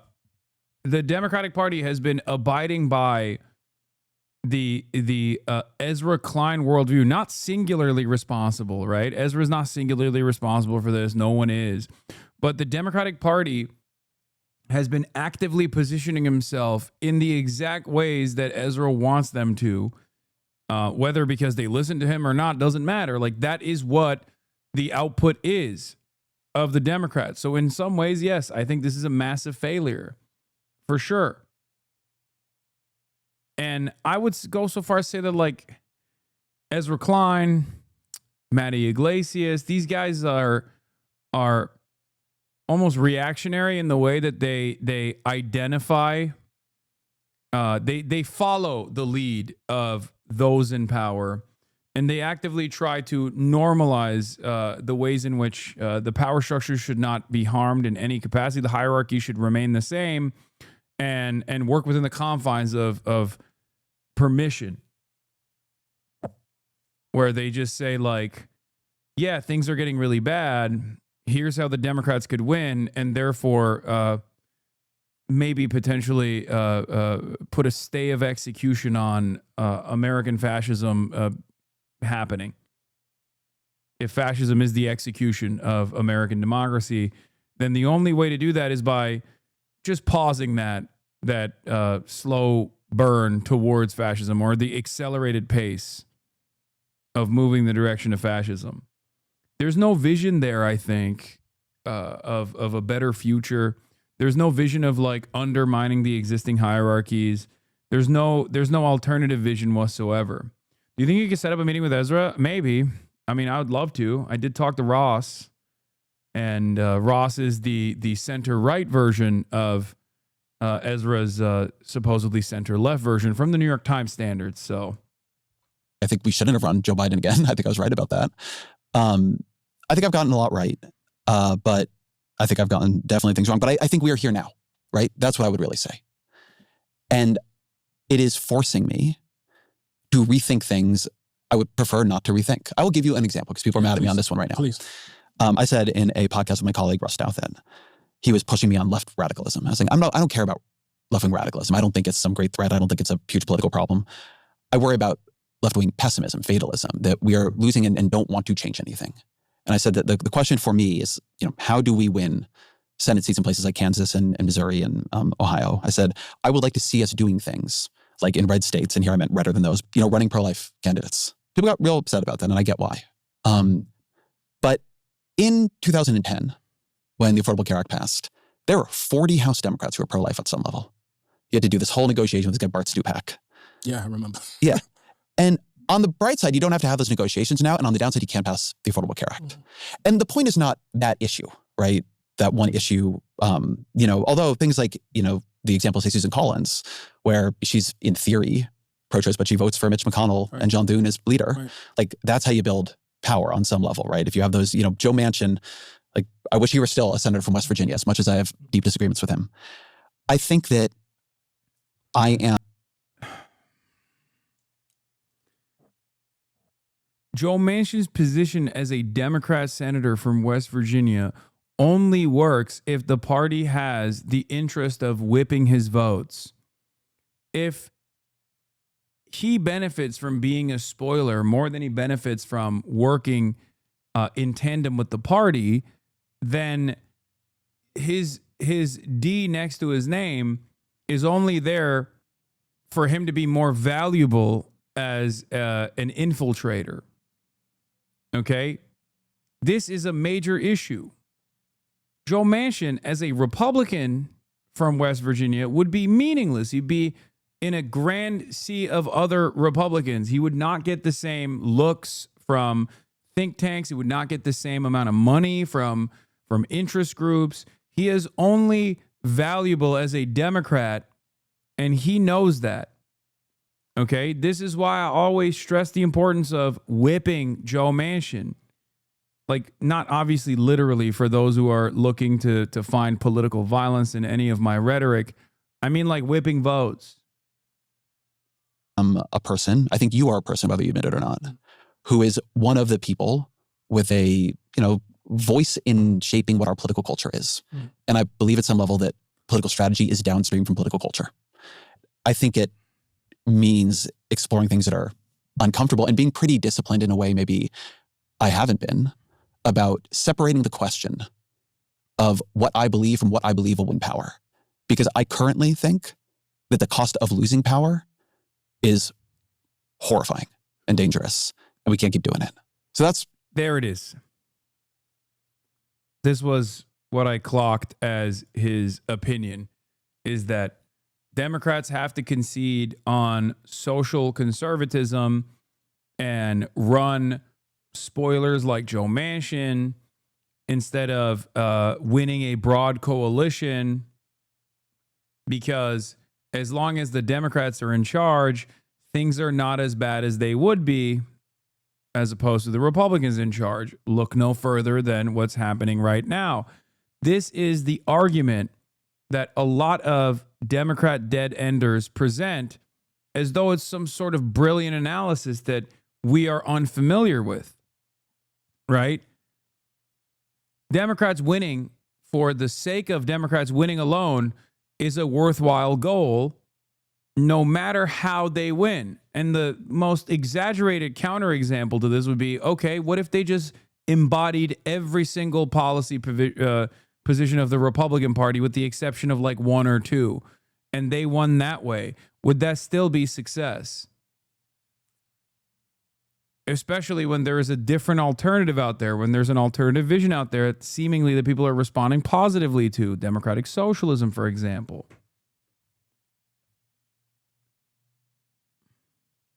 I think a lot of Dems do unironically think that, though, where they just think, like a lot of Dem voters think that as long as there's a D next to it, if they exhibit the same tendencies and the same ideological background of like the average Republican, then it's fine. It's good. It's better to have a Democrat there than a Republican.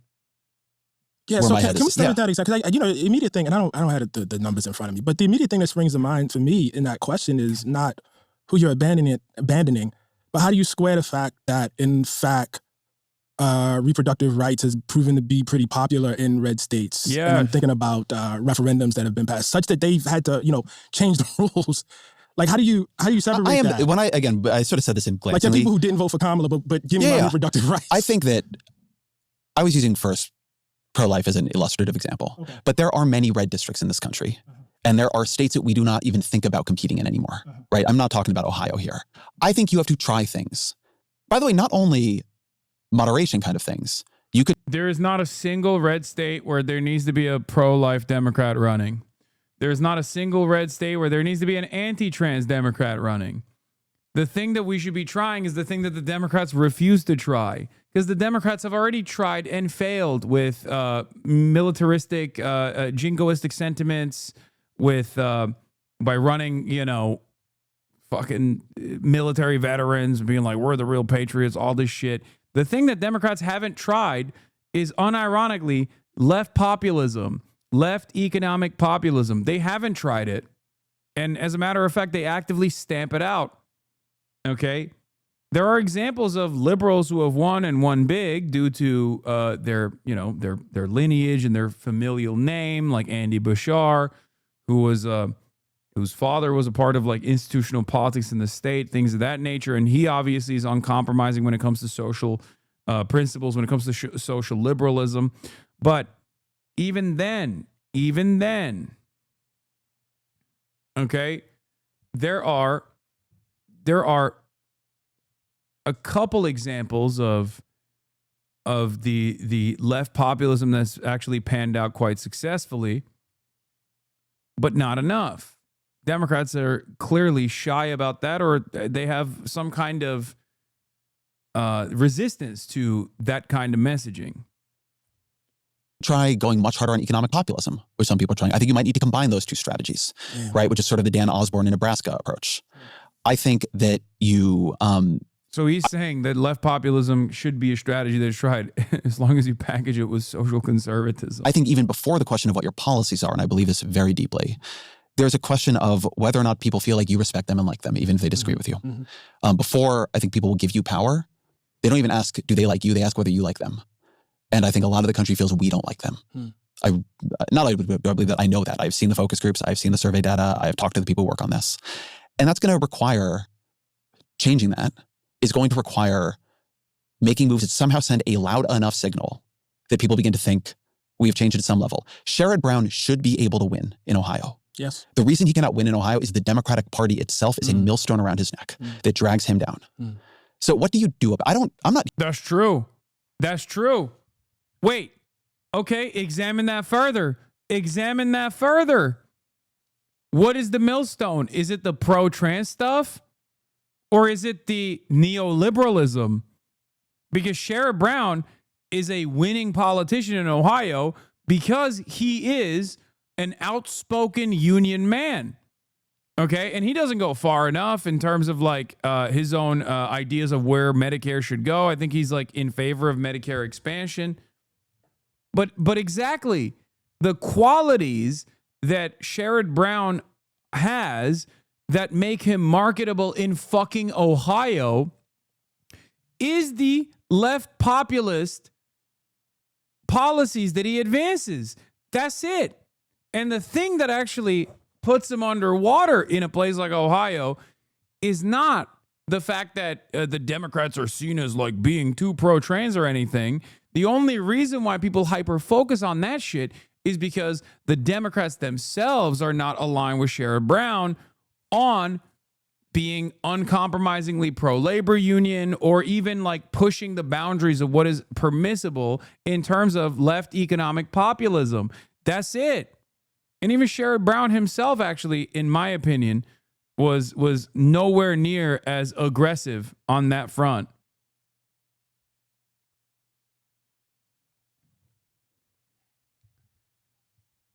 I've said this so many times. I'm not making shit up. I'm not inventing an alternative reality where everybody's like super pro-trans. That's not the case. Most Americans believe in these two things that are utterly conflicting with one another, okay? One, trans people are actually disproportionately targeted and marginalized, and that's bad. This is literally a majority position. Two, trans people are gross and weird. I don't understand them, and they're it freaks me out when I think about them. Okay? Those two positions seem directly at odds with one another, and yet that is the majority position in America. Okay? That is the majority position in America. If you look at any polls on trans people, that is literally the majority position. This means that there's room for growth in either direction. Okay? Most people don't think about trans people all that much unless they are made to think about trans people all the fucking time. And that's part of the reason why the Republicans constantly hammer that point on over and over again. Okay? There's a reason why a lot of people who are transphobic will be like, I'm not hateful to trans people by any means. If they obviously could openly be hateful and transphobic, they wouldn't feel the need to say that even when they're being fucking transphobic. Okay? This is something that I stressed over and over again. The same goes for immigrants. Most Americans are, on the one hand, subscribing to the notion that immigrants are actually doing a lot of crimes and shit is a failed hysteria that obviously has been successful in terms of gaining prominence in this conversation in the absence of any sort of counter messaging, right? But they also believe in mass amnesty. How the fuck does that work? Americans actually not only believe in mass amnesty over mass deportation, the majority of Americans choose mass amnesty when given the two options of mass amnesty or mass deportation. But if no party is representing that position, because the Democrats certainly are not representing that position, then of course they're going to be like, all right, I'll go with the other thing, because it seems like one side is at least trying to address this issue. Okay? Here to tell you I got the answer. Yeah. What I would feel much better about is if I felt there was like a strategic discipline about finding it. So I just if you will take this very gentle pushback. Yeah, please. I think you're here for it. I haven't seen exactly what people are saying, online in terms of this, but I do think like what immediately strikes me is if you take, I know you would just, it's not, the example necessarily that you would hold out, about reproductive rights, but I think the problem with musing about that is abandoning it is a very real possibility for people who don't have the option necessarily to fly to another state or do X, Y, and Z. So I suspect when they hear somebody of your status, even if it's not the example you mean, putting it out in the air, like they feel, and it's not just that you're putting it out in the air, it's putting it out in the air, and actually, I don't necessarily even mean that one. No, like if you're going to say that, I think you really got to. I'll stand behind it. You got to put the data behind it. I think that's really, really important. I will say, and I think this is actually the nub of it, right? Like I'm glad we're sort of here. I am saying the thing it sounds like I'm saying. Mm-hmm. To be very, very clear. Right. I think in a place like Nebraska, you should try to run some pro-life Democrats. I wish people, instead of saying that an express... That's so dumb. No, it's not. It's not a winning position in Nebraska. It's not. Like, maybe he would... He's just wrong. Okay? He's just wrong on that issue. Like, I don't mean like, oh, I'm biased towards the pro-choice position. Like, I mean like objectively, he's fucking wrong. There is no region in this country where Democrats have to be pro-life. You can even make this argument about being anti-trans, right? But you can't make this argument about pro-life or pro-choice. And even when you're talking about anti-trans, you don't have to make that argument at all. Okay? It is a coward's argument to make because there are far more gains that you can make by presenting a left populist economic message and move people's attention away from trans issues. Okay? That's my argument. You have to give Republicans something to fight for, or something to fight against, rather. That's at the heart of the politics of the reactionary, is like they have to constantly undermine gains that you're making. And in the absence of something to fight against, they just claw back pre-existing civil rights. And we have, unfortunately, post-Reagan, in the period of unprecedented, unfettered neoliberalism, have redesigned American politics to follow the lead of the Republicans. Okay?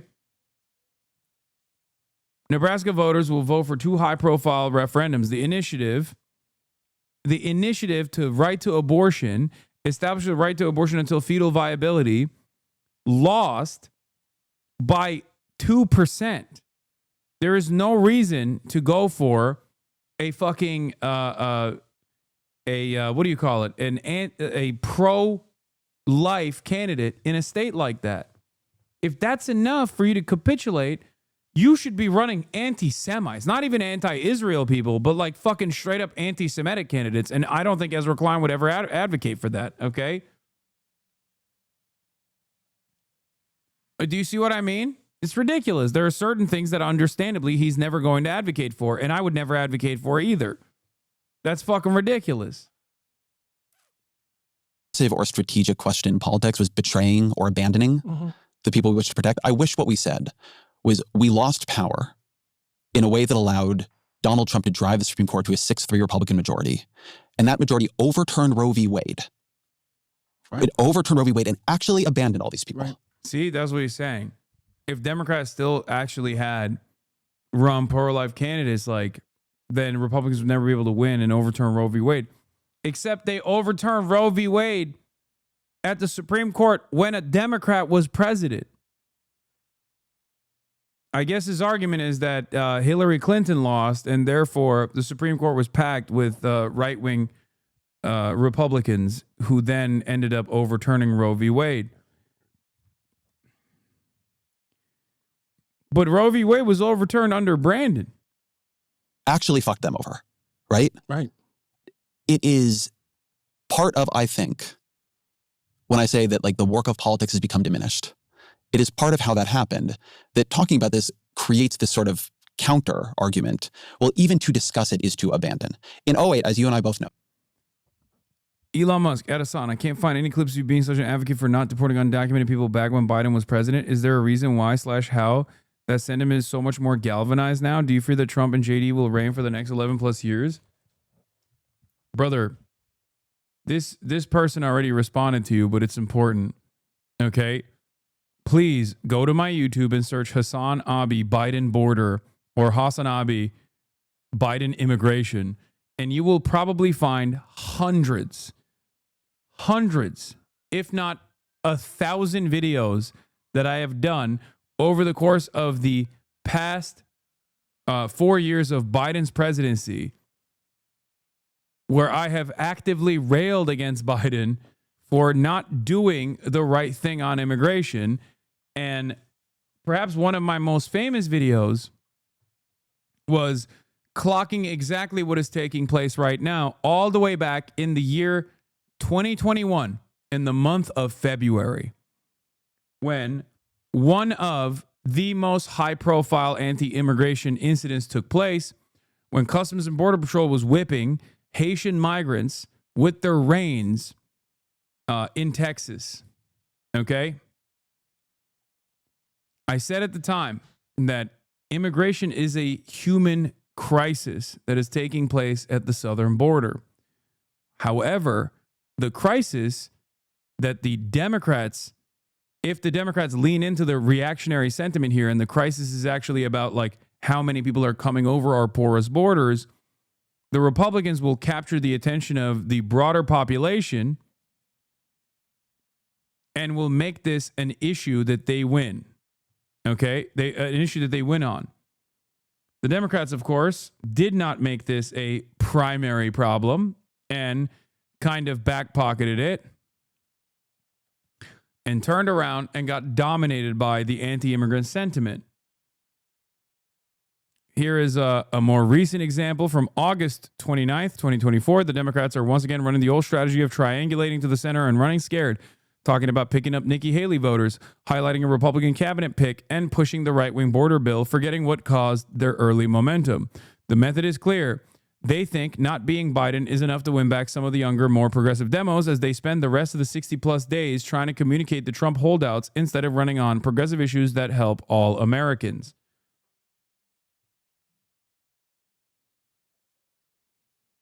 Are you on board with the Dems pushing for $1.5 trillion for undocumented in the new spending bill? Yes. I think they deserve $17 gorillion. Okay? $17 quintillion, actually. Okay? I think we should give all of your money, take it out of your pocket at gunpoint, and give it to an undocumented Guatemalan boy. That's what I believe.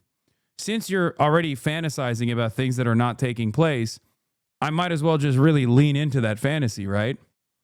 I believe in a world where the Democratic IRS comes to your door with guns, armed and dangerous, and they say, fork over the dollar bills, bitch. And you cry and you say, no, where is this money going to go to? And they say, to a Guatemalan boy.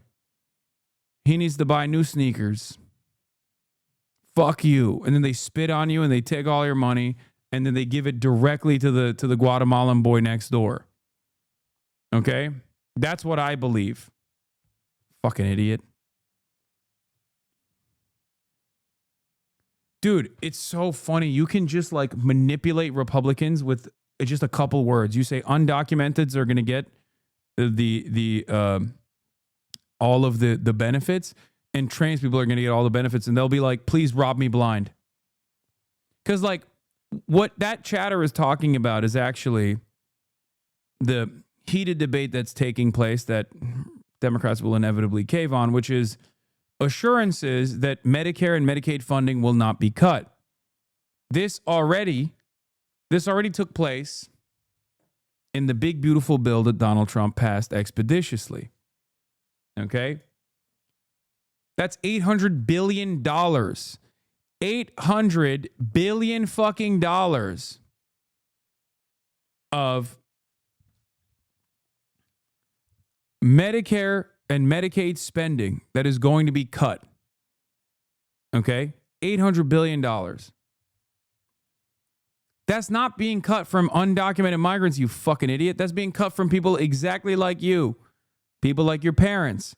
But the Republicans have just lied to you and said, no, that was going to the undocumenteds. And you're like, oh, that's good then. Anyway, Biden admin so far, February 26, 2021. Deportations didn't halt for 100 days. DHS still working with private prisons. Bomb Syria to threaten Iran. New cages just dropped. Might drop $15 minimum wage. Still waiting on $2,000 checks. $1,400 payment. Look at that. Look at that. Word, but you realize that 70% of our budget is entitlement programs and we're $36 trillion in debt. Do you agree we have an overspending problem? Oh, my God. Dude, you are not the government, brother. Why is it that we can always find money for endless American militarism all around the globe, but never money for people like yourself and your fucking parents? Why are you sitting in here advocating against your best interest? Notice how you changed the goalpost, by the way. You said they're pushing for $1.5 trillion for undocumenteds in the new spending bill. That literally is not real. I called it out. Then you turned around and said, do we even deserve entitlements?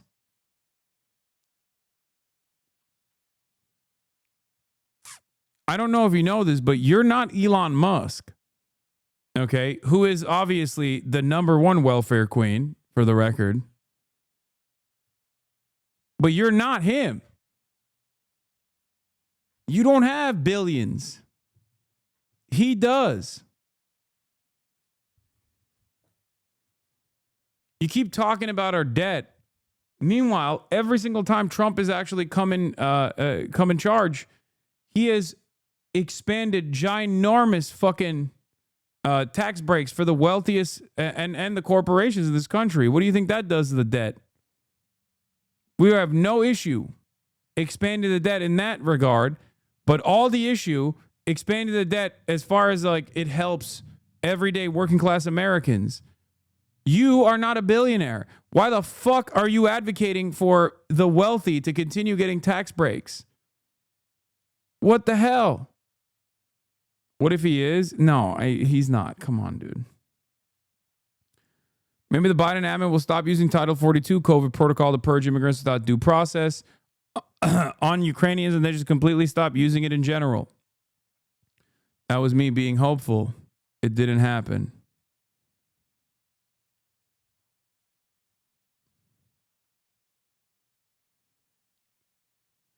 What is this? Is this clip real of you? What the fuck is this?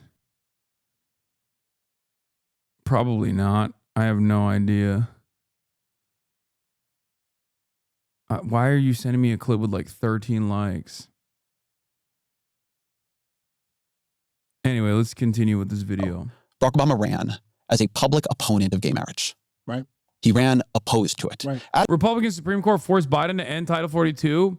Oh, also, one thing that I need to explain to you guys is like what we have seen with Donald Trump melting any sort of institutional prowess or any sort of institutional legitimacy could have been done at the behest of the citizens under the Biden administration. It did not happen, and here we are. A time when not only, I won't speak for you, was I not opposed to it, but most of us did not, most of us did not think he was opposed to it. Right. Like at his heart, we did not think he was opposed to it. Right. But he was playing politics. Right. That playing of politics allowed him to name Supreme Court justices, and that led to the decision that created a constitutional right to same-sex marriage. And I am saying that that kind of playing politics is needed. I can give you an example from the other side, by the way, too. Yeah, go for it. Brother, you know what my position was during the election about Palestine, about Gaza. Kamala Harris was running to be the first Black woman to be president of the United States. You cannot imagine how animated Black folks were. And some of like the base of the Democratic Party, Black women, we're going to, see this thing. She was not taking a position that I thought was particularly moral. I had to talk in front of Black audiences about that. You know what I mean? And I had to do the other thing, which was go before Arab American audiences here, Palestinian American audiences here, and say, look, I'm with you. You can be mad at me. You probably will be mad at me. I get it. But for me, politics is the lesser of two evils. We've been fighting this battle for a long time. We've never had the luxury of electing people that represented the best of us. And this is why I'm voting for her. This is a really, really serious thing. And when you hear these Palestinian Americans, and when you hear these Muslim Americans, and when you hear these Arab Americans upset about this, you can't just yell at them. You have to take them seriously. These were hard, very, very difficult conversations. But when I made those conversations, look, man, I had to be buttoned up about it. I just think you take very, very seriously the need to convince people outside of the tent right now, right? About like we have to convince them to come in. I guess what I want from you is I want you to take as seriously people who are in the tent and who are vulnerable and afraid. And if you have to convince them of something that's extremely, extremely uncomfortable, or tell them that you're taking a position that is extremely uncomfortable, I just think you owe them a little more. That's all I'm saying. Yeah, man. That's fine. I'll take it. But I want to put this on you for a minute, right? Sure. You keep sort of putting it back on me. Yeah, I'm going to repeat this one more time. I want racists and transphobes to vote for the Democratic Party. Okay? I don't want them to vote for the Democratic Party because the Democrats have become racist and transphobic. I want them to vote for the Democratic Party in spite of their racism and their transphobia, because the Democratic Party is pushing the boundaries of what is possible in terms of social welfare, in terms of bringing back autonomy to the workforce, in terms of public housing, in terms of healthcare, universality. Okay? That's what I want. I'll say it. I say it all the time, but I think I need to repeat it over and over again. Okay? That's it. I don't know why liberals make it seem as though they are reinventing the goddamn wheel when they say, oh, you guys just don't want racists to vote for the Democrats. Like, no, I do. I do. I fucking would love for every racist person to vote for the Democratic Party. It would be great. Okay? It'd be great. But not because the Democrats have become racist. That's what's important. And I think that racists and transphobes would vote for the Democratic Party in spite of their racism and transphobia if the Democrats actually said, we're going to give all the racists health care. Okay? We're going to give everybody health care. Everybody means everybody. Okay? Universal health care means universal health care. It means Nazis are going to get health care. Okay? Free college means Nazis are going to get free college and their children are going to get free college. That's what I believe. That's it. And not because not because the Democrats somehow magically were able to convince racists that like they're more racist than the racist party. Fucking stupid. I'm open. Go ahead. I won't. You keep putting it back on me here on the Ta-Nehisi Coates Show. What then should we do? What then should be? You are one of the most influential public intellectuals in the country. I know you don't like to think of politics as a thing you do, but it is a thing you do. What, as bad as you know this can get, and given that you're not a hopeless person or who, doesn't think you should just collapse into fatalism, what do you think should happen now? I think that really depends on what your role is. I don't have a great overarching theory for what everybody needs to do because I think we all have different positions. I know what my role is. And I do see myself as part of politics, by the way. Yeah. And I think that's a very, very important way of answering the question. I mean, I'm not going to be the person that yells at you because, you went on a bunch of right-wing podcasts. As I've said many times, in the course of this interview, I see myself as a writer. I see myself as a journalist. I see myself as someone for whom it's very, very important to state the truth plainly and to clarify things as best I can. I'm not a strategist for the party, and I've tried to, as you raised in that Barack Obama. This is a funny take, but it's true. Racists used to vote for the Democrats because the Democrats were pro-union and they cared about the union more than being racist. Being racist was just a hobby for them back then. Now that they have no jobs, being racist is their new job. I mean, I think there was more to it because I think a lot of the people that used to vote, like there were a lot of people in the South that voted for the union side, but then there was also a lot of people that voted for the racism side because the Democrats in the South were still eating off the gains of the Dixiecrats until, like, I would say Barack Obama, because he was black. And I think that kind of really changed the dynamic a little bit for a lot of the, like, that was the final nail in the coffin for Dixiecrats because, a black man was the Democratic leader. But you're not wrong. It's just not the whole story, I would say. But I do like the way you framed it. It's pretty funny. They lost. Now that the racists have no jobs, being racist is their new job. It's no longer a hobby. It's their occupation now. It used to be just their hobby. Obama piece. I tried to respect the difference. I guess I'm not pushing you to be a political strategist, right? I think that for me, something you see me doing right here, something I think people reacting to me doing is saying, well, the fight is this profound and we're losing the fight. Then the question is to think about how we fight. Right.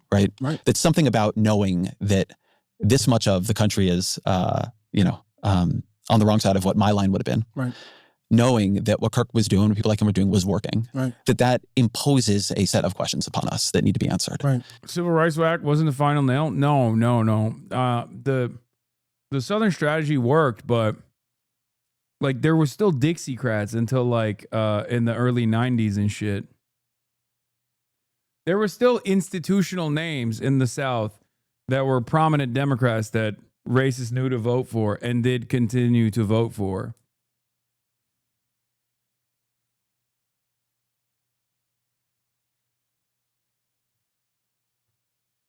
But part of that was still the last bastion of like union voters, union votes. But then the other part of it was because like there were some fucking racist ass Democrats. Let's be real.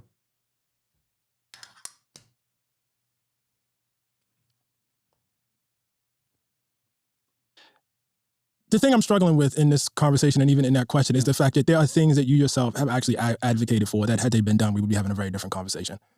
I think I want it to not be close. You said what? I want it to not be close.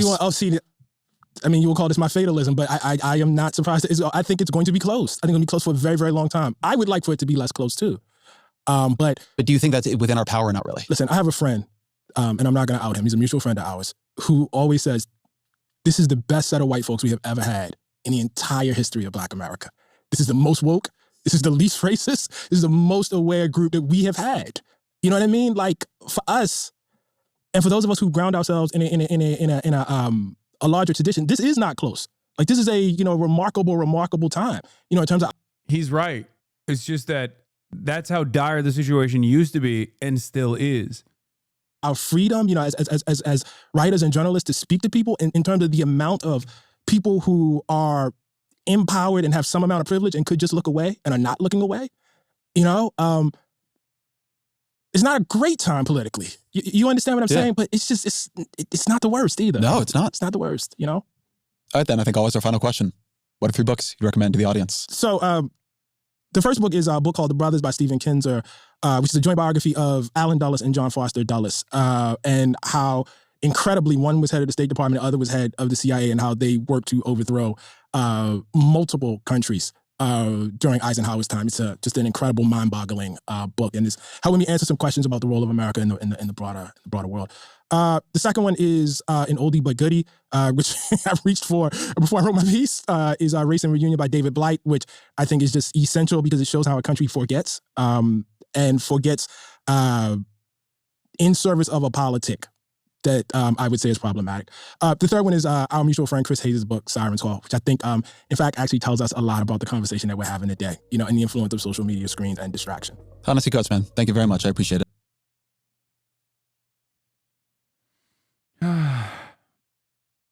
Did watch how Republicans are pushing that Obama causing political violence today? Oh my God, don't even fucking get me started, okay? Recently, Klein suggested it was obvious that they should run anti-abortion Senate candidates in Ohio, Missouri, and Kansas, all states where abortion protections were enshrined via voter referendum. I think it's the perfect example of his worldview. I know, I talked about that already. He has actually retriangulated it to just simply mean Nebraska, where the pro-life ballot measure won by 2% in a 51-49 split. So at least that's the one state where he could back the empirical evidence, where he could just like claim that there's empirical evidence to suggest the opposite. But even then, it's 2%. It's just like so inconsequential. But yes, his initial assessment was 3 red states that actually enshrined abortion as a constitutional protection. Also, he keeps implying he really means it about transphobia. I know. Anyway, it's just bad. It's just bad overall. I would love to talk to Ezra if given the opportunity. That'd be great. Unfortunately, only Ross wants to talk to me. And Ross is already right-wing as shit. Anyway,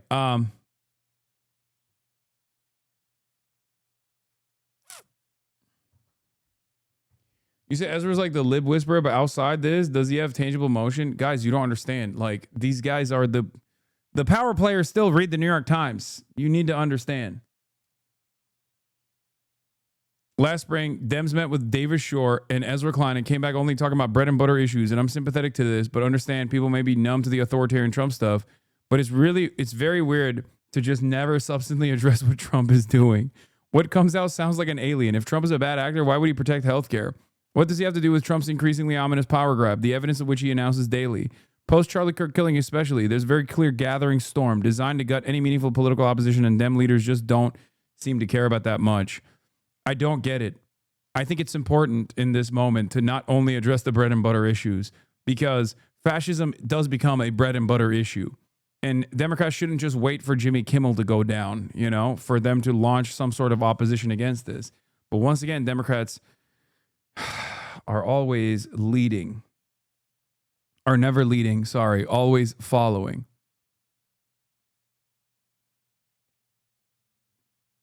Ezra's your least favorite Dems favorite podcaster and probably most of your favorite Dems too. Yeah. Because they're targeting the left and Democrats don't give a fuck about us being targeted. Yeah, they're stupid if they think that it's going to only target the left. That's my point. There was a Republican politician that made a list. The list only comprised of Democratic Party politicians. Okay? This is going to be a fight that needs to be fought in every step, in every different ideological tendency. Any kind of liberalism will be stamped out with the same severity as like radical leftist politics. And I think a lot of people don't understand that. A lot of Democrats don't understand that. Like, dude, the designation that they put forward literally says anti-Americanism, anti-capitalism is as a marker for violent rhetoric, anti-Americanism, opposing the traditional American values of family and morality. That's just shit that Republicans say about all Democrats.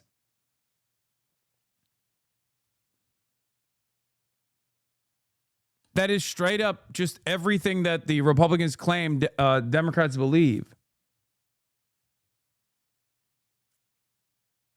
Yeah, anti-Christian too. Oh, that was another fucking immediate lock that I had when they were going after the anti-Semitism stuff, like the fake anti-Semitism battle that they were tasked with. If you recall, I said this will quickly move to anti-Christian sentiment as well.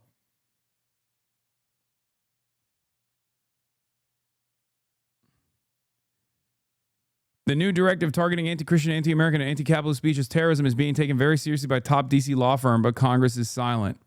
Trump's NSPM 7 alarms law firms while Congress is silent. Domestic terror washes the double, sources say.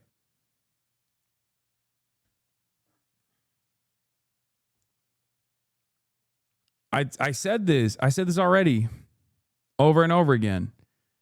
Anyway, here, let's talk about the shutdown. House Democratic leaders Jeffries and Senate Minority Leader Schumer speak after Trump meeting. Now, obviously, I want you to hold on to your undergarments because I know everyone's pussy about to be wet as fuck. Hakeem Jeffries is on the screen. This level of sexual charisma cannot be contained. I know that there's going to be an adverse reaction. I know. My pussy wet too. Okay, calm down. Hold on to your butts. Okay, the sexual panthers are here. Okay. Well, we met with the president for the first time since all of these issues started, even though we have requested repeated meetings with Leader Thune, Speaker Johnson, and the president. We have very large differences on health care and on their ability to undo whatever budget we agree to through rescissions and through impoundment, as well as pocket rescissions. And I think for the first time, the president heard our objections and heard why we needed a bipartisan bill. Their bill has not one iota of Democratic input. That is never how we've done this before. When I was leader, we negotiated 4 times with Republicans. Yeah, perhaps that was a problem. And we never had a shutdown. And so it's up to the Republicans whether they want to shut down or not. We've made to the president some proposals. Our Republican leaders will have to talk to them about them, but ultimately he's the decision maker. And if he will accept some of the things we asked, which we think the American people are for, on health care and on rescissions, he can avoid a shutdown.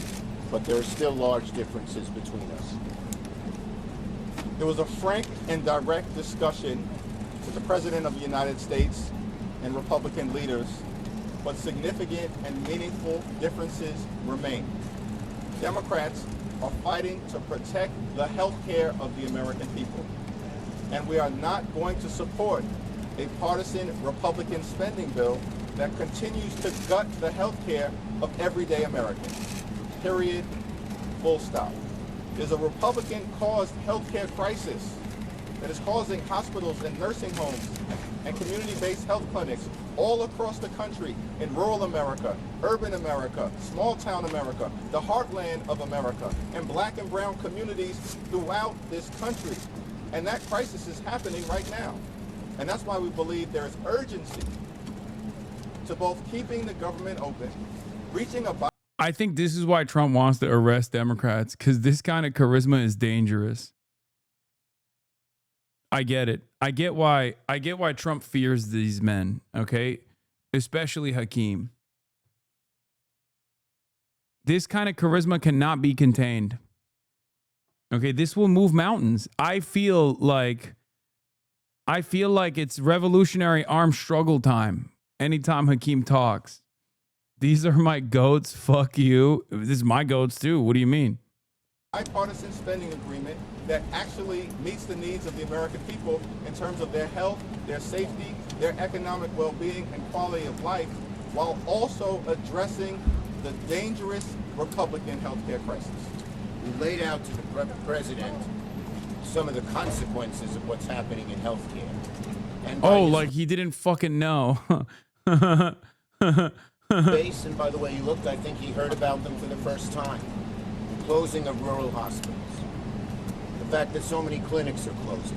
And I don't know if he knew this before, but the fact that people will pay $4,000 more a year, $400 more a month, close to $5,000 more a year on their health care premiums if we don't do anything. And people don't know what to do. The average working family can't afford that. I told him how I met a mother who was crying to me because her daughter had cancer. And what has happened with health care, with what they have done, she's going to watch her daughter. Trump would more likely to find who that woman is and kill him directly than to reconsider his decisions. Suffer and maybe die. And so he seemed to, for the first time, understand the magnitude of this crisis, and we hope he'll talk to the Republicans. Like, the point to drive a shutdown in this instance is to really drive a wedge between Trump and his base to identify that the assurances that they're demanding are to protect the American citizens from the imminent threat to their health care.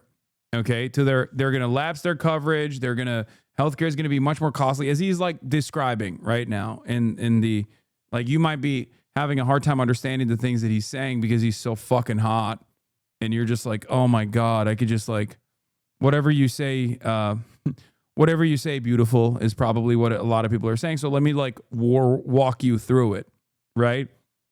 The reason why you push for a shutdown in this situation is to really highlight what you are seeking to protect.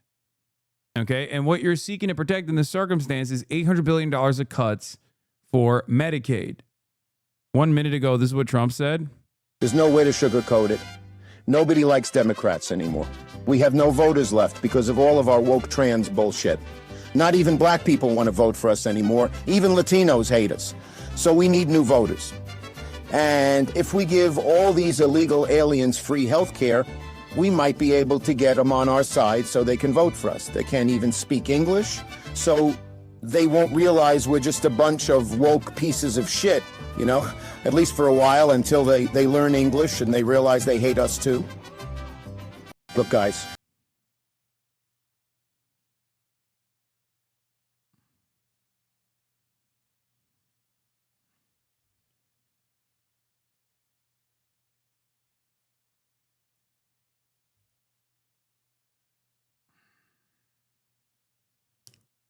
Seems like Donald Trump really took it to heart when Chuck Schumer talked about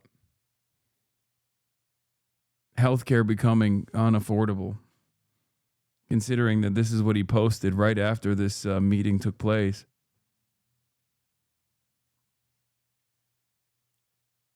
It seems like that was his primary takeaway here. That's good. That's the president. We are so close to a deal, man, it seems. That's not a real tweet. Please tell me that. No, that's a real tweet. What makes you think that the president wouldn't tweet that? Did you miss the whole medbed incident? Judging by the medbed shit, he probably thinks this is real as well.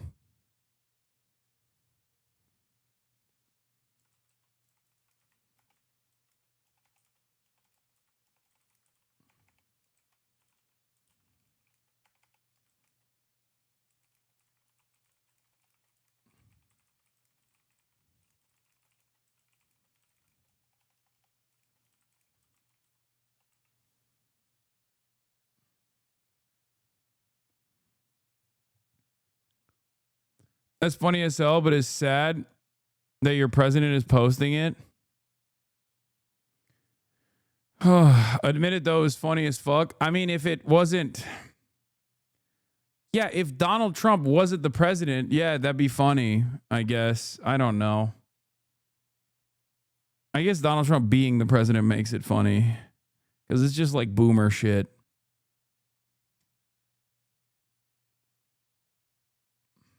Leaders and tell them we need bipartisan input on how was it funny? It was insanely racist. The funniness obviously comes from the fact that it's the fucking president posting some unhinged shit like that instead of being a serious person for once. Healthcare on rescissions into their bill. Their bill does not have these. They never talk to us. Thune didn't negotiate with me. Johnson didn't negotiate with Hakeem. And on the key issues, the Appropriations Committee, which has talked about 3 of the smaller bills, they're good bills, they said the appropriators couldn't agree and said kick it up to the 4 leaders. They still haven't talked. And let me say, we're deadly serious about addressing the Republican-caused healthcare crisis because it's a deadly serious issue for the American people. Largest cut to Medicaid in American history. Hospitals, nursing homes, and community-based health clinics closing right now. The fact that more than 20 million Americans are on the brink of experiencing dramatically increased premiums, co-pays, and deductibles because of the Republican refusal to extend the Affordable Care Act tax credits, which benefit working class Americans. And we pointed that out. I'm not going to lie. I think given how uncharismatic these guys are and the tendency for Republicans to just straightforward lie about everything, if they pushed for a fucking shutdown, I feel like the Republicans would just dominate these guys and be like, they want to give $1 trillion $17 quintillion to undocumented migrants in the form of healthcare. And that's why they wanted to shut the government. And these guys would come out and be like, I don't know. And then everyone would hate them even more. And then for the first time in the history of shutdowns, they would still blame the non-governing party on the shutdowns.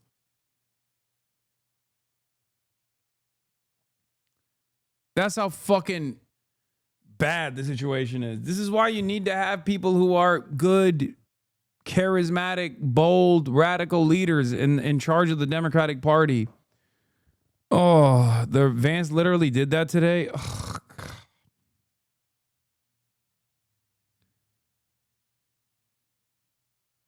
It's called the Democrat shutdown. The Democrats shut down the government. I didn't want to do it, but I'm firing everyone permanently.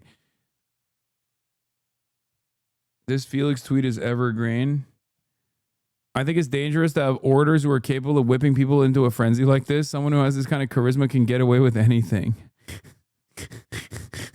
We know Donald Trump watches a lot of television. Mr. President, if you're watching television, shut it off and come sit down and negotiate with us. Oh my God, I just came a little bit in my pants. Fuck. I hate when that happens. And it just always happens when I see aura of this magnitude, epic proportions. You've never seen it like that.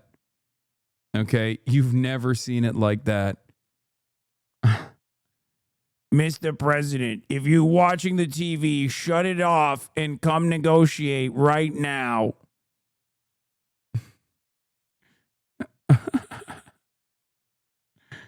Oh, man, I just nutted. Vance did do that today. The original thing they did with this negotiation, it was a... Dems are quick to fact check this, but regardless, these are exactly the terms Republicans would like to set for debating the Medicaid changes in the reconciliation bill. Oh, that's why that dumb fuck, Elon Musk 584 or whatever was like, why do you want to spend $1.5 trillion on immigrants, on aliens, illegal aliens? But if you look at the original thing they did with this negotiation, it was a $1.5 trillion spending package, basically saying to the American... But if you look at the package, basically saying to the American people, we want to give massive amounts of money, hundreds of billions of dollars to illegal aliens for their health care while Americans are struggling to pay their health care bills. That was their initial foray into this negotiation. We thought it was absurd. We told them it was absurd. And now they come in here saying that if you don't give us everything that we want, we're going to shut down the government. We think that's preposterous. I mean, he's fucking uncharismatic too. That's the other thing. Like, he's hella uncharismatic as well. Look at this fucking dingus.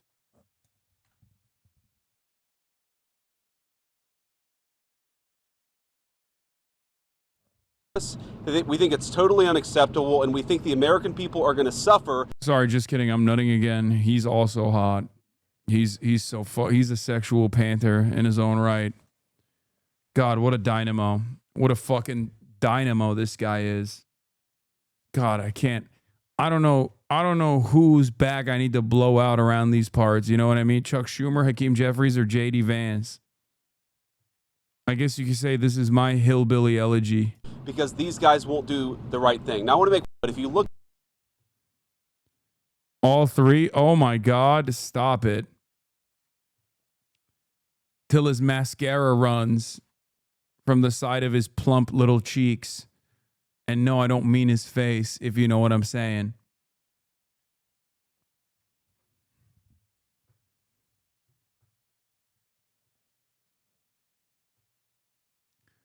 Last time they said if they let the government shut down, Trump would have full control to do whatever he wants. What's different now? I mean, it was fucking bullshit last time as well as it is this time.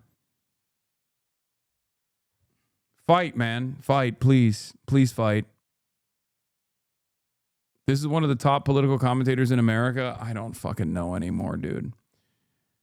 Oh, also there's this aspect too. The push by top aides to President Trump to remove Nicolas Maduro as the leader of Venezuela has intensified in recent days, with administration officials discussing a broad campaign that would escalate military pressure to try to force him out, U.S. officials say. And from what I understand, this push is being led by Marco Rubio, Secretary of State and National Security Advisor. Mr. Rubio argues that Mr. Maduro is an illegitimate leader who oversees the export of drugs to the United States, which he says poses an imminent threat. There's additional reporting from a journalist that went down to Venezuela to track down the victims of the bombing incidents. And it turns out that actually they were fucking fishermen. I forget which journalist this was, but like they talked to the wife of a fisherman who said that her husband actually went out to go fishing and never returned. And also on top of that, Democrats, for the record, have been quietly floating a message around, a memo around that says, do not talk about Trump trying to go to war with Venezuela. Yep, here it is. A senior Dem staffer is discouraging Democrats from coming out against the regime change in Venezuela. Congressional sources tell me. This is Ida Chavez. The staffer is using the Bush-era Iraq line, arguing that opposing Trump-Rubio's regime change amounts to supporting Maduro. Tommy Vitor says, I'm sorry, what? Democrats should loudly oppose regime change in Venezuela for countless reasons, including the fact that toppling Maduro would likely lead to chaos and violence and unleash a massive wave of destabilizing migration to the Western Hemisphere. Which reminds me of my favorite Onion article title. This war is going to, toppling Saddam is going to likely lead to chaos and violence and unleash a massive wave of destabilization and migration throughout the region versus no, it won't.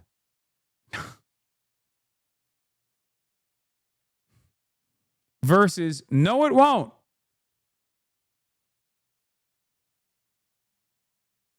Yep, this is this is what I was looking for. This war will destabilize the entire Mideast region and set off global shockwave of anti-Americanism versus no, it won't. Yeah, it's up there with why do these homosexuals keep sucking my cock everywhere I go?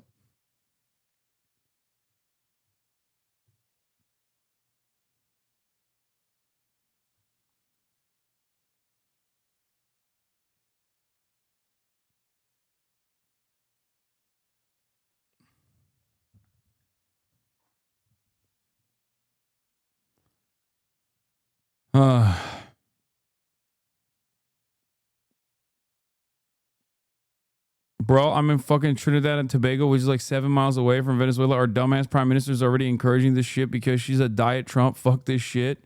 Good luck, chatter.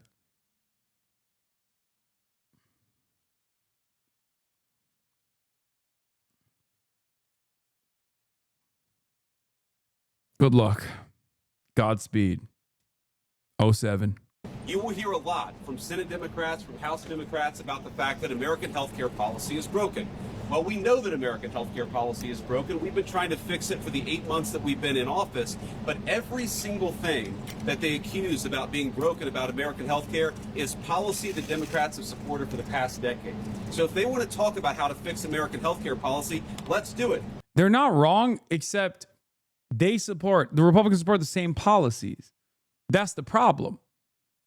Both of these policies are still in the direction of a public-private partnership and profit-centered solutions to healthcare. None of these policies have actually moved away from privatized healthcare, privatized health insurance. That's the problem. So he's not wrong when he says that the Democrats have advanced this interest. And yes, I do factor Obamacare into this as well. The only anti-capitalist provision in there was, of course, lo and behold, the most popular one, which was the forcing of the private healthcare providers to no longer refuse to cover people with pre-existing conditions, and also the fact that you could stay under your parents' healthcare coverage until the age of 26. Those are the two anti-capitalist measures that were added onto that. Having said that, every other aspect of this was simply just another massive federal government subsidy to private healthcare providers. Public option. I'm sorry. Was there someone who actually earnestly advanced public option? Because that's what Joe Biden ran on, if I recall correctly. How many times did he talk about pushing for a public option?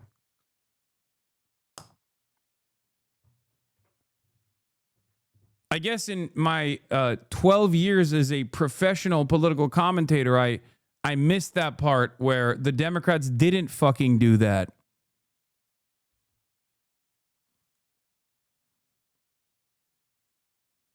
Any day now, though, they're going to start. Just wait until there is more momentum in the advocacy side for Medicare for all. Only then will they say, no, public option is the way. Shut the fuck up.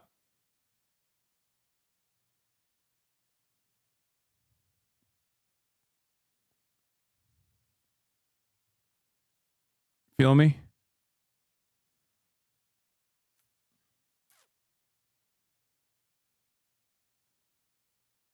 The Speaker would love to do it. The Senate Majority Leader would love to do it. Let's work on it together.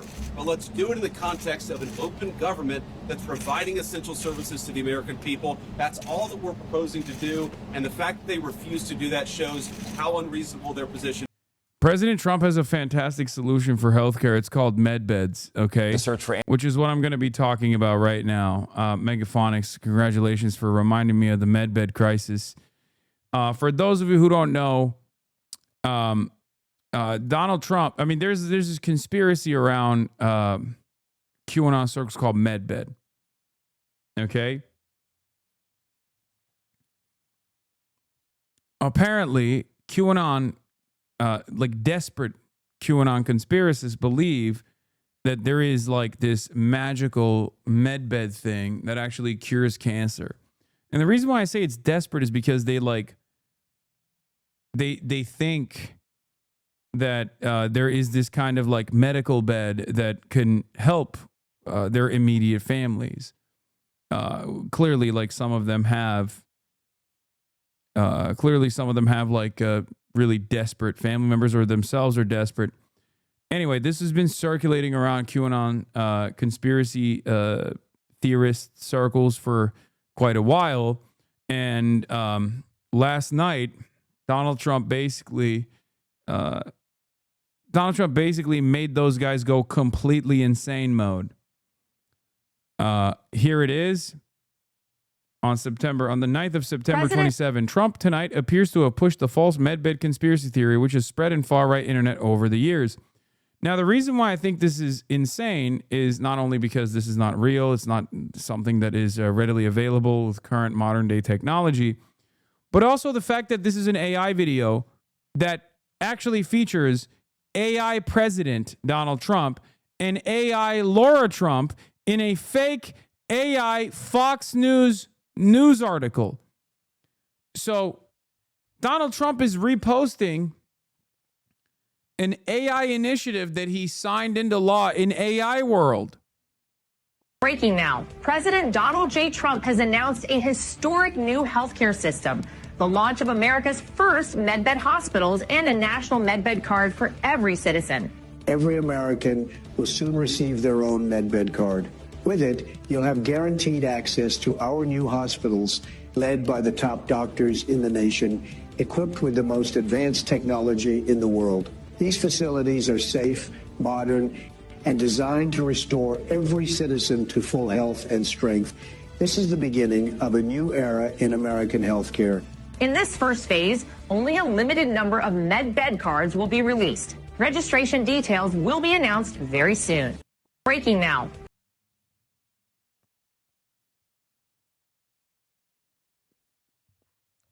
Which leads people to question, did Donald Trump think that he actually did this? Like, does Donald Trump think that MedBed is a real thing? Does Donald Trump personally believe that he actually signed into law a MedBed initiative? He, of course, deleted it, but the damage was done. And it appears that the video had been previously posted elsewhere on social media before Trump amplified it. Jacqueline Sweet says, the earliest place I can find this AI video posted is now a deleted Instagram page that uses a common fake name for fake doctors and romance scams, Dr. David Richard Simon. Then the video can be found 3 days ago on a junk crypto Insta account, only to make his way to Donald Trump.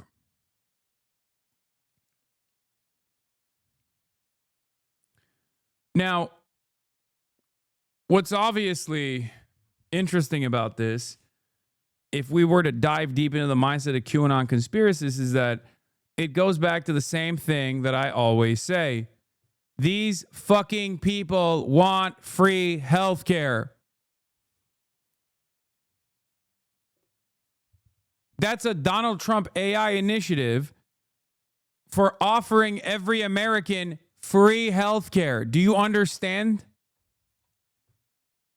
If only there was, don't say free medbed. Shut up. Okay. Free healthcare within the confines of technological, within the confines of what can happen with current existing technology.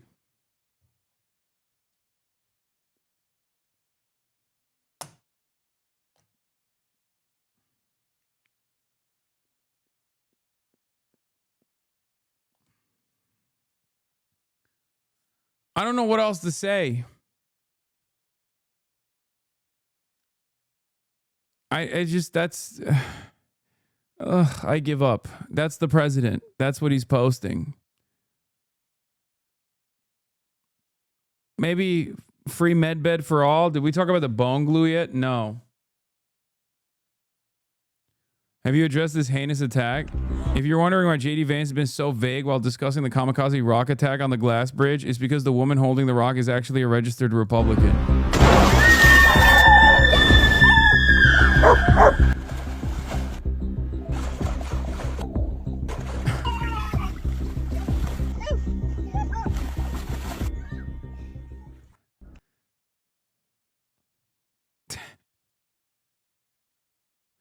What an amazing dog. Why isn't this in the news? It goes against their narrative.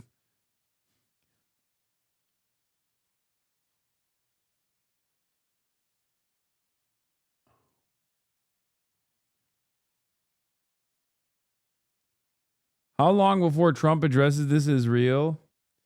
Okay, this is real, by the way. We were talking about dumb shit before, but China has invented a new every fucking day.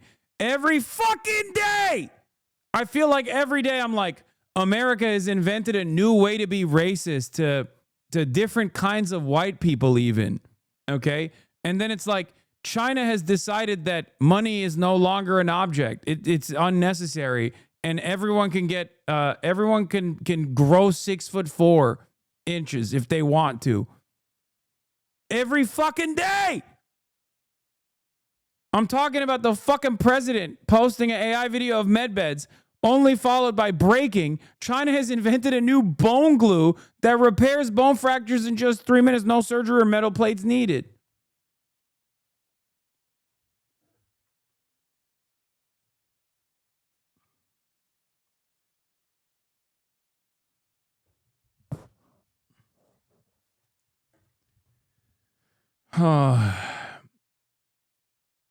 Yes, it's inspired by oysters to repair fractures. Fractures is one of the most common clinical injuries.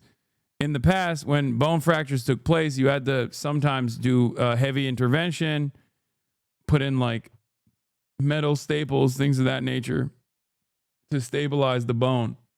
This was an invasive procedure.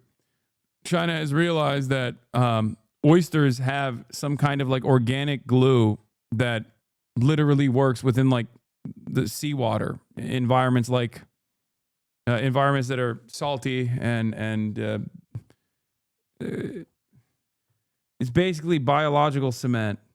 I don't even fucking know, man. I don't know how to describe it. What is this? How Chinese bone glue could threaten the defense of Taiwan. Oh my God. Yes, China's bone glue works, but at what cost? China's bone glue is part of its biological warfare on the West. Congress demands investigation into the dual-use nature of Chinese oyster technology. Did China just weaponize oysters? Oysters are a Western mollusks. Experts say China's bone glue violates the convention of the law of the sea. Oysters evolved in Europe 60 million years ago. Here's how China stole their essence.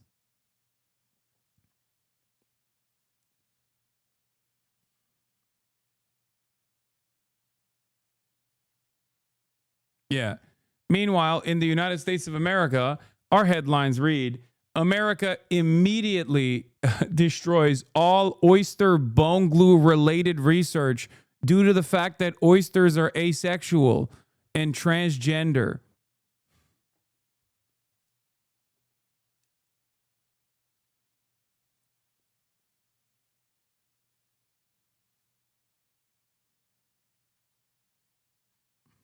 Also, 17 neo-Nazi related domestic terror incidents have taken place. And that's why we have to defeat radical leftist Antifa. That's what it feels like to cover the fucking news nowadays. It's just like what are we doing? What are we fucking doing, man? This is the wealthiest nation on the fucking planet.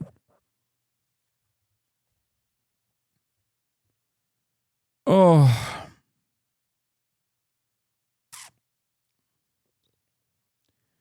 Anyway, we're going to get into the deadly Michigan church attack now. Answers after an attack at a Mormon church in Grand Blanc, Michigan. Police say at least 4 people were killed and 8 others injured when an armed man drove his car into a crowded church yesterday on a Sunday and began shooting before setting that church on fire. Police quickly swarmed to the scene. They killed the gunman, but now the questions of why. Investigators are still trying to determine what the motive might... Yeah, they're waiting for fucking Kash Patel to fly out there and find bullet casings that say, I did this because I'm transgender Antifa. If only. Of course, once again, when it's another MAGA guy, as is the case with the Michigan guy, thoughts and prayers to this heinous attack. Who could have foreseen this? Who could have seen this coming? Okay, first, because the victims were in a church, obviously people immediately started going with the left. The radical left is attacking churches. You know who's attacking churches in this country? Fucking ICE, man. In my life, I've never encountered a radical leftist that's been like, I am so angry at the fucking church that I'm going to shoot at the church proceeding. That's so stupid. Even the most aggressive r/atheism adjacent dipshit would not take revenge on regular churchgoers. Like, it doesn't make any fucking sense. It only makes sense if you have designed a permanent victimhood narrative as an evangelical Christian in this goddamn country and you think the left is actually attacking fucking churches or some shit. Virtually all of the church shootings are actually done by white nationalists. Dylan Roof being one of the most famous examples of this. Dylan Roof walked into a black church and shot up the churchgoers.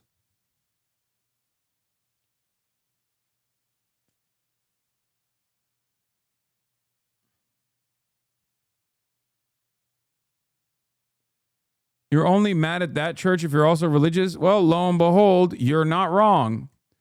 I don't know what the immediate motive of the suspect is, but given his demographic profile and his psychographic profile, it does seem like he had a lot of smoke as a Protestant MAGA Republican, evangelical Protestant, white supremacist MAGA Republican, and Iraq war veteran. It seems like he thought that Charlie Kirk was like maybe shot by a Mormon. So he wanted to take the anger out on Mormons in general. And what's so crazy about it is that, yes, he sat with them according to witnesses, victims that survived the incident. He sat with them and asked them if they believe Jesus is their Lord and Savior, if they believe in Joseph Smith or some shit. That's what I saw. Have been here. They have identified the shooter as Thomas Jacob Sanford, a Marine veteran of the war in Iraq. Ian Lee has made his way to the church and joins us now. Ian, what have we learned? Good morning. The FBI is leading the investigation into the attack. So far, law enforcement isn't speculating on a motive, though they are treating this as an act of targeted violence. Police warn the death toll could rise. The active shooter of the church. What should have been a morning of peaceful prayer in Grand Blanc, Michigan, instead turned into a chaotic and terrifying situation when authorities say they believe a 40-year-old armed man attacked hundreds of parishioners. He drove his vehicle through the front doors of the church. He then exited his vehicle, firing several rounds at individuals within the church. According to the ATF, the shooter also appeared to have intentionally set fire to the church, possibly using an accelerant. I need manpower up here ASAP. I have people trapped in the building. Grand Blank's police chief says within... I thought he was sat in the church and then got back in his car, rammed his vehicle into the church, lit the car on fire, and then shot up a bunch of people. And in the process of like the shooting, the car caught on fire and then the church caught on fire. By the way, I just want to show you the car one more time, which is why they quickly stopped talking about this being a potential radical Antifa left-wing terror. As you can tell, I think, once again, going to be quite difficult for them to present that narrative here. Look at the two massive fucking flags. Seems to me like this is yet another fucking Al-Qaeda incident. At individuals. ASAP. I have people trapped in the building. Grand Blank's police chief says within 30 seconds of receiving the first calls, officers arrived on scene. They engaged in gunfire with that particular individual, neutralizing that suspect, and that suspect is no longer with us. 10 gunshot victims were taken. When Burton City Council candidate Chris Johns heard that someone shot churchgoers and burned down the Church of Jesus Christ of Latter-day Saints on September 28th in nearby Grand Blanc, he said not once did he think it was the man he spoke to while canvassing less than a week prior to who went on a tirade against the church and described Mormons as the Antichrist. The man was outgoing, polite, and extremely friendly, John said, and his animosity towards the church didn't seem violent. He said it was very much standard anti-LDS talking points you would find on YouTube, TikTok, and Facebook. I also dug into this a little bit further and found out that it's actually, do you want to know the most popular religious group in this country is by approval ratings? It's actually Jews. The least popular group, least popular religious group in this country by approval ratings is evangelical Protestants, and then the second least popular is Mormons. Even more, no, not atheists. No, it's evangelical Protestants for obvious reason. And then it's Mormons. I think atheists is like the fourth least popular, actually. Yeah, they have a worse approval rating than Muslims broadly.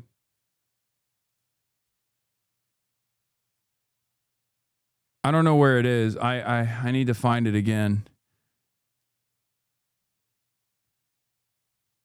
What obvious reasons? Evangelical Protestant Christianity is seen as a fucking blight in American politics for good reason, because the Republicans greatly highlight some of the most reactionary forces in this country who happen to be evangelical Protestant Christians.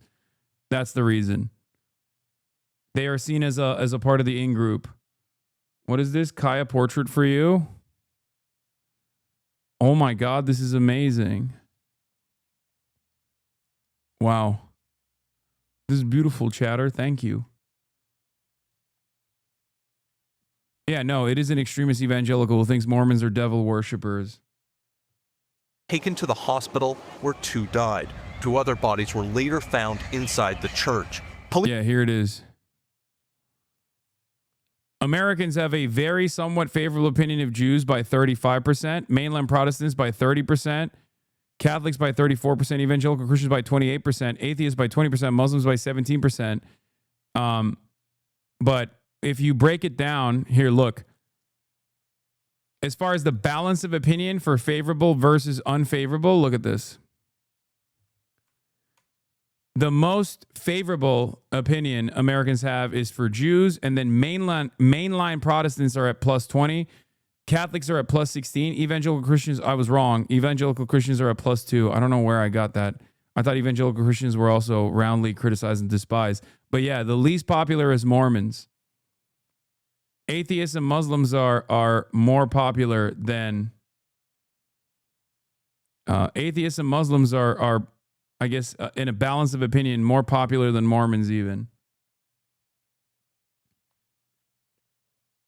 Evangelical Christians have the highest unfavorable opinion, though. That's what I meant.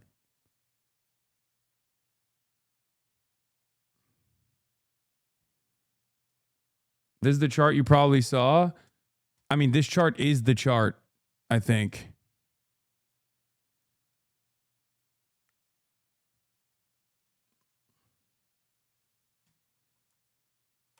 It surprised me.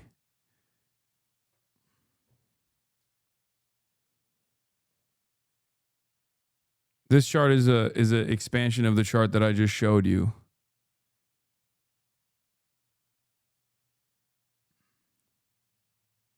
How does this correlate with the rise of anti-Semitism? What? I'm not talking about the rise of anti-Semitism. What? There's nothing to do with that.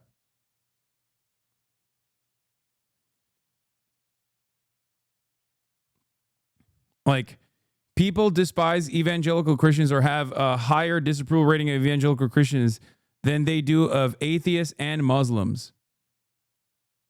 Isn't that crazy? The highest percentage of disapproval rating, the highest disapproval rating percentage is against evangelical Christians, and then atheists, and then Mormons, and then atheists, and then Muslims.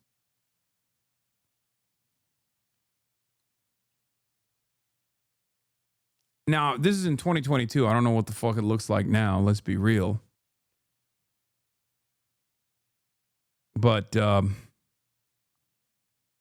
are people against evangelical Christians? Again, I'm going to repeat myself one more time. America is not an evangelical Christian country, but America is captive to the mercy of evangelical Christian politics. America is basically at the mercy of evangelical Christians due to the Republican Party. This is the reason why a lot of Americans despise evangelical Christians.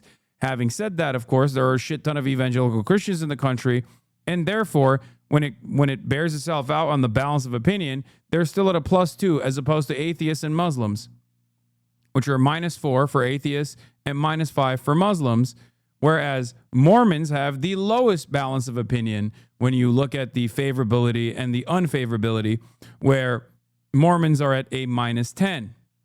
The highest balance of opinion is for Jews. Not a lot of people have a very or somewhat unfavorable opinion of Jews, but a decent amount of people, the highest percentage of people, have a very / somewhat favorable opinion of Jews.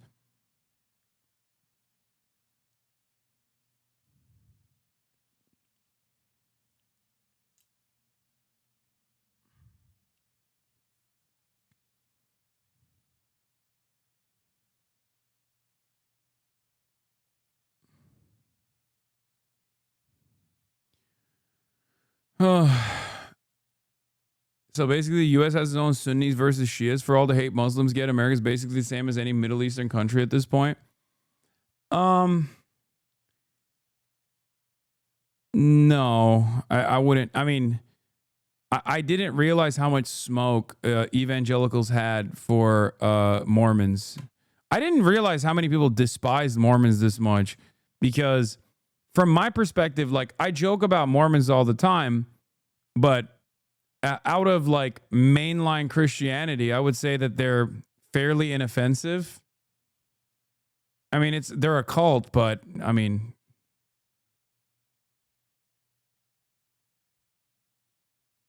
I think the reason why people hate Mormons is because they find it to be they're heretic. They are not mainline. No, I know they're not mainline. I'm Muslim. From my perspective, you're all Christian. I don't make the delineations between Catholicism and Christianity or even Mormons. From my perspective, you're all fucking Christian, okay? Obviously, Mormonism is like relatively new and much different than like the regular versions of Christianity that exist. But someone said Muslims are more Christian than Mormons. To be for real, you're not wrong.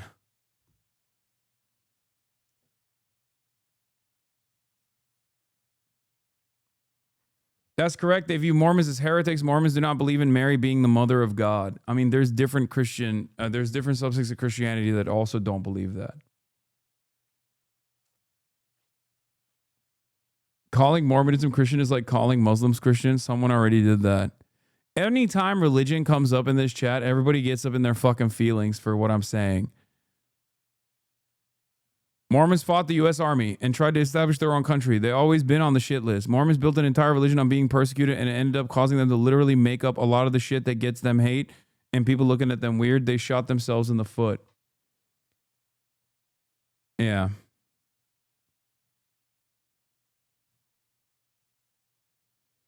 This guy's losing his mind. Hasan, please take that back. Catholics are nothing like Mormons, Hasan. Please take this back. You have no idea what you're doing. You can't do this. Catholicism does not equal Mormon. Turks are not Arab. You cannot say these things, Hasan. Hasan, please no.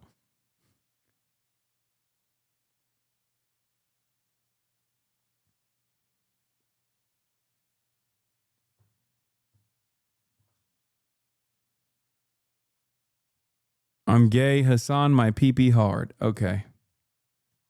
I'm sorry. Police have identified the deceased suspect as 40-year-old Thomas Jacob Sanford from nearby Burton, Michigan. CBS News has learned that Sanford is a Marine who served from 2004 to 2008 and was deployed as part of Operation Iraqi Freedom. The local police chief commended the bravery of churchgoers who put their lives on the line to protect others during the shooting. They were shielding the children who were also present within the church, moving them to safety. Just hundreds of people just practicing their faith, just extreme courage, and that's the type of community that we are. Stories of heroics are already starting to come out. We spoke with a man who helped people flee into the woods. He and his wife also helped some elderly ladies escape in their car as the gunman shot at them. He says they only sustained minor injuries from shattered glass. Ian Lee, thank you. On Sunday morning, a madman killed at least 4 people and wounded 8 others at a Michigan Latter-day Saints church. The horror started around 10:30 a.m. when he rammed his Chevy Silverado truck into the building, where hundreds of worshipers had gathered for a Sunday service in Grand Blanc Township. The killer's vehicle had 2 large American flags behind the cab and a set of deer antlers attached to the bumper. He then got out and opened fire with an assault rifle on the congregation and set the church ablaze, causing the entire structure to burn down. So what do we know about the sicko who did this? The suspect's name is... New York Post can't be serious even for a brief fucking moment, bro. I swear to God. Like, you can't use that professional tone while being like, this sicko that actually did this. Like, it's just, please, man. Please, like, be a normal fucking news outlet for once in your goddamn lives, man. Thomas Jacob Sanford from nearby Burton, Michigan. He was a 40-year-old Iraq War veteran. Let's see if they fucking mention his politics. Who served in the U.S. Marines. A Facebook post by Sanford's mother says the gunman served in Iraq from 2004 to 2008. According to Fox News, he worked as an organizational automotive mechanic and vehicle recovery operator who earned a number of awards for his service and achieved the rank of sergeant. Social media. Laura Loomer goes on a tirade after the tragic shooting in a Mormon church. Suggestion violence would link the Muslims and the Muslim Brotherhood. Meanwhile, the shooter has been pictured previously in a Trump t-shirt. The tactic of the fascists is to blame Muslims and immigrants reflexively. Remember, when you don't care about the facts, you shape reality according to your agenda and ideology. Yeah. For the record, this is the meta. It's either Muslim or Antifa or trans or, like, depending on what you care about the most, right? Laura Loomer obviously is a massive shill for Israel, and therefore she has everything. She has every interest in basically heightening the tensions and heightening Islamophobia. So she's going to say it's Muslims. A lot of people like Matt Walsh will say it's a trans person. Like, depending on who the conservative person is, know that they're going to lie to you, but just know how they're going to lie to you. It's like the direction of the lie is going to reveal what their personal project is, their pet project is in this instance. And their pet project, the pet project for Laura Loomer, obviously, is Islam. It always has been, and will continue to be. And for many other Republicans, they'll just say, like, for Candace, will tell you it's the Jews. True. Candace Owens will say it's Israel. Accounts believed to be connected to Sanford reveal he was a family. I mean, you can fucking tell the dude is definitely a homegrown white boy, though. The way that New York Post is covering it, like the Zach Fox tweet.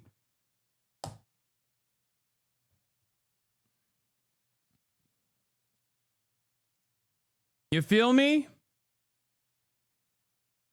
They're literally talking. They're posting it like this dude who just shot up a Mormon church is like the nicest guy you've ever seen. man with a wife and a young son. Pictures posted on Facebook show the family smiling, posing in the beds of pickup trucks, or in a field of tall sunflowers. A dormant GoFundMe page from 2015 raised more than $3,000 for the couple's now 10-year-old son, who was born with congenital hyperinsulinism, or CHI, a rare genetic condition in which the pancreas releases too much insulin. As authorities investigate what led Sanford to commit his sickening crime, former Assistant FBI Director Chris Swecker told Fox and Friends First that a motive is already in sight. The FBI has taken the lead. That means they're treating this as either a hate crime or an act of domestic terrorism. The investigation is deep into it at this point with regard to motive. White House Press Secretary Carolyn Leavitt indicated that the gunman targeted the worshipers because of their faith. Well, from what I understand, based on my conversations with the FBI director, all they know right now is this was an individual who hated people of the Mormon faith. And they are trying to understand more about this, how premeditated it was, how much planning. Yeah, they were just trying to figure out a way to blame this on fucking Trantifa. Okay? Conservatives lied about a shirt. By the way, they spread a Photoshop blank t-shirt and claimed the Trump thing was Photoshopped. It was immediately disprovable, and they still ran within the Daily Caller. Retracted. Eric Swalwell appears to post Photoshop picture to call church attack suspect MAGA. Retraction notice. After publishing the story, the Daily Caller discovered that the photo shared by Representative Swalwell was the original photo, not the altered version. We deeply regret the error. Do you? Do you deeply regret the error? I don't think you deeply regret the error. Yeah, I saw that too. Every fucking major conservative account immediately fucking ran with the idea that this photo was actually photoshopped. That's what they did. What a stupid and dishonest dichotomy. When this fat, bald R-word decided to do what he did, conservatives didn't come out and say it was deserved. The problem is the action, yes, but the bigger problem in the political ecosystem is it rationalizes and supports violence. First of all, as Brian Krassenstein correctly points out, they certainly did do that for Paul Pelosi.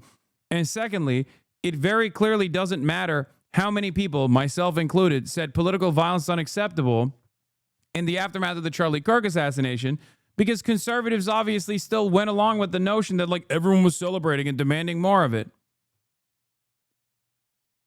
They tried to community note your tweet saying it was AI. What are you talking about?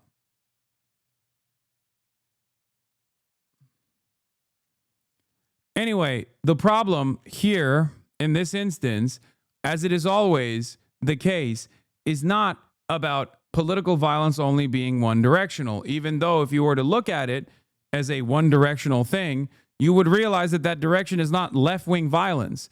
Here's a great example of this that also took place over the weekend when Axios came out with a report that the Department of Homeland Security itself actually fucking identified. The White House Deputy Press Secretary, sorry. Here it is. The White House Deputy Press Secretary looked at this graph and thought, those gray bars are totally fine. Everyone will understand that only the yellow ones are a problem. Left and right-wing U.S. terrorism attacks, U.S. domestic terrorism attacks. Study, left-wing terrorism climbs to 30-year high. The gray bars are right-wing instances of terror, annually from 1994 to 2025. The yellow bar is what they've declared is left-wing terrorism. Okay? The White House Deputy Press Secretary looked at this graph and thought, those gray bars are totally fine. Everyone will understand that. Only the yellow ones are a problem. And the issue is, as I also called out, Republicans do think that. It's quite remarkable that political polarization and anti-intellectualism has made it so that you can directly stare at a chart that shows that the overwhelming majority of domestic terrorists come from the right, and people will still believe the opposite claim.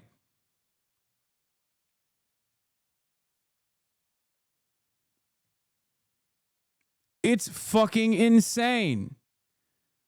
I recall the way that partisanship and anti-intellectualism was actually running amok during the COVID era when COVID first began, and Donald Trump would come out and be like, well, Barack Obama also mishandled the swine flu. Dog, the swine flu killed less people than COVID had at that point. Democrats are supposed to be the ones who actually make this false equivocation, this false equivalency between swine flu and COVID, and say Barack Obama handled swine flu perfectly well, And that's the reason why swine flu didn't kill as many people as COVID is doing. And yet it didn't fucking matter. Nothing matters. Do you understand? Like, Republicans can use a false equivalence that actually doesn't even favor them in the argument, that actually dunks on them as an own just by simply mentioning it as a Republican. That's it. Under normal circumstances, it would be the Democrats that said swine flu killed less than COVID. This would be a false equivalence that the Democrats are using in an insincere manner. Yet Donald Trump literally did that as though somehow this was a way to fucking destroy the Democrat position.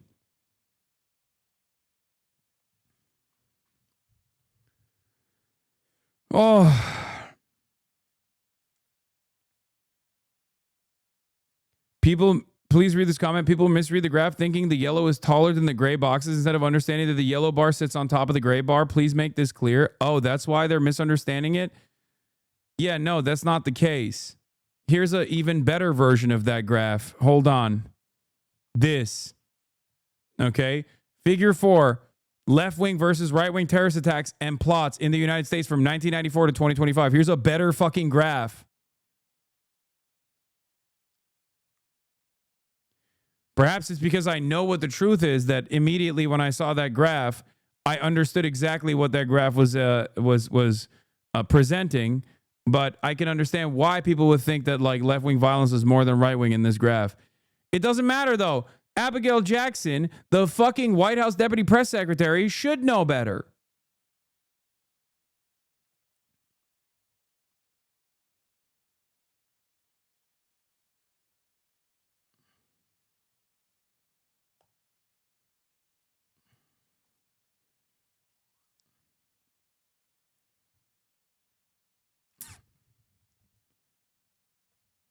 Ay, ay, ay. I already covered Laura Loomer immediately lying about it. The misinformation environment is tuned up to 11 at this point, and people just like straight up lie instantly after any sort of fucking breaking news story to be first to market. Went into it, whether he left a note, all of those questions have yet to be answered. President Trump echoed that sentiment in a Truth Social post, in which he wrote, "This appears to be yet another targeted attack on Christians in the United States. This epidemic of violence in our country must end immediately." A city council candidate has since revealed a disturbing encounter he said he had with Sanford on September 22nd, when he was door-knocking constituents. Chris Johns told the Detroit Free Press that the two chatted for about 20 minutes, with Sanford at one point opening up about his time serving in Iraq as a U.S. Marine and struggling with drug addiction upon returning home. But what started out as a friendly conversation took a sharp turn when the subject of religious faith was brought up and Sanford started ranting against Mormons after revealing he had a relationship with a woman whose family was Mormon when he lived in Utah. It was very much standard anti-LDS talking points that you would find on YouTube, TikTok, Facebook, John said, and culminated when Sanford stated that he considered Mormonism the Antichrist. The Burton City Council candidate said he recognized Sanford immediately when his picture was released after the shooting. "There's certain things you don't forget," he said. "This is not a forgettable guy." Sanford died at the scene during a gun battle with a Grand Blanc Township police officer and a Department of Natural Resources officer who responded to the shooting. Cops were on the scene 30 seconds after. Yeah, also, the main chud talking point is that the shooter donated to Act Blue. These guys are so fucking stupid, okay? He did the same thing with Ryan Ruth. Or no, not the same thing with Ryan Ruth. This is real. Ryan Ruth did donate to Act Blue, but I think he also voted for Donald Trump. But you're wait, what? He donated to Act Blue? What is this link that you just sent me?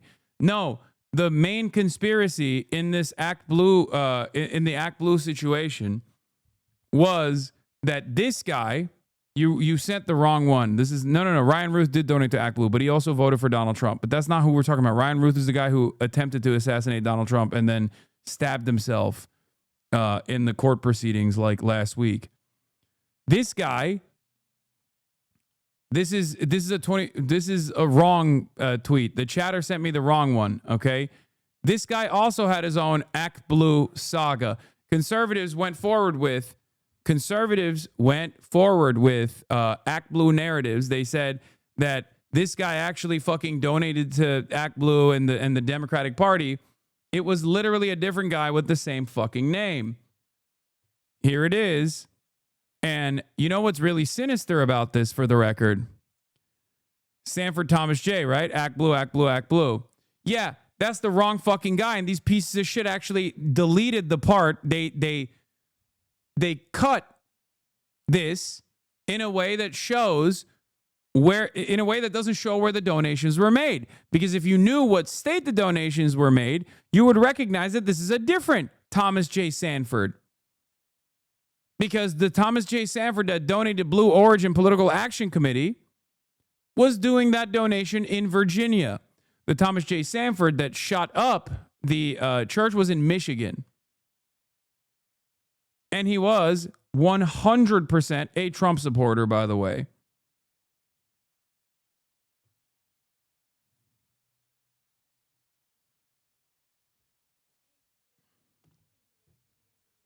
It's so fucked up. It's so fucked up how much these guys just lie, dude. It is so crazy. Mormon church shooting suspect at Trump sites outside of his home, by the way. Google Maps images show that the suspect who was shot dead by the police at Trump sign outside of his Michigan house. You want to know how they tried to fucking make this work, by the way? Here, I'll show you. That's a Trump and Vance sign, okay? Or a Trump Pence sign, or is it a Trump Vance sign? One or the other. Anyway, they tried to claim that this fucking stop sign was actually saying stop Trump, as though this wasn't a regular stop sign on Google Maps. But instead, they were trying to say that he was trying to make a political statement about stop Trump. That's what they tried to fucking claim. I'm so done, dude. I'm so fucking done. People are so insane nowadays, man. They are so fucking stupid. What do you do with these people? Calls started coming in and took out the suspect in about 8 minutes. Detectives are reportedly probing he was whether wearing the the mass shirt. shooting and fire has. Yeah, he was wearing this shirt on his Facebook. They found it. And then obviously, Republican psychos immediately claimed this was a Photoshop. And then they Photoshopped the shirt without this on it and claimed that was the real shirt. How do we fucking fix this? All you liberals do is cry nonstop and violent as fuck. Oh my God!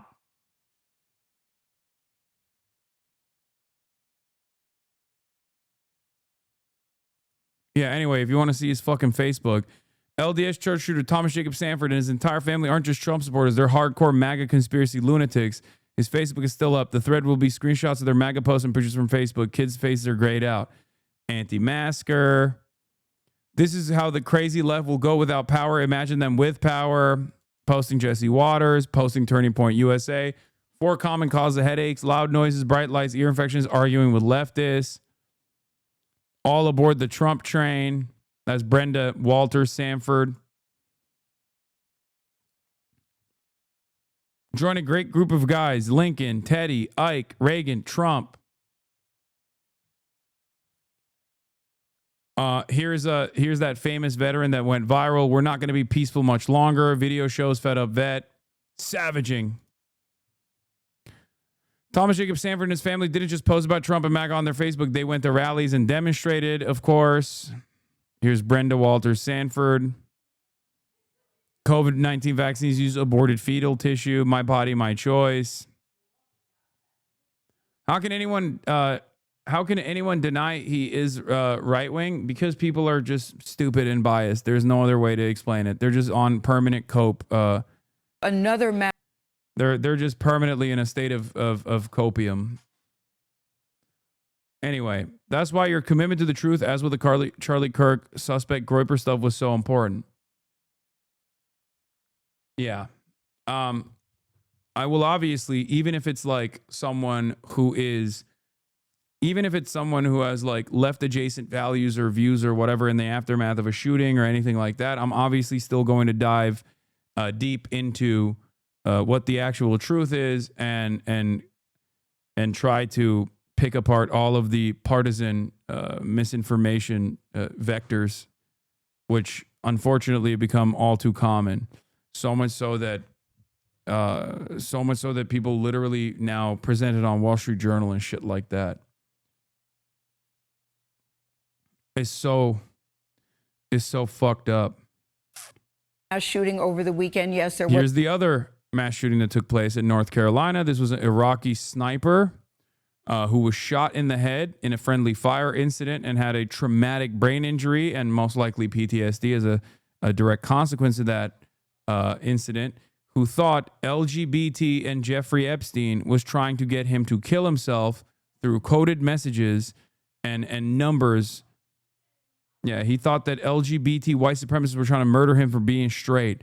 Another far-right anti-queer mass shooting this weekend. Late last year, Nigel Max Edge filed a lawsuit alleging that a cabal of LGBT white supremacists and pedophiles were trying to murder him because he's a straight man. The suit was dismissed earlier this summer. Yeah, he rolled up to a North Carolina restaurant on his boat and shot people and killed 3. There's another mass shooting in this country. This one in Southport, North Carolina. Police say the man pulled up to a dock on a boat and opened fire on a restaurant. 3 people were killed there. 5 others were injured. And once again, we do not know the motive here. Skylar Henry has the story. We do know the motive. He was just fucking insane. Coming from a subject on the boat, possibly in the Southport Marina. A Saturday night out in Southport, North Carolina, turned deadly. At least 6 people down. A gunman on a boat, armed with an assault rifle, opened fire on diners at the American Fish Company, a popular pub known for its live music and waterfront views. Wait, how do you know he was insane? Did you not hear what I just said? He thought that a cabal of elite pedophile LGBTQ white supremacists were trying to communicate to him through coded messages. I think the number that he kept repeating was 122 or something. He would see 122, and that was an indication that this cabal was trying to get him to kill himself. He also was shot in the fucking head. Friendly fire. It seems like he was schizophrenic.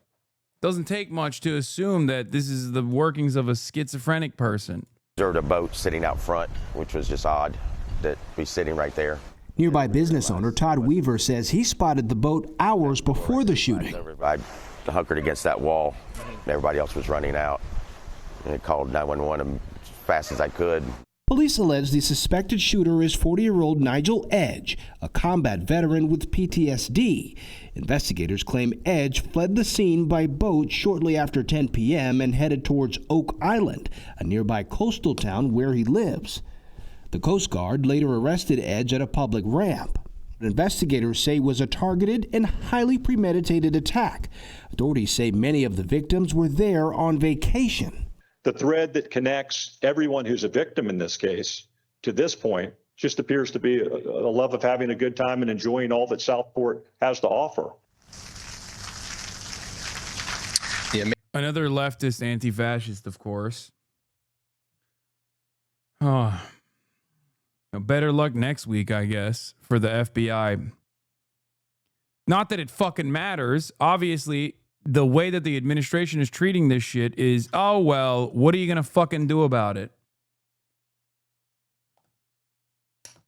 This is why I get very frustrated with the partisan politics of this kind of stuff, where I say violence is a constant in the American day-to-day existence, and that if you were to look at this from a framework of political violence, it's very clear that like right-wingers are responsible for the large share of political violent incidents and acts of domestic terror.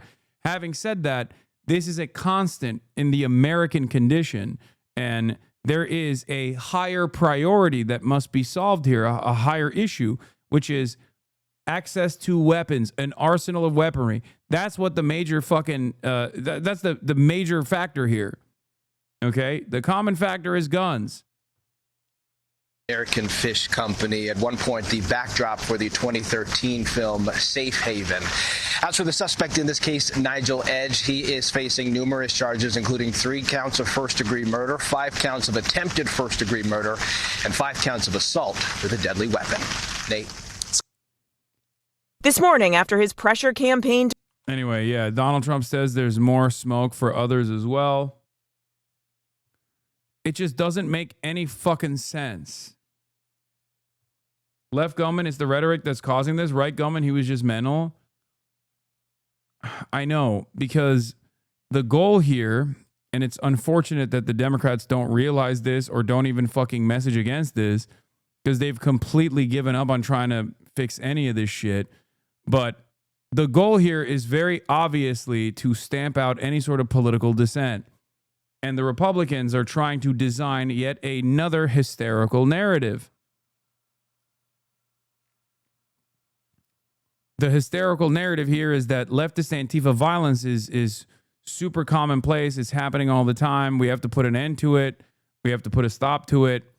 Even though, I think it's like infantile to analyze violence in this country from the perspective of political rhetoric. But even if we were to do so, it's additionally stupid to assume that it's actually the left that's responsible for a large share of the violent political incidents. It's just objectively untrue. It's never been the fucking case.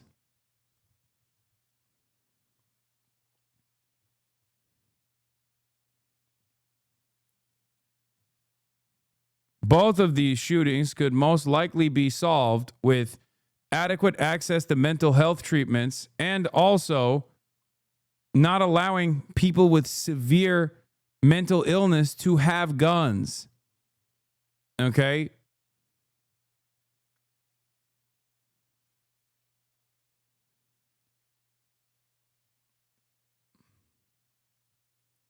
Would med beds help? Yes, med beds. That's what I meant. I'm implying that med beds would be the ones that would solve this issue. They were veterans, so they were allowed to have them. Veterans are some of the worst people to give weapons to. Let's be real, because a big chunk of them have PTSD and suicidal tendencies. There's a reason why there is the number 22 a day, right? Access to weapons makes it much easier to actually successfully commit suicide. Okay?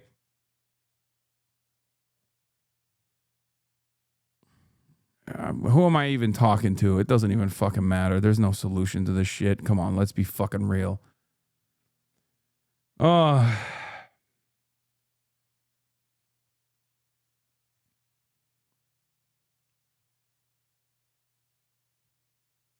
Is back up to more than 22 a day, by the way? Of course. Yeah, 2 mass shootings by Iraq War veterans in one day. People fought so hard to stop that war. Not only because they cared about foreigners, but because wars always come home, says John Schwartz. Ultra-violence like the Iraq War is like a football covered in razor blades, bouncing through history forever in ways no human can foresee. Today, it sliced apart 4 people in Michigan and 3 in North Carolina. This is what I tried to present as well.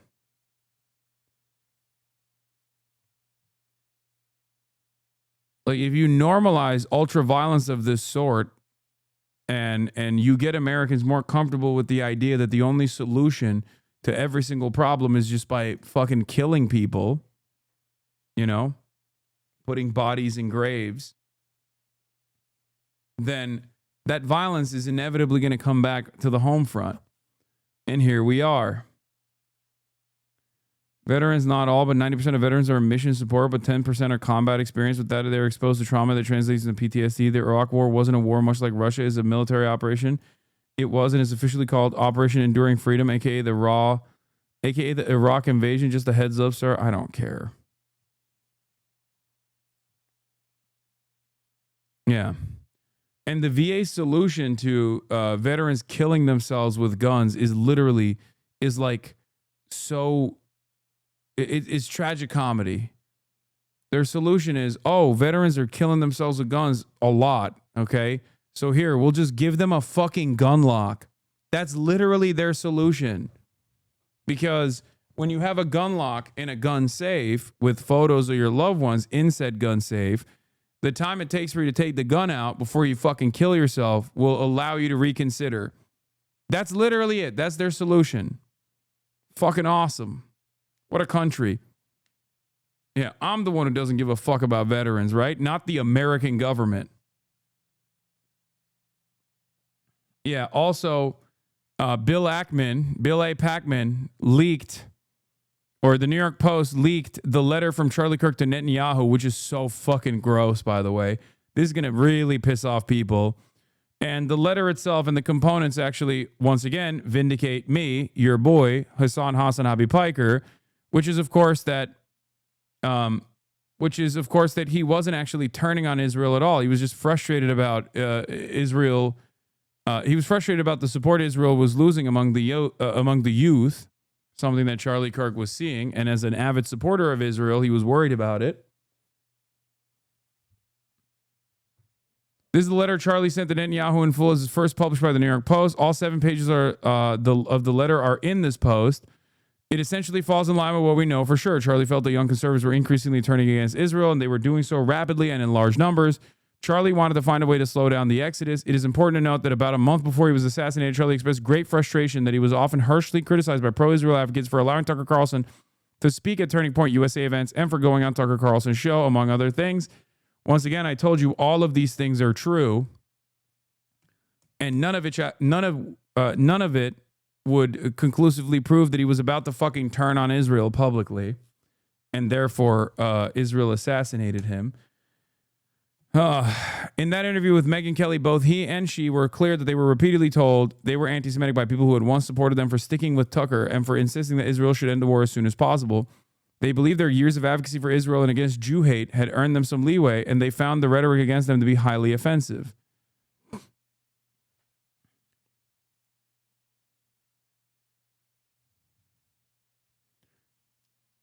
Yeah. And also, the reason why he was talking to that rabbi the day prior to his assassination was most likely because he was prepping for the fucking debate, because he knew that I was going to rail him on the Israel shit, for the record. And I tried to tell you guys this, but everybody was so invested in the idea that he was actually going to fucking turn on Israel. Now, of course, this still hurts Israel's PR because they so grossly and so cynically revealed a private correspondence between Charlie Kirk and Benjamin Netanyahu, but that's just how Israel fucking works. And it's not like their opinion could be lower in the eyes of Americans, or maybe their opinion could be lower in the eyes of Americans on the Republican side. So, you know. I mean, the Israel story is the better plot. I mean, it's advantageous for the left, for the Republicans to constantly fucking argue amongst themselves about how this was actually Israel, or how every moment that they spend talking about how this is actually Israel is another moment where people are turning on Israel, so I'll take it. And also another moment where they're not unified in this Trantifa narrative, which is also fucking ridiculous.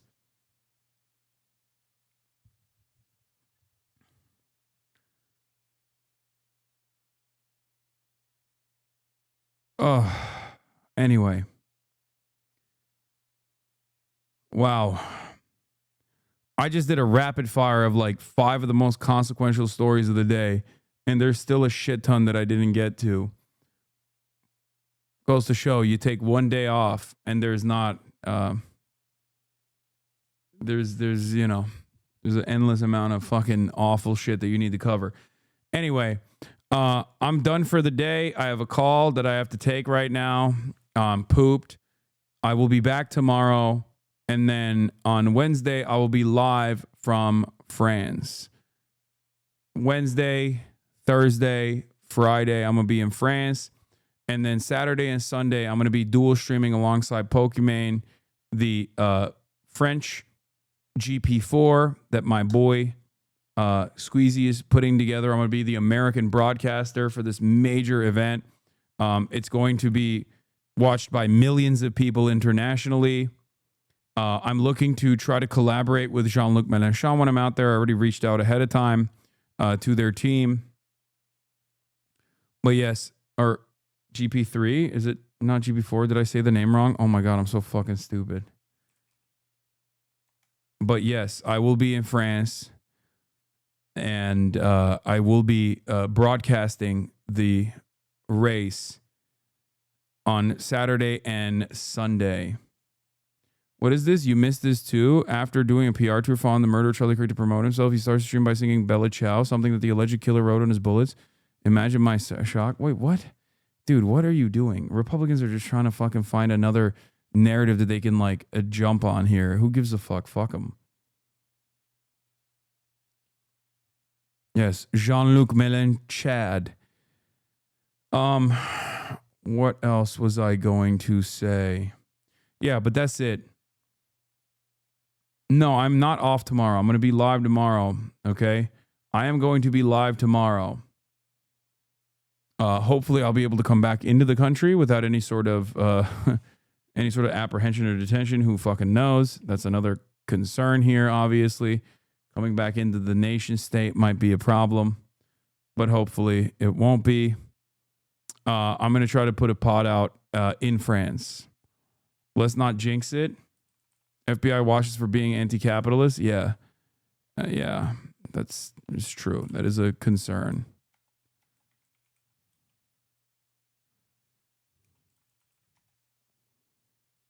Legitimate concern. It's not even a fucking joke.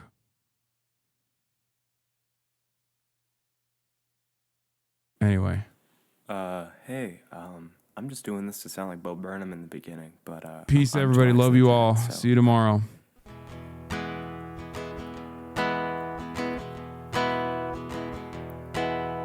Stunning lo-fi introduction, starting off the day. All the chatter's trickling in, hostile people hate.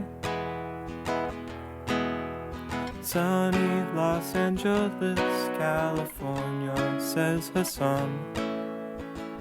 The stun lock to the stun lock to the topic's just begun. There he is again, Hasan is streaming. Hasan is streaming. There he is again, Hasan is streaming. Hasan is streaming. Reviewing the P.O. box, Uncle Uger's face. Sudden discord agitprop, gray names take on race. Tiny Bernie Sanders, LGBTQ Air Force. The whole left at your fingertips, and Anye out your door. The H3 Crowder debate, the Young Turks online show. 3 full fucking years of this, and plenty more to go. 90-day fiance talks of champagne bourgeoisie. A Trump rally live reaction, a mass riot in D.C. There he is again, Hasan is streaming. Hasan is streaming. There he is again, Hasan is streaming. Hasan is streaming. Reading live stream fail comments, Austin show chat advice. In all the ways the right-wing pipeline can suck you in online. JCS react lord, friend gets broken, cover blown. A full-blown mass pandemic, months of streaming in your home. Total radicalization coming out to find the system you were taught to trust in was broken the whole time. all these daily streams, whether big or whether small, have helped me and so many find some meaning through it all. So there he is again, the sun is streaming, the sun is streaming. There he is again, the sun is streaming, the sun is streaming.